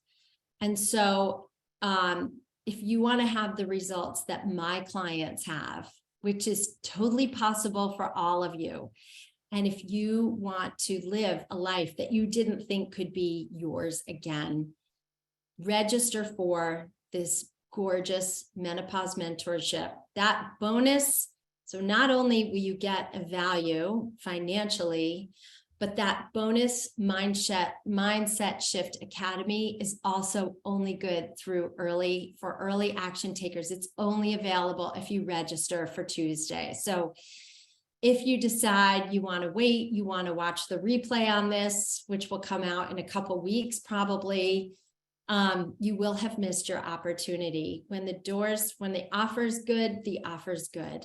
And you'll still receive a tremendous amount of value if you still buy it at the full retail price. But to me, the other thing I love in addition to quality is getting a good deal. I'm feeling like I didn't get a discount schlock product, but I actually got something that was filled with value for a gorgeous price. Because the other piece is this, ladies, I'm never offering it for this price again. The prices are going to go up. You may see my affiliates promoting this as well at a higher price. The value is only going to go up. Your investment will only go up, is what I'm trying to say. So if you keep doing what you've always done, you're going to get what you've always gotten. So think of where you want your life to be in a year, in 6 months, in 6 weeks. Think of the hope and possibility that you want to have. And I'm going to reward fast action takers right now, and those of you who registered, with a wonderful value and with this incredible bonus class. So Melissa's asking, when does it start? So it starts on, if you click on the purchase link, it will lead you to the page about it. It starts Wednesday, March 22nd. And it goes through the end of April 26th. The classes are going to be from 12:30 to 1:45, or 12:30 to 1:45 every day. If you can't attend the live training, you'll watch the replays. And if you're not on Facebook, you will need to be it will benefit you to join. But Brandy, the class will be taking place over Zoom. So the classes will be in the same format as this, so just on Zoom, But we'll also have a separate portal. It's called Practice Better, where you'll also be grouped into that portal where you'll be able to really have similar, chats and discussions, and you can ask your questions, and it'll just be similar to this format. And the bonus class is March 8th, but like Esther said, the program does begin March 22nd. And those classes are 12:30 to 1:45 p.m. Eastern Standard Time. Yes. So like she said, they'll all be recorded, so we'll put them in the portal if you can't attend live. Yes, and the week of Passover and Good Friday, it's just that Tuesday instead of Wednesday, because Wednesday is the first day of Passover. And these are all East Coast time. So for your West Coasters, it would be first thing in the morning. But again, you can always watch the replay. But of course, if you're going to get the most value, it's always a live class. But of course, we'll be available in the Facebook group too to answer questions. It is, Amy, it's once a week. It's every Wednesday except Passover week, Good Friday week when it's Tuesday. And it's a 6-week Menopause Mentorship. Doesn't include labs. I will be talking about what labs, the best labs to get, but there's no, no one's getting labs done or run in the class. Brandy, are there other questions? Yeah, Christine, I just wanted to answer your question. You had said, what if you're not on Facebook? That won't be a problem because we'll still have the separate Practice Better portal.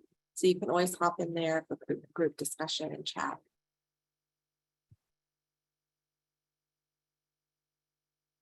Are there other questions in the chat? Let's see anything else coming up right now. They need a doctor approval. How do we get these then? Labs can be either you may need a doctor's approval. Others you can get through a practitioner, a functional medicine practitioner. But again, we'll cross that bridge when we come to it. And again, knowledge is power. You can have the education and do it on your timeline. If we opt for labs, will you go over them with us? That is something that I do reserve for my one-to-one clients, but you're still going to get a tremendous amount of education. And if you want, certainly, we can talk about a couple of lab ranges for sure. We just can't customize each person individually, but again, for the most part, you're going to get your questions answered for sure. What time of day is the calls? 12:30 East Coast time to 1:45 East Coast time. Can you use your HSA? I'm honestly not sure. But I will say this, I have a good, clever workaround for people with concerns about finances, which is if you are in the health field, often I have people write this off as tuition or continuing education courses. So that's a great way to do it as well.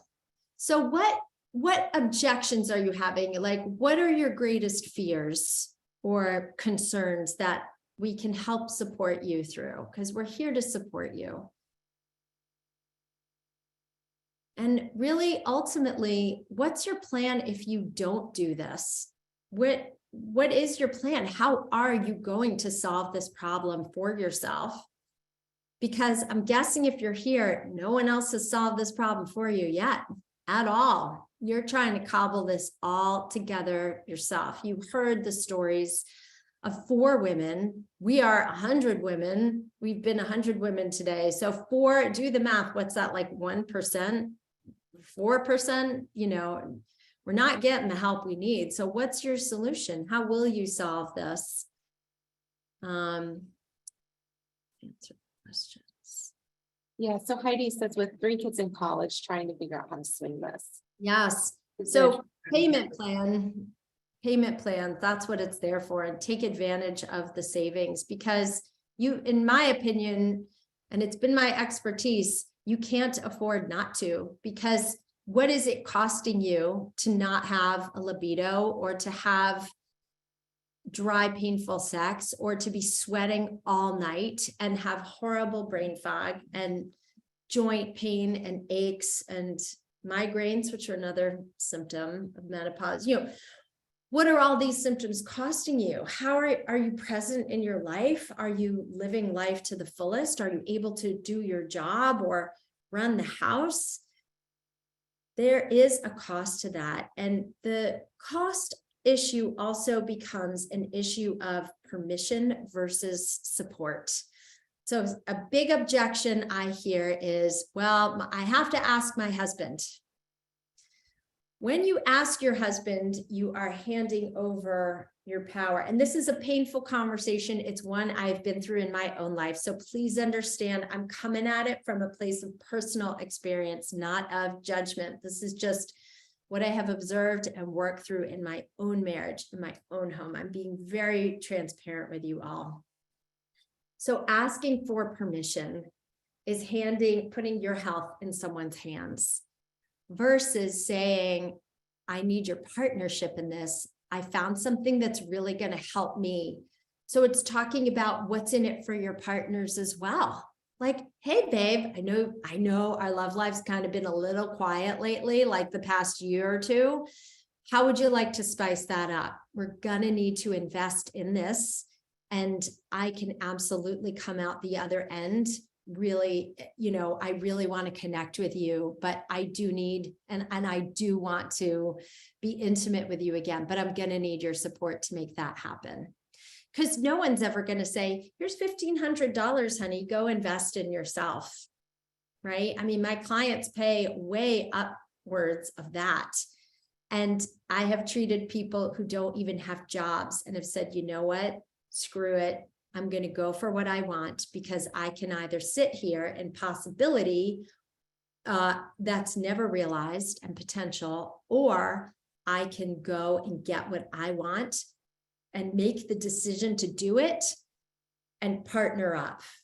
And that is how you change the dynamics around and the energy around money. It's some people see this as an expense. I see it as an investment, because look what's on the other side. Look at what you're getting and what you've gotten today. And we're not even done with the day. We still have more for you.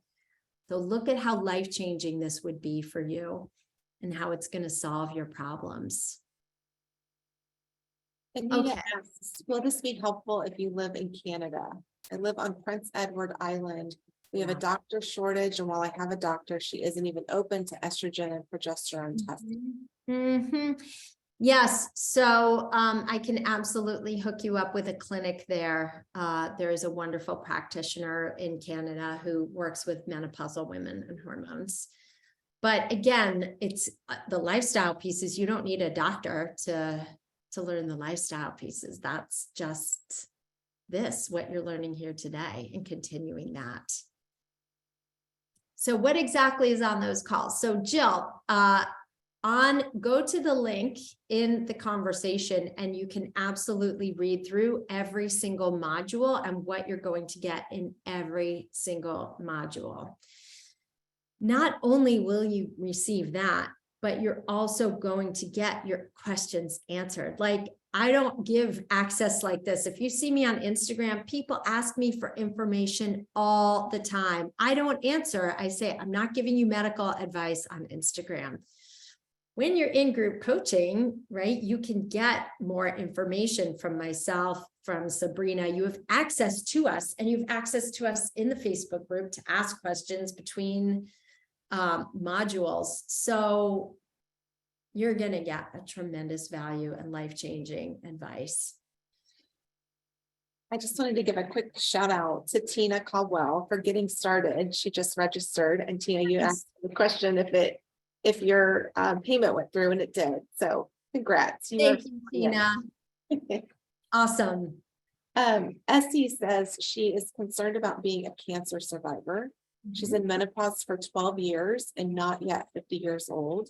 Is this another program that will offer true relief and solutions, or are these modules more geared for people just entering menopause and teaching them how to navigate? Yeah. So as you saw, Essie, you know, from those women, only 1 out of 4 of those women, only 25% went on hormones. So the lifestyle pieces are really what added up. So again, I try to be very transparent and show you what's in the modules. I believe there's benefit for everyone. They are customized to a point, but they're still, you know, absolute gems that you're gonna take home in there for sure. Like Sabrina and I did not design these modules saying, well, these are only for women who can go on hormones. No, it's the foundational lifestyle pieces that you're going to need if you're going to get through menopause. Remember that earlier slide, like that pie chart, hormones are only a slice of the pie. And I treat about 10% of my practice is oncology patients, and we just work heavily on the lifestyle pieces. It makes a huge difference. Absolutely.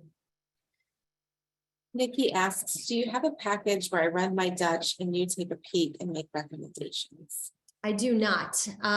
One and done is a disaster. It doesn't work. Nobody gets better from one consultation. You need follow-up, you need continuity, you need check-ins, you need time to put your actions or put your results into action. So I would be out of integrity if I did that to you, because you need consistent care and follow-up. So that's why I do have 6-month coaching packages, but I'm not here to, you know, really today is about bringing you all into this group setting so we can continue this gorgeous energy and be in a community and not go through this alone, to really go through this together and be part of something that is so much bigger than yourself. Tina asks, I work in a school setting. I'm very concerned about not getting the true benefits of the live calls and only the replays. Yeah, well, that's what the Facebook group is for. I mean, things come up and, you know, I'm in groups where I don't make all the live calls. I listen to the replays and then I comment in the Facebook group and get help and support. And the beauty is, right, in the Facebook group, you can ask questions from the community. You don't only have to ask myself and Sabrina. You can be like, hey, what's everyone else making for dinner today? I'm so starved for protein ideas. I'm so sick of chicken every night. Like, who else has some recipes? What are your favorite products? What are your favorite cooling mats? What's everyone doing when they have a hot flash? You know, like just having other women to interact with, even if you're not on the calls, is so important. And that goes on, you have access to that 24/7. So I wouldn't let that stop you, because again, what's your other option? What's your other alternative? Do you all have other programs and plans that are going to support you like this? I mean, if you do and you want to do those, I invite you to, but I'm telling you, ladies, this is put together with a lot of thought and love. We've been building this for months. This has been very thoughtful. The content is built on the questions we get in practice every day, on the questions we get on Instagram and our DMs every day. It's really legit. That's all I can tell you. Dana says, I am getting a head start learning all about all this. I'm 47 and not sure I'm there yet, but have shown some signs of perimenopause, possibly, but my doc says my hormones are normal. Do you think this program would be a little too early for me? Nope, not at all, because every single woman needs to know about menopause. And the earlier you start preparing your body, the better you'll be. Like, I don't want any of you to have to deal with hot flashes if you haven't started. I don't want you to have to deal with insomnia or weight gain. And not all of that is inevitable. So this program is going to teach you exactly how to prime yourself. You're actually the perfect candidate for it, because you know, forewarned is forearmed. And to me, it's so much better. When you know better, you do better. So when you have all the tools, you can't possibly fail.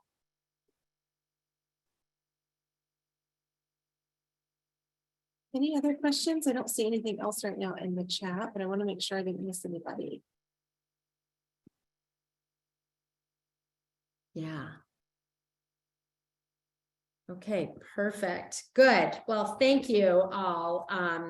Thank you, thank you. So what we can do is give you all time to sit and think and digest. Really have a talk with yourself. Be like, self, I have an opportunity to actually transform my life today. Am I going to do that? It's possible for all of you. So when we come back, okay, we are going to have the most magical, honestly, I have been looking forward to this class with Sabrina, all the time, all day, pardon me. So we're going to come back in 30. I'm going to hang out here. I'll probably take a quick potty break. But I'm going to come back here. And Brandy, is there a way for me to be on camera and run the clock at the same time? Yeah, if you actually just go ahead and hit play right there whenever you're ready. It will run the clock, but we can still see you. So Okay. So I'm going to, but how do I see the chat, or can you help me moderate? you can I can help you monitor it, or you can click chat at the very bottom and it should pop out a separate little screen. Does it do that for you? It does not. It I does. can just help you monitor it. Okay. So if everyone wants to stay, and if anyone wants questions answered or privately, oh, there's the chat. Okay, I see it. Let me know. I'm going to just run to the restroom, get a little leg stretch, and I can answer this. Absolutely.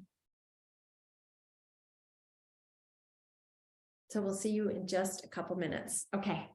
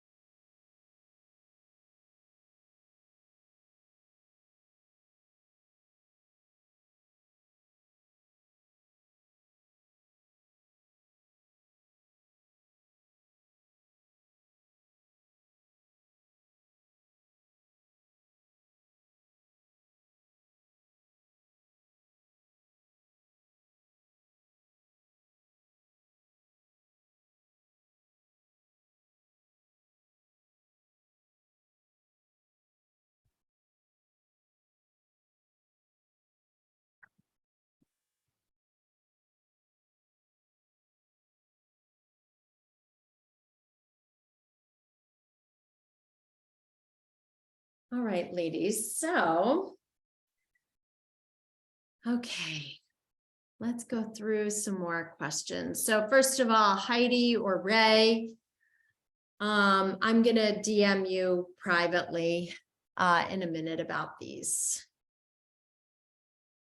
Okay, what are the core 4 supplements? You're gonna have to take my course, lady, because we're gonna go into great detail. So that's a whole module right then and there.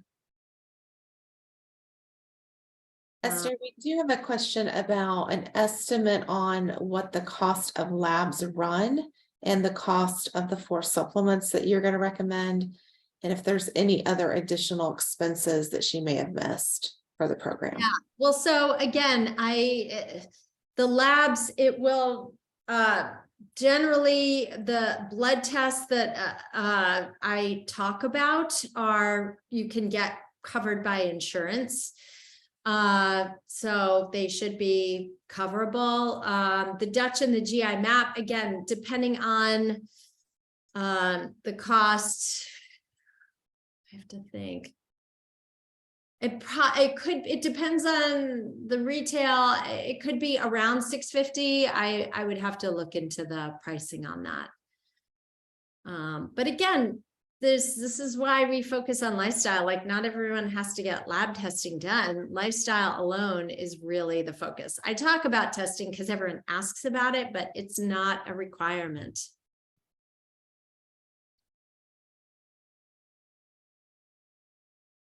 And Vivian asks a question based on Laura's testimonial.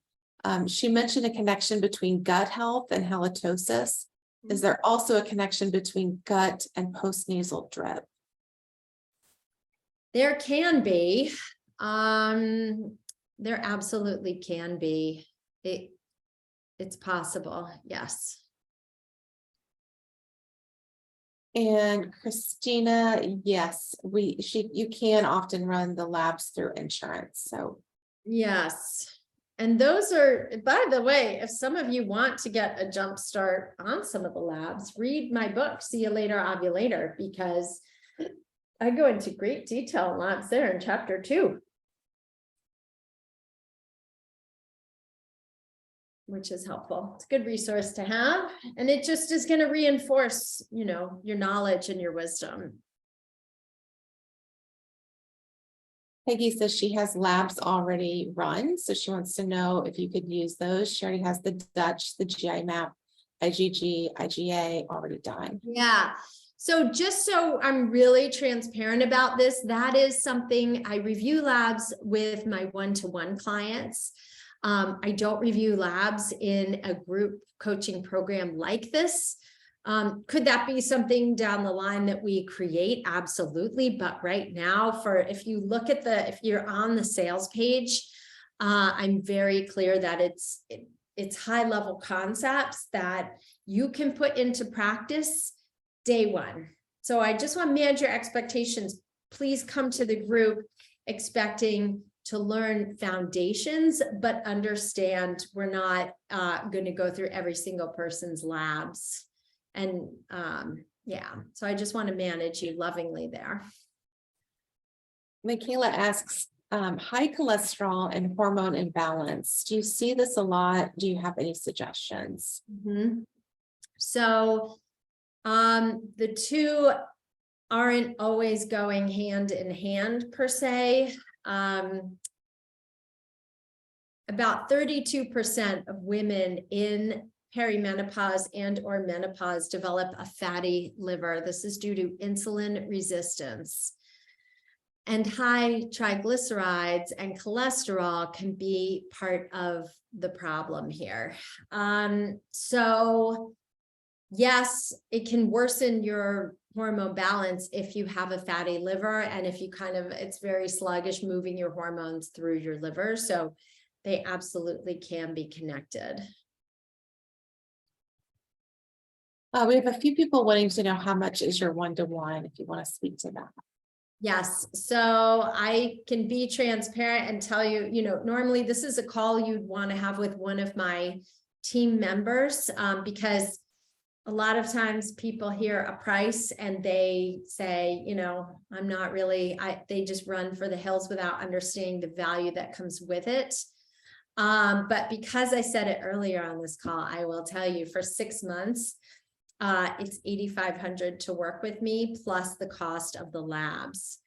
So if nothing else, you're going to see what a spectacular value this group coaching is. I really tried to make this in fact, I didn't try, I did make this a wonderful price point with a payment plan to make this just an absolute no-brainer for you, where you're going to get information that is in integrity, that's going to support you, that's going to give you access to a community of women, and it's going to give you answers. So I'm very proud of what we've put out there for you. And seriously, if you haven't joined, like, what the heck is everyone waiting for? This is what I don't understand. So that's my 2 cents. Well, we just had Melissa McLean join. So congrats, Melissa. Thank you, Melissa. I can't wait. Can't wait. Does anybody else have any other questions in regards to the group program? Let's see a few other questions going back to some of the other content, but is there any other questions about the group program? Tammy, did I miss anything? I want to make sure. I can check too, Brandy. I think we've got it covered, but yeah, I think we've gotten. There has been a lot of questions, so I want to make sure. Yeah, we'll go through other questions later on, but just in terms of the group coaching program, if you have any questions. Yeah, Melissa, psyched. Yeah, D-Manos is really, really gentle for UTIs. I don't know if it conflicts with other medication. It's really simple. It just helps prevent H. pylori from sticking to the bladder wall. It's really, really gentle. But you can always run it by your doctor for sure.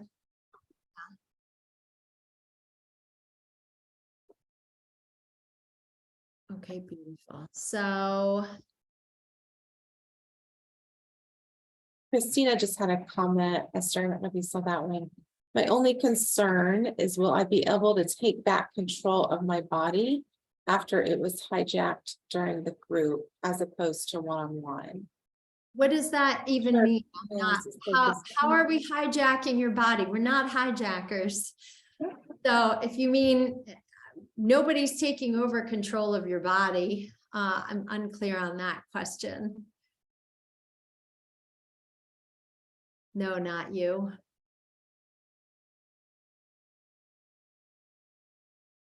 Oh, after it's hijacked during menopause, is that what you mean?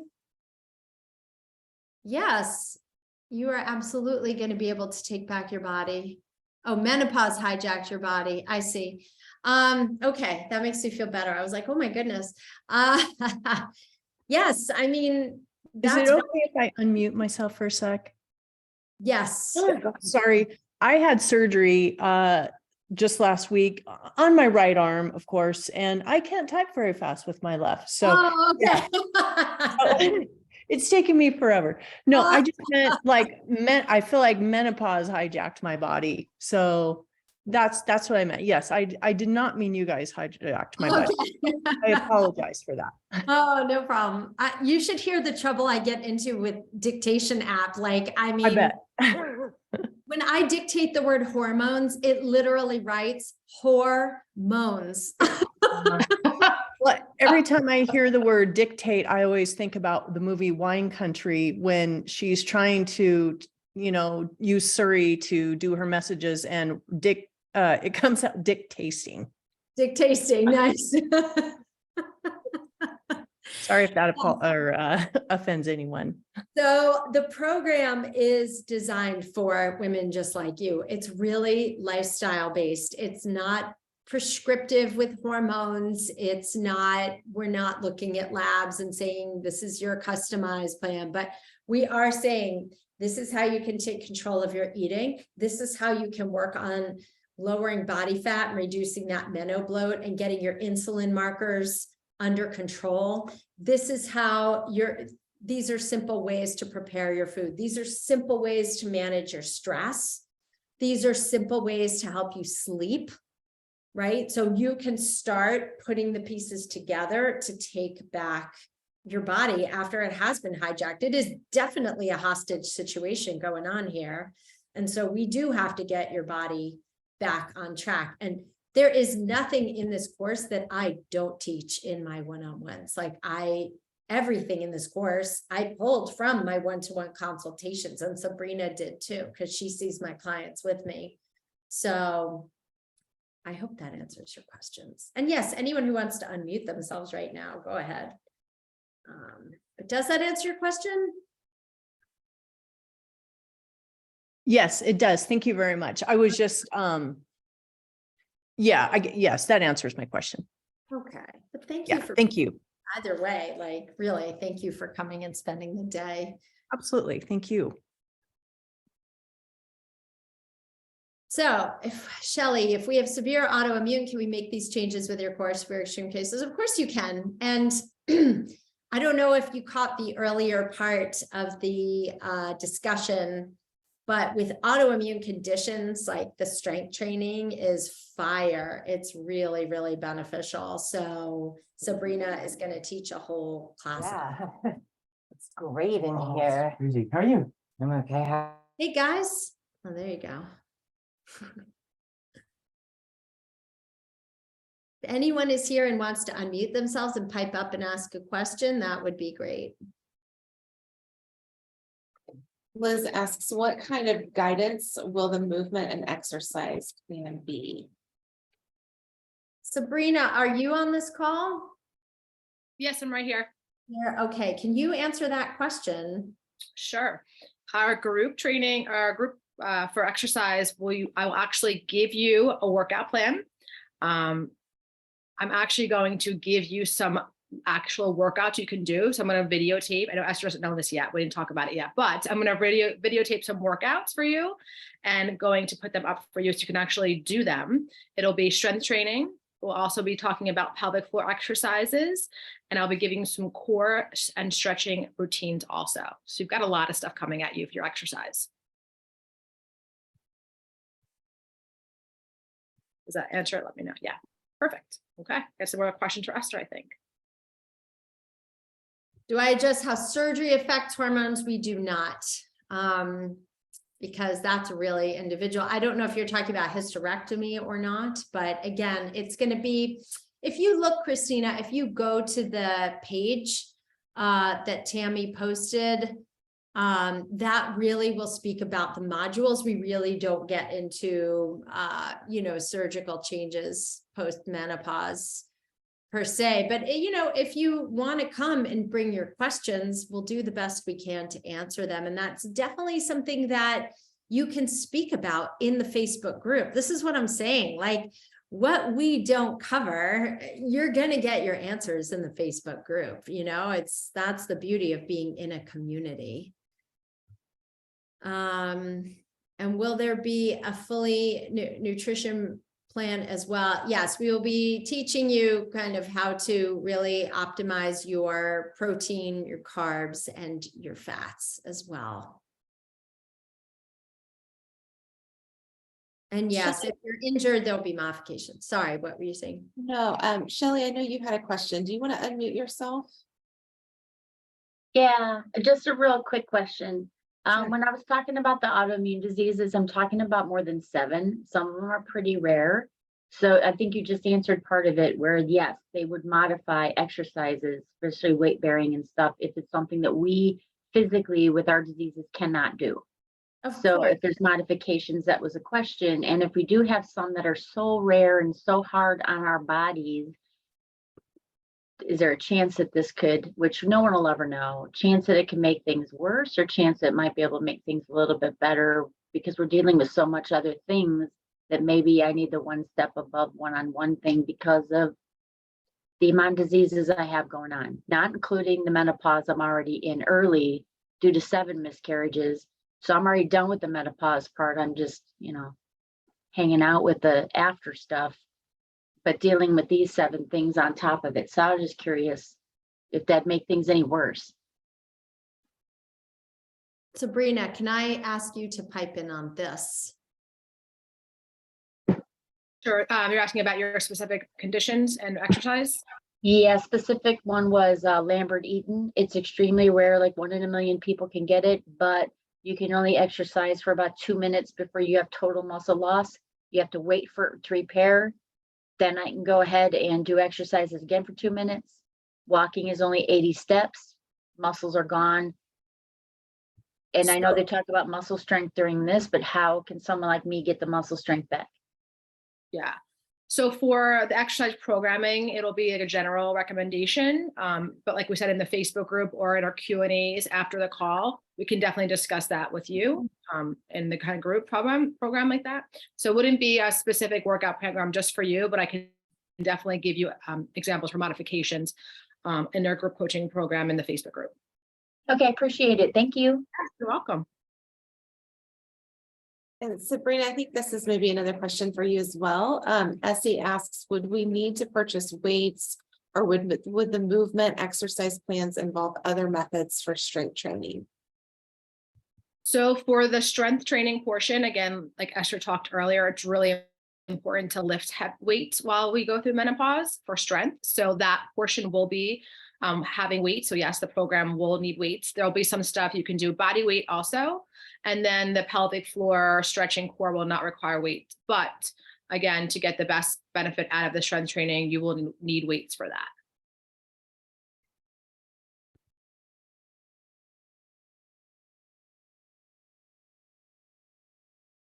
Oh, thank you. And I saw that you just answered it, Sabrina, in the chat. So thank you for reiterating that for us. Any other questions, anyone? Oh, will we have lifetime access? Do you want to speak to that? Yes, of course. Yes.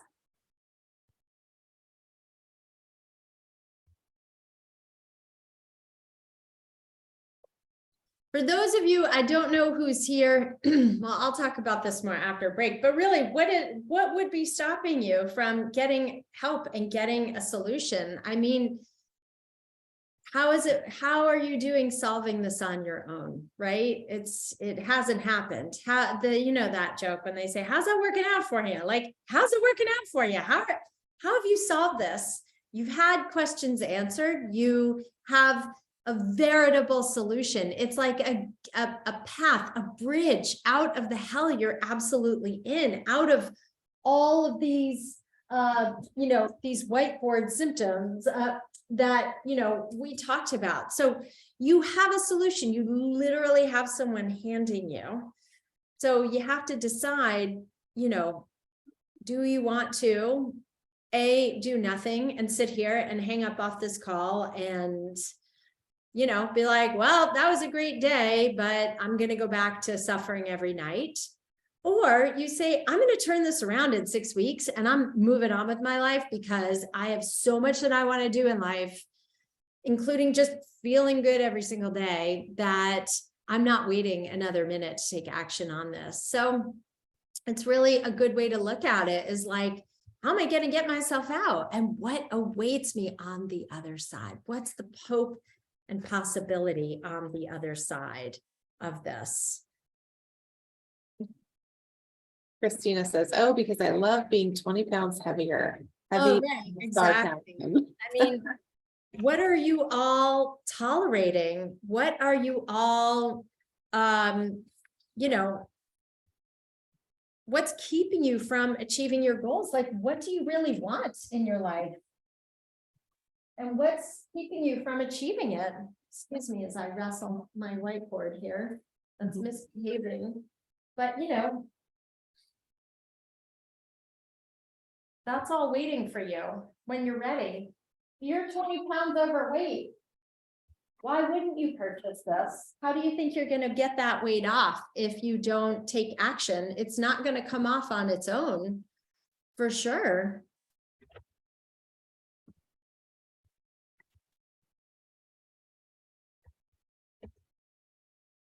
Right, exactly, Christina.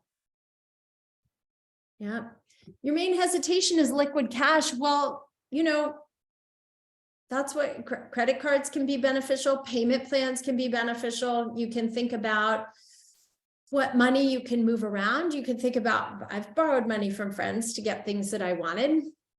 I've put things on credit cards when, you know, my husband was out of work, and I put things on credit cards for things that I wanted, and I made sure I hustled and made it back and figured out how to pay for it. But you have to decide how much else it's costing you in your life to not be living the way that you want. Like, what are you still tolerating every single day? That's what it's not usually the money. A lot of the times it's the trust. It's the fear of, what if this doesn't work for me? I've tried other things. I haven't gotten results before. So often it's fear or trust that stops us much more than the finances. Or it's the story we tell ourselves, and that's what's our own limiting beliefs that keep us back to. May I ask another quick question? Sure. So if we don't currently have Facebook, just because we broke up with Facebook, how much would that be a hindrance to us doing the group option? Like, are we going to miss out on a lot if we don't do the Facebook piece?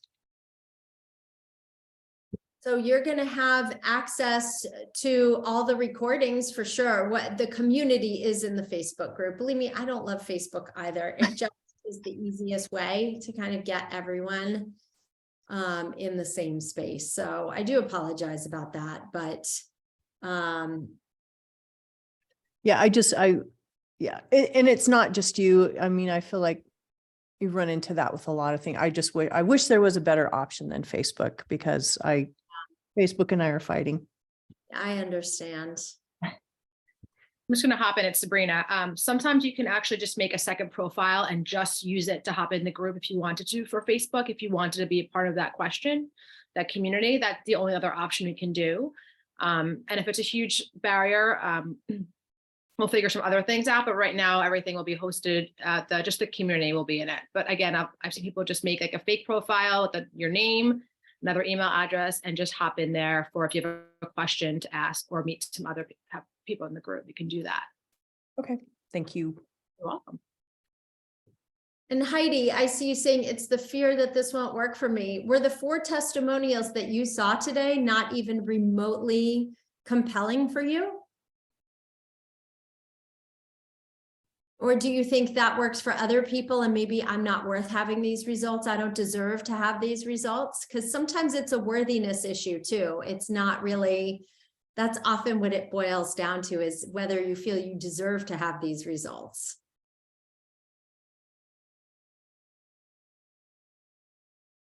So yeah, Tina, the women that were on the Zoom that has clients, were they one-on-one clients, or did they do this program? They were one-on-one clients. This is the first time we're doing this program, and you're worried without lab analysis, it won't work. Well, so again, it's the lab analysis is helpful. I'm not going to lie, but it's not always necessary to get the results that you're looking for sure. I mean, that's why we created this program, because I write books, and I've been doing books since 2007 was my first book that came out. And the transformations that happen with people, I mean, people have been writing to me with 25-pound weight loss, getting off their sleep medications, losing body fat. Some women decide to divorce their husbands. That was not my fault, I promise. But, you know, you can get results without the labs. The labs are not the end all be all. They're helpful if you try everything else first, but you've got to try the foundations first. Otherwise, no labs and supplements and hormones are going to help you. You cannot out supplement your life. Supplements can help. You can't out supplement your diet. You can't out work out your, you know, it's not the end all be all. They're a piece of the puzzle, but it's not everything.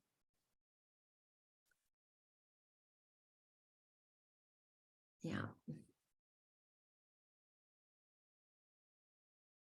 Any other questions?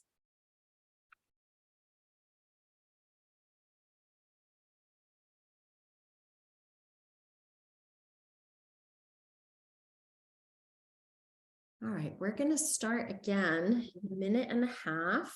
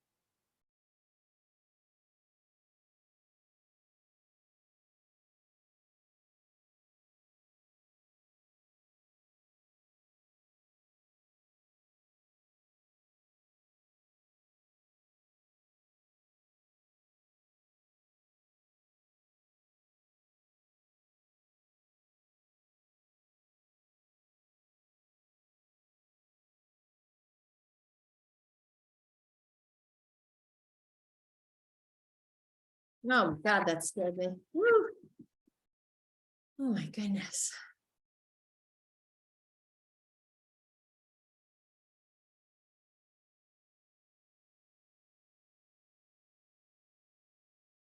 Christina, yes, I'm going to do a whole module on what labs would be helpful. Yes.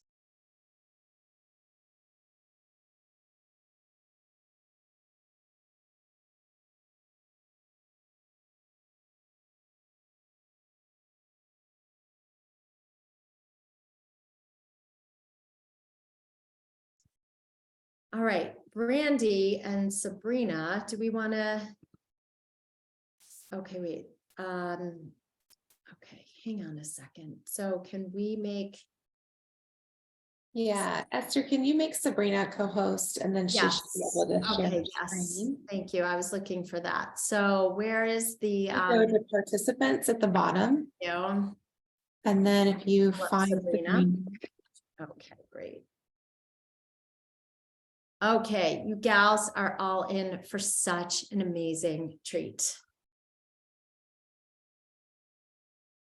All right, take it away, Sabrina.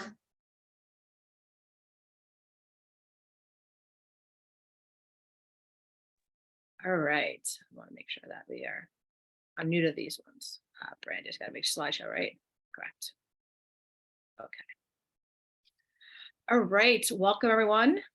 I'm so excited to be here. Thank you for having me. I just stepped off the beach because I'm working on my stress and management. So if I look a little red, that's what I'm a little flushed from the hot Florida weather right now, but love it because I just escaped the cold Northeast.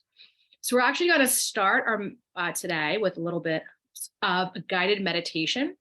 We've got a lot of learning you've done the last few hours. Esther had some amazing things. So I'm going to guide you through a little meditation. It's going to be about 15 minutes. So what I want you to do now is, if you want to leave your screen on, great. If you want to shut it off, that's totally fine.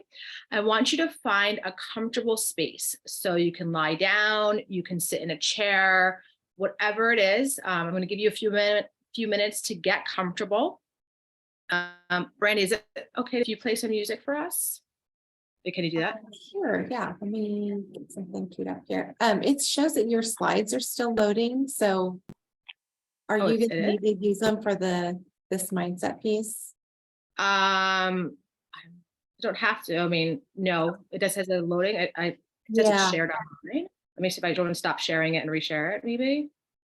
Or do you want me to share on my end, Sabrina? Yeah, that'd be great because you can just kind of go through them. Do you have the slides anyway? That'd be amazing. Yep. Okay, yep, perfect. yep. Okay. All right. Just tell me when you want me to go to the next slide. Okay, perfect. So we'll go to the next one right now. Okay, and the next one. Okay, we're going to start here. So I'm going to again have everyone just go find a comfortable space. Take a few moments to close your eyes and get comfortable.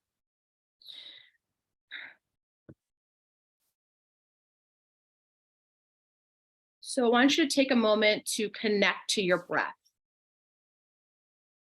Taking deep cleansing breaths, inhaling and exhaling. Allow your eyes to close. Taking deep inhales through your nose and exhaling through your nose or your mouth. I want you to feel your stomach start to extend and exhale with that breath. And as you continue that gentle breathing, I want you to begin to let go of any of the noises surrounding you. Begin to shift your attention from the outside to inside yourself. If you become distracted at any time, just take a moment to notice that distraction and then come back and bring your focus onto your body.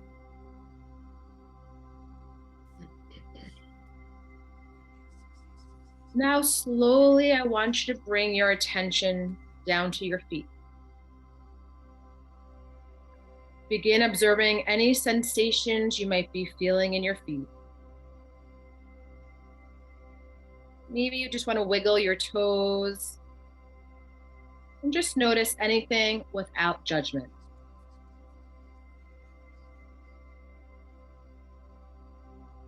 Now take a moment to imagine breathing down to your feet, as if the breath was traveling through the nose, to the lungs, all the way to the abdominals, and down to your feet. And then back up again through your nose and through your lungs.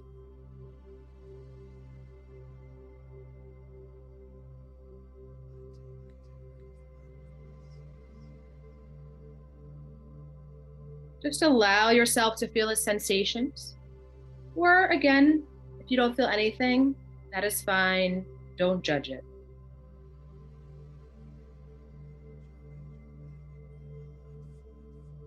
When you are ready, allow your feet to dissolve into your mind's eye and move your attention up to your ankles, calves, knees, and thighs.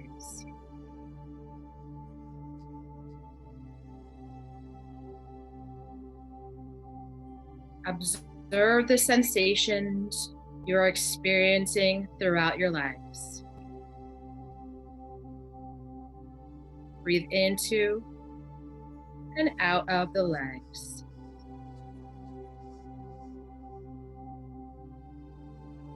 And if your mind begins to wander, just gently notice it without judgment. And then when you're ready, bring the awareness back to the sensation in your legs.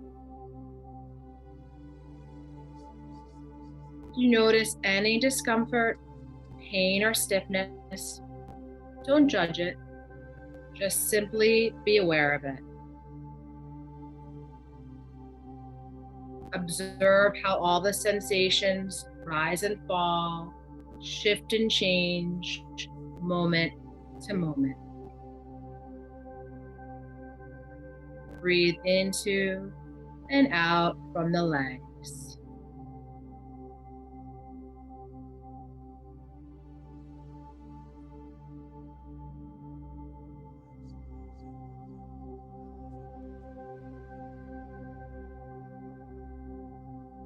Take a deep breath, inhale and exhale. Allow the legs to dissolve into your mind. And start to bring awareness to your lower back and pelvis.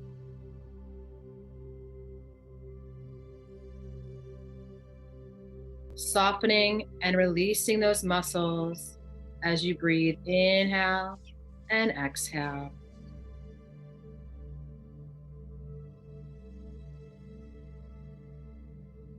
Slowly move your awareness to your mid-back, to your upper back. Become curious of all the sensations you might be feeling in your body. Taking a deep breath in.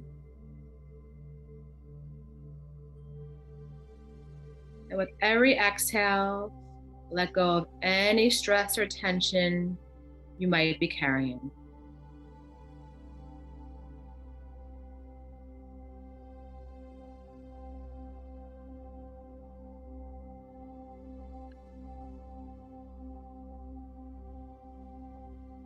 And then gently shift your focus to your stomach and all your internal organs there. Maybe you notice the feeling of your clothing, or maybe you're observing the process of digestion. Or maybe just your belly rising and falling with each breath.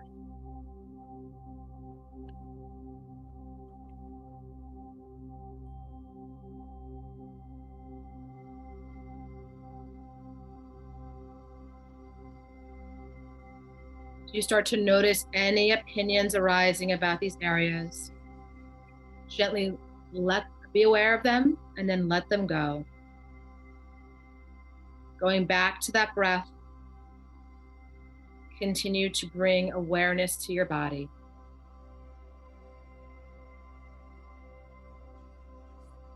So you take a deep breath in. Let's just bring awareness to our chest and heart region. Maybe noticing your heartbeat now.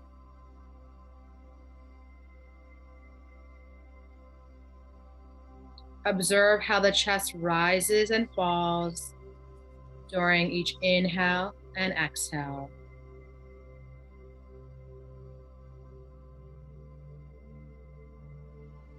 Letting go of any judgments that might arise.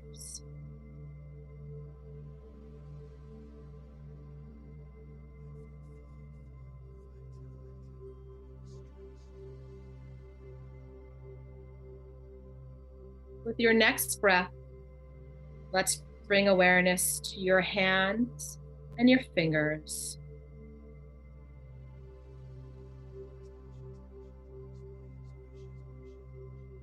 See if you can channel your breathing into and out of this area, as if you're breathing from your hands. If your mind wanders, just gently bring it back to the sensations in your hands.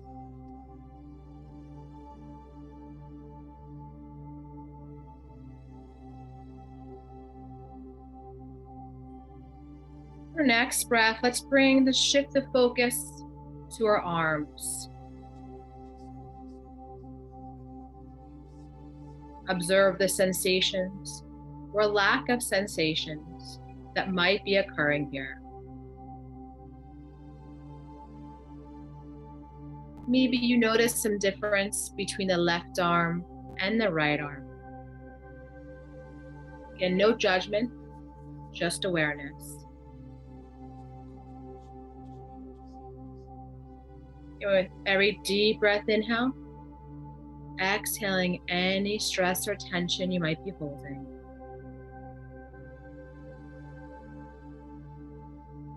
Just continue that breath and shift focus to the neck, shoulders, and throat. This is an area where we like to hold our tension. Feel the sensations. It could be tightness, fragility, or just holding. You may notice the shoulders moving along with the breath.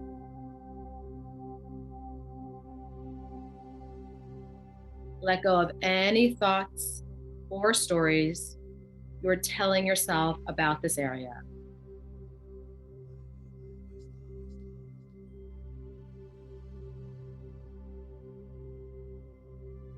As you breathe, let go of any tension you're holding in your shoulders.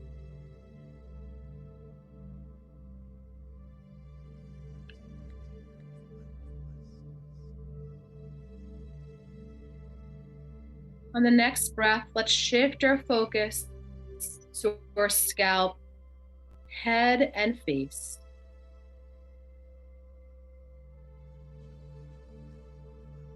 Observe all the sensations occurring there.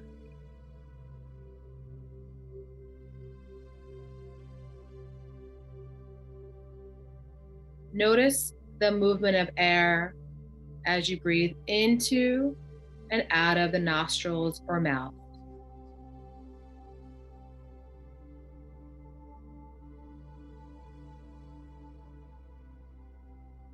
As you exhale, start to notice any of the tension you're holding on to, letting it go, slowly dissolving away.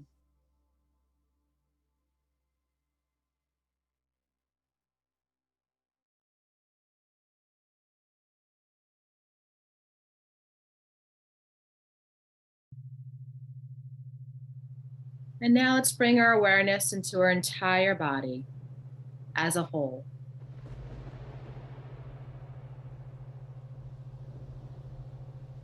Bring into your awareness the top of your head down to the bottom of your toes.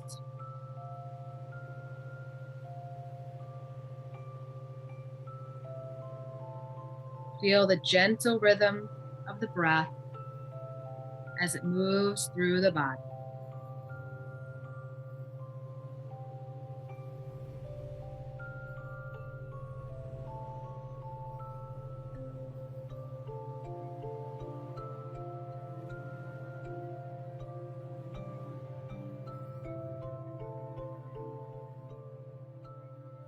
As you continue to take deep cleansing breaths,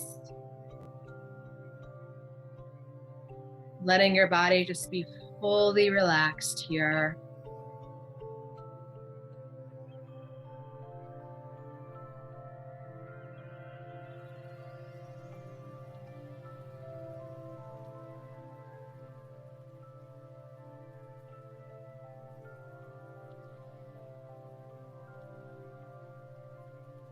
Taking just the last few breaths here.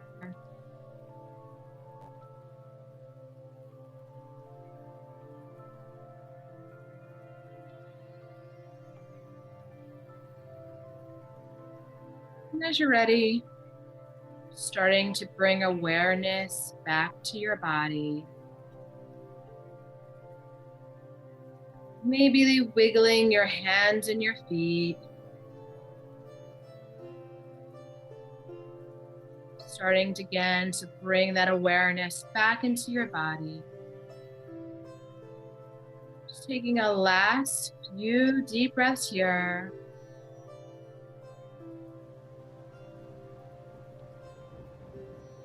And when you're ready, slowly come back to the present moment. Come back and meet me here as you open your eyes. Beautiful. How are we all feeling?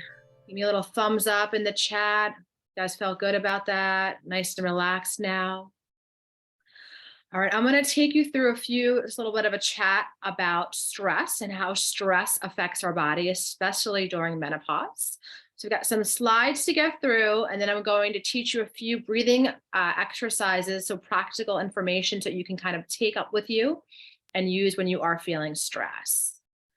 So we all know what stress is, right? Stress is anything that affects our body. Thank you, Esther.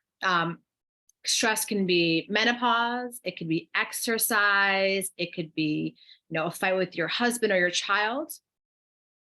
We all have stress in our life. It's really about how we react to stress, how it affects our body. So when we are exposed to chronic stress in our body, stress, we have heard of cortisol, right? Cortisol is the stress hormone. I'm going to talk a little bit about cortisol and what it means for us. But when we are constantly exposed to stress and we don't use any of these techniques to calm our body down, we build up cortisol in our body. And I'm actually going to go through a little bit of what happens when we are actually exposed to that chronic stress. So in the next slide, we're going to talk a little bit about how it actually affects our body. So again, if we are constantly being exposed to the stress over and over again, it can cause us to gain weight. It can affect our sleep, all sorts of things. So I'm going to talk a little bit about stress and menopause. So I'm not sure if Esther brought this up before, but what happens when we are in menopause, before menopause, we are using our ovaries to make estrogen and progesterone. When we go through menopause, it shifts to our adrenals. Our adrenals start to make these progesterone and estrogen. Our adrenals also make cortisol. So when we switch over, our bodies are already stressed during menopause. And now we're stressing ourselves. We are going through making more cortisol. And now we just asked our adrenals to go ahead and make more things, right? Go ahead and make estrogen and progesterone, like they didn't have enough to do. So that is why stress management during menopause is so important, because we're already stressed as it is. We are already putting so much onto the adrenals, and we're giving it more to do. So learning stress management during menopause is number one right now, right? Again, certain things we want to do, because when we start to let the body relaxed about making cortisol, it's able to make those other hormones we need to make. When we are going through menopause, sleep is also an issue, right? We're having a hard time sleeping through the night. Well, let me tell you this. So cortisol works in opposition to what we call melatonin. Melatonin is what helps us sleep. So when melatonin is high, cortisol is low, and they swap. So in the morning, what wakes us up is a high cortisol, lower melatonin. When we go to sleep at night, higher melatonin, less cortisol. Now, if we're stressed and we're making that cortisol all day long, at night you can feel what we call that wired but tired, right? We're exhausted, but we are so wired that we can't fall asleep at night. That is that cortisol. So it's really important to get that cortisol under control so we're able to sleep. Also, weight gain, right? We've all heard that the menopause or the weight around the belly area, especially when we are stressed, high stressed all the time, and we're not controlling it, we tend to build cortisol around the belly area, right? It's like, I've done everything. I don't understand why it's not going away. It's because of that cortisol and that high stress. So super important to get that cortisol under control during menopause so we won't have that menopause, we won't have it. So again, another reason. Another thing also, we talk about it when you were trying to get pregnant, or if you ever got pregnant, or if you ever heard this, when we say, the more stressed out you are, the less easy it is to get pregnant, right? It's because our body, when it's stressed, makes cortisol first, and it makes all the other things. Progesterone is like lower on the list. All the other things, the sex hormones are lower on the list. That is why it's harder when you're trying to get pregnant to be when you're stressed. The same thing during menopause, right? If we're stressed all the time, our bodies, it's a little of the estrogen and the progesterone that it's trying to make, it can't make it because that stress is so high. It causes that weight gain also. It causes that mood, right? When we're constantly stressed, like you're cranky, I'm cranky if I'm stressed all the time, if I'm not sleeping, if I'm gaining weight, all those things come together and they make us cranky, they make us moody, and we're snapping at everyone. So all these things start to kind of come together. You're like, oh, wow, maybe it's cortisol and stress that's causing all these things. Again, all of our hormones together all work in our body together. So when something's really out of whack, everything else gets thrown off, right? So our mood, our digestion, all those sorts of things. Also, stress and digestion. We talked about how the gut health is super important, especially during menopause. High cortisol levels also disrupt our digestion. The body, when it has too much cortisol, can occur like the leaky gut we talked about earlier, all those sorts of things. So hormones are off in digestion. So stress can cause a lot of damage in the body if we are not aware of it and we're not controlling it. There's something Esther and I talk to a lot about our clients. We always talk about stress management. We give them lifestyle. And again, in our group coaching practice, there'll be a whole nother module on stress. So now we see exactly what happens to our body in stress, right? Not fun. All right, I'm moving on to the next slide. If you have any questions, let me know. Awesome. Andrea, you went to UB too? Cool, awesome. Good luck on your exam. Okay, so what can contribute to stress? Emotional stress, like a fight with your spouse or your child, any kind of physical stress. A lot of times, when we have to see clients, they come in, we test their cortisol levels. They're, working out 5 days a week or whatever it is. And they come in and they're like, I can't lose weight. I don't understand. And we look at their cortisol and their cortisol is super high. And I say, okay, we need to cut back on exercise. We're going to make sure you exercise less, worry about that cortisol and recover. And then they'll come back and they say, oh my goodness, I exercise less now and I look better. I lost all this weight. How does that happen? It's about cortisol and stress, right? So any kind of physical stress, we talk about our diet can cause cortisol raise if we're not eating throughout the day, balanced meals, which we teach about. Again, every meal, about Esther talked earlier about protein, carbohydrates, and vegetables, fiber mix into our day, super important for it. So all these sorts of things contributing to stress, emotional, again, how you deal, your moods, all those sorts of things, physical, working out, dealing with other people, maybe, again, you're not sleeping well, you're drinking too much alcohol, all those sorts of things can contribute to our stress. Let's move on to the next one. So what can we do about it, right? So how do we manage stress during menopause? Our first is exercise. So again, if you are doing a lot of cardio exercise and you're really stressing yourself, that the cortisol is raising, I like to say balance it off with some lower cortisol exercise. So maybe it's walking. I recommend walking every day, getting outside every day, 20 to 30 minutes. I like to do it first thing in the morning so that when the sun hits you, again, it makes sure that you feel like you're awake in the morning. It helps your circadian rhythm. Exercises like stretching, meditations, those sorts of things. So calming exercise helps to manage stress. Also, weight training, all those sorts of things. Whatever you like to do to how to get out there and manage your stress, exercise is a great way. Our second thing is diets, what we're eating. So we want to make sure that we keep our cortisol, our insulin levels balanced throughout the day through our diet. That's what we talked about, is eating protein, a balanced carbohydrate, and your vegetables, your fiber at every meal. Eating that throughout the day and keeping that balance will help to keep that stress level balanced in your day. When we skip meals a lot, when we're eating a lot of sugar, when we're eating things that are inflammatory, that causes more stress in our body. So when we're eating throughout the day in a balanced diet, that helps our stress level. Self-care, whatever self-care means to you. Maybe it's just saying no to people that ask you to do things all the time. Maybe it's taking a nap in the middle of the day. Maybe it's manicures and massages. Those sorts of things are important for self-care. So again, self-care can mean many different things to many different people, but as long as you are putting yourself number one on a priority list, that is important to help manage stress during menopause. And especially at the age, if you're taking care of parents, you're taking care of your children, you're trying to work, all those sorts of things, you've got to make sure you balance that out with self-care and relaxation, also managing your stress. Sleep's so important for our bodies. It is a reset. Our body gets to reset itself, reset its hormones while you're sleeping. So sleep is important. I think Esther talked a little bit about getting better sleep. You know, a lot of things contribute during menopause, those hot flashes, getting up in the middle of the night. So making sure I like to call it a sleep schedule at night, going to bed at the same times, getting up in the same time every morning.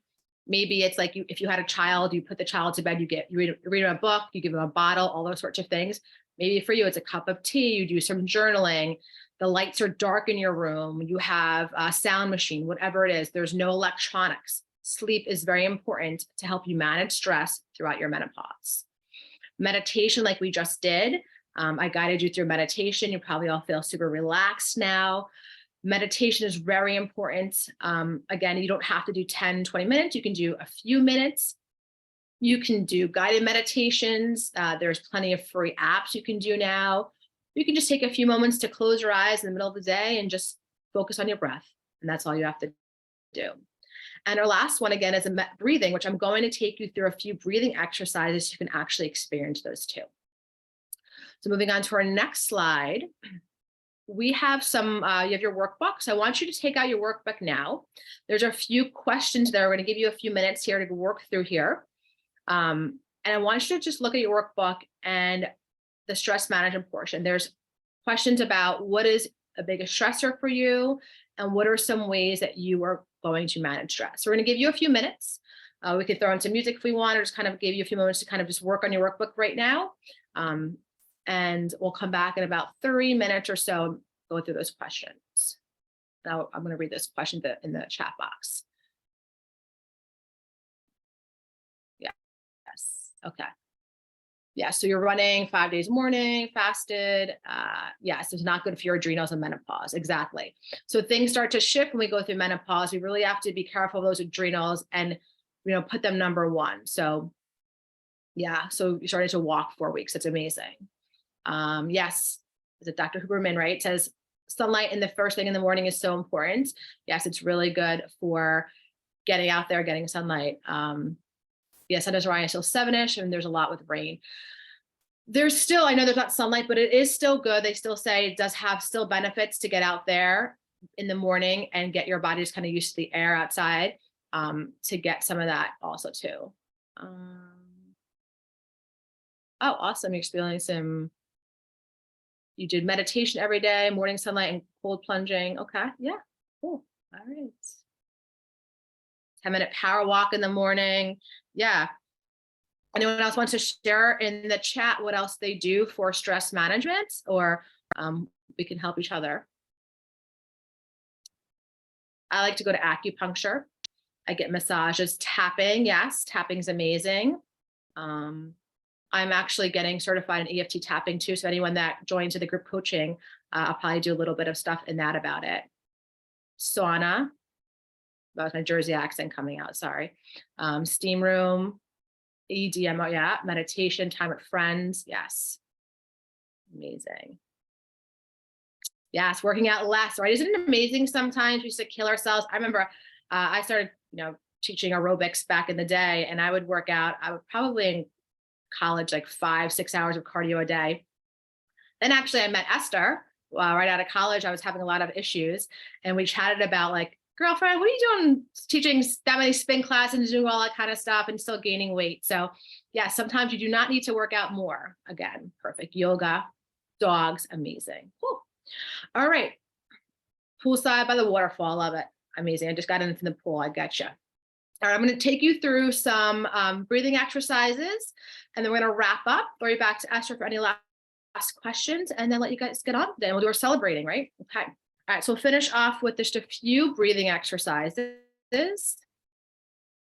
We'll have our first one is, all right, so again, get comfortable again.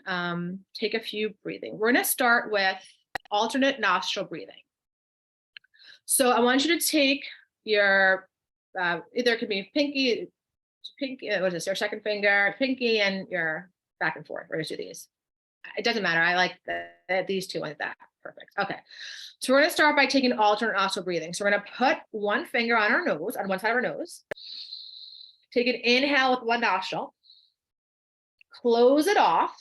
And then exhale with the opposite nostril. So we're going to go inhale one nostril. Close it off. Exhale the other nostril. Do this a few more times. Ready? Let's go. Inhale. Close it off. Exhale. Inhale. Close off that nostril. Exhale. Sorry, 2 more times. Inhale. Close off that nostril. Exhale the opposite nostril. Last time. Inhale. Close off that nostril. Exhale the other nostril. Okay, so that's one option, right? So anytime throughout the day, you can just take a few moments, alternate nostril breathing. Our next one, we're going to do belly breathing. So I want you to take one hand on your chest, one hand on your belly. You can't see me, but so do that. Okay, so I want you to, again, just take a moment. Let's close your eyes. Take a deep inhale and exhale just normally. See where you're breathing, right? So you have shallow breaths. Just don't judge it. Just be aware of it. Now, what I want you to do is take a deep breath in. You can feel your chest rise here, right? Rise and fall. Now, I want you to continue that breath, but I want you to use your belly this time. So take a deep breath, inhale, and fill that belly with air. So again, you can expand that belly out. I know sometimes you never want to let it go, right? When I was sucking it in, and then take a deep breath in, and then exhale it out through your nose. Do this again. Inhale, fill that belly with air. Deep breath here. And then exhale it out. You can make noise. Try a few more times. Inhale, feel that chest, feel that belly. Expand your rib cage side to side so that the whole body is breathing here. And then exhale it out. One more time like that. Feel that belly. Deep breath, inhale. Fill that belly with air. Expand your rib cage side to side. The whole body's breathing. And then exhale it out. Amazing. Okay. All right, we're gonna do two more different types of breathing, just to kind of give you some options. Okay, we're gonna do box breathing now. So it's gonna be 4 counts inhale, 4 counts holds, 4 counts exhale, 4 counts holds. Okay, let's take a deep breath. Inhale, take it. Inhale, 1, 2, 3, 4. Now hold. 4, 3, 2, 1. Exhale, let it out. 4, 3, 2, 1, and hold. 4, 3, 2, 1. Do it again. Inhaling 1, 2, 3, 4. Hold it. 4, 3, 2, 1. Exhale. 4, 3, 2, 1. Hold. 4, 3, 2, 1. 2 more times. Inhale. 4, 3, 2, 1. Hold it. 4, 3, 2, 1. Exhale. 4, 3, 2, 1. Hold it. 4, 3, 2, 1. Last one. Inhale. 4, 3, 2, 1. Hold it. 4, 3, 2, 1. Exhale. 4, 3, 2, 1. Hold. 4, 3, 2, 1. All right, we got one more exercise to do. This is called our Wim Hof breathing. If you've heard of him, he's really into cold therapy, he's really into breathing. So we're going to just take deep breaths, inhaling and exhaling. Inhale through the nose, exhale through the mouth. So just take a few deep breaths. Inhale, exhale. It should be around 30. So just take an inhale nice and deep and exhale. Continue. Inhale, exhale. Deep breaths. Inhale, exhale naturally.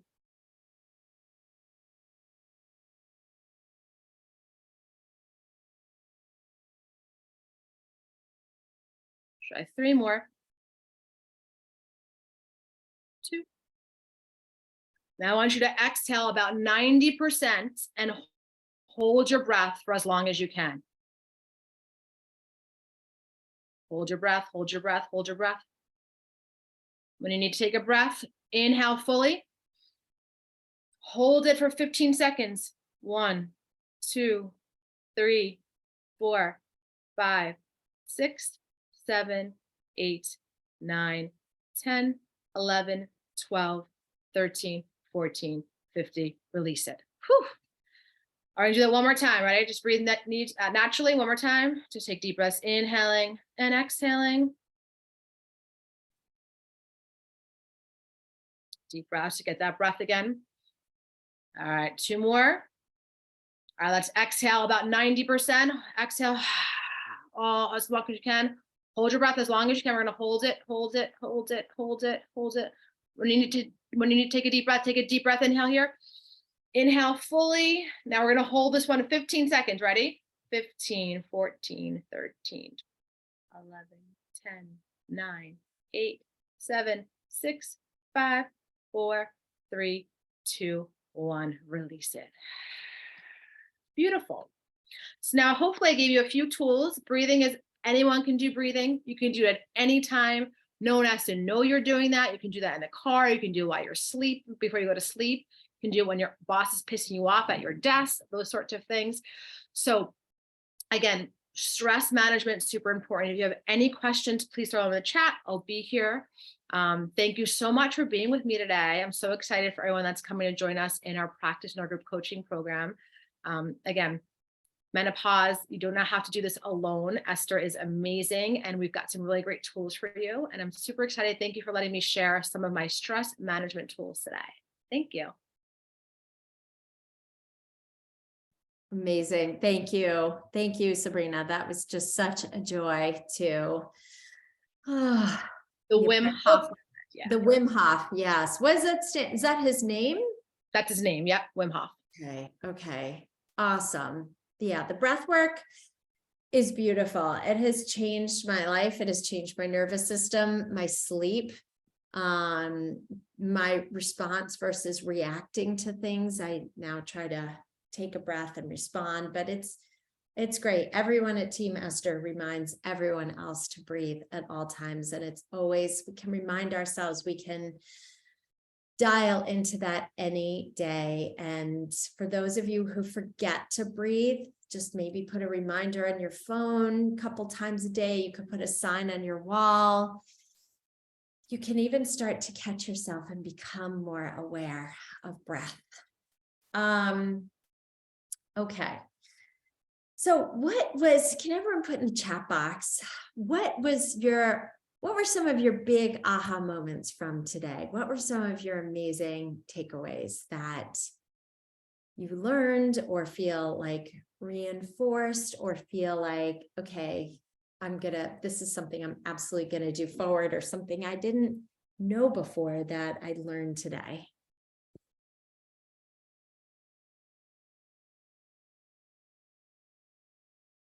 I think everybody's sent out now, so. I know, right? We're all like, ah. Yeah, that you don't all need the Dutch or lab work. That's right. It doesn't, those are lovely nuanced tests, but the lifestyle pieces, man, that's gonna be more important, because I have looked at hundreds and hundreds and hundreds of Dutch tests. And what Sabrina just did is far more transformative than any pill. There's a great documentary called Heal, Heal, and it is talking all about of all the healing modalities, Ayurveda, nutrition, diet. The mind is the greatest piece of all of this. And that's what we're giving you, the tools. We give you the mindset, we give you the structure and the foundations. Joe Dispenza talks about on the Heal documentary, he fractured 6 vertebrae, and doctors told him he was hit by a truck when he was on a bike in a triathlon, and doctors told him he'd never walk again. And he meditated every day. And after 6 weeks, he could start to feel the nerves in his fingers. He could start to move his fingers again with sensation. And at 12 weeks, he was back up walking around. So don't think that the basics are not powerful. They are. Yes, Allison, you're not alone. You're not alone. None of us are alone in this. You don't want to figure it all out on your own or through a book alone. Yes. And Melissa, I don't know what kind of coaching you do, but Melissa's a coach, and Melissa still gets help. I still get help. I still have practitioners in my life, even though I can review all my own labs with the doctor.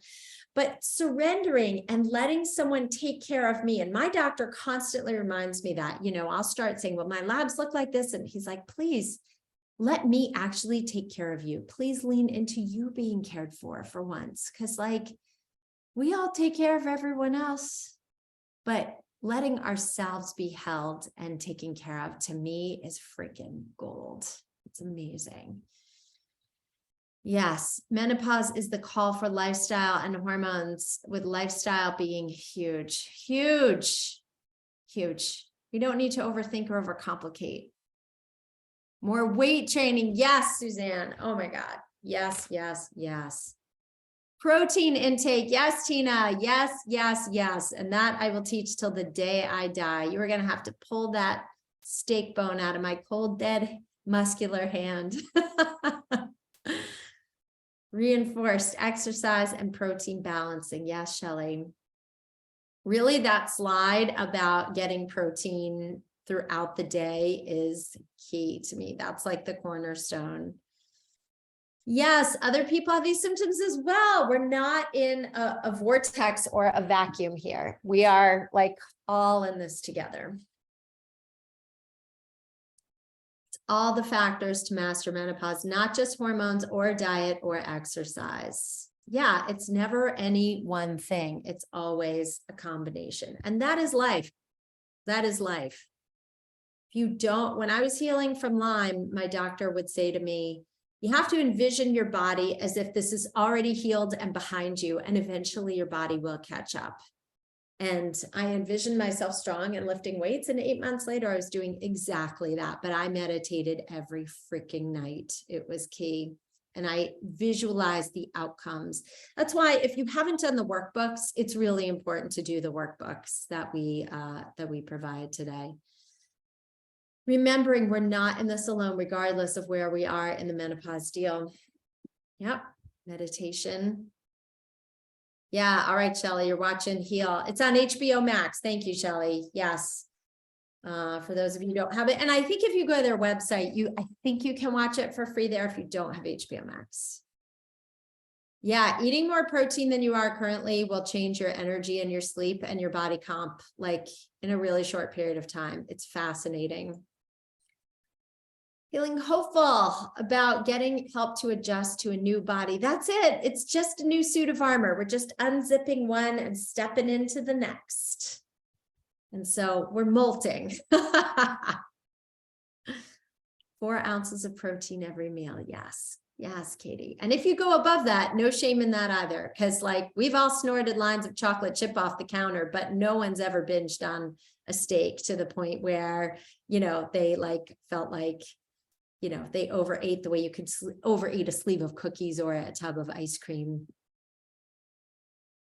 Diet, exercise, less stress, sleep, more protein, all the things we know, but just need to implement more. Teamwork.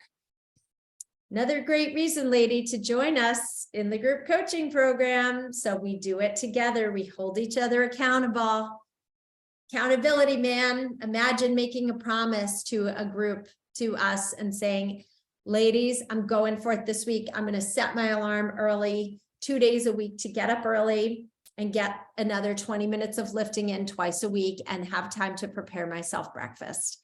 Imagine holding everyone accountable, holding you accountable with love and support and cheering you on and be like, go get it, girl. We're here for you. That's what the power of the group is about. Like individually, we are strong. Together, world domination, truly. Melissa, you're a midlife reinvention coach. Yes, you always invest in yourself. Good. Ladies, I tell you, you take a step. When you set your intention for your outcome, opportunities appear for you to make it. The universe is working for you, has your back all the time. The squatty potty and gut health. I know the squatty potty is like pretty damn transformative. Yes, there are very few people who help with female hormones. Most studies are based on men. That's absolutely correct. When I wrote Cave Women Don't Get Fat and looked at studies on intermittent fasting, 73 were done. 73 of the studies I looked at, 13 were done on women. And so where I learned the intermittent fasting information is through decades of practice, right? I had my own study group right here of working with thousands of women. Women are not small men. Mic drop. Thank you. A pen drop. Yes, women are not small men. We're not big men either, right? We don't have the same needs metabolically, and any trainer or, nutrition coach or influencer you've heard treat women the same as men is absolutely not true. Not informed. Thank you. Ready to slay menopause. Go get it. LFG. If any of you don't know what LFG, let's fucking go. Heavy lifting. Oh, Heels also on Prime. Thank you, Lucy. Okay. So again, we are offering you the opportunity to join the Menopause Mentorship. Tammy posted the link below. Yes. We need to share this info with all the females in our lives. Menopause is not a dirty word. The more we talk about, the more empowered we are to take charge of it. It's not a dirty word. It's interesting to me that they're coming into this now. I'm 52, but it's interesting to me that there is a stigma. I'm like, why would there ever be a stigma? But it's just, I live in the Northeast where it's pretty liberal. So, other parts of the country, it may be different. Other parts of the world, it's different. There's so much power and support in the group. And okay. Yes, another IG post, women are not small men. Yes. I'll do it. Priscilla, I see your challenge and rise to you, and you can hold me accountable. Yes. Yes, absolutely. Oh yeah, and the t-shirt. Yes. Okay. That's from Stacy Sims. Oh, women is that quote. Okay, well then I need to give her credit. I can't steal that at all. Thank you for letting me know. I'm not a fan of plagiarism at all. Okay, so prize time, modeling for my kids that I'm worth it. Yes, and modeling for your kids also, and your daughters especially, that that she's got this. You don't have to suffer and lose it through menopause. We can absolutely have like really good outcomes and prevent the shit show and the shit storm. We are worth this. I'm reading Christina. I was recently on a call with a friend and she had an issue with her cat, and we all love our furry friends. But she did not skip a beat when the vet said it would cost $3,000 to get her cat back to health. It was after she told me that she realized she was willing to pay any amount for her cat, but not on herself. She soon changed her priority. She realized she is worth it. So she was putting her pussy in front of her own pussy. That is a mistake. So forgive me if you think this is coarse, but ladies, I'm telling you, yours gets priority first.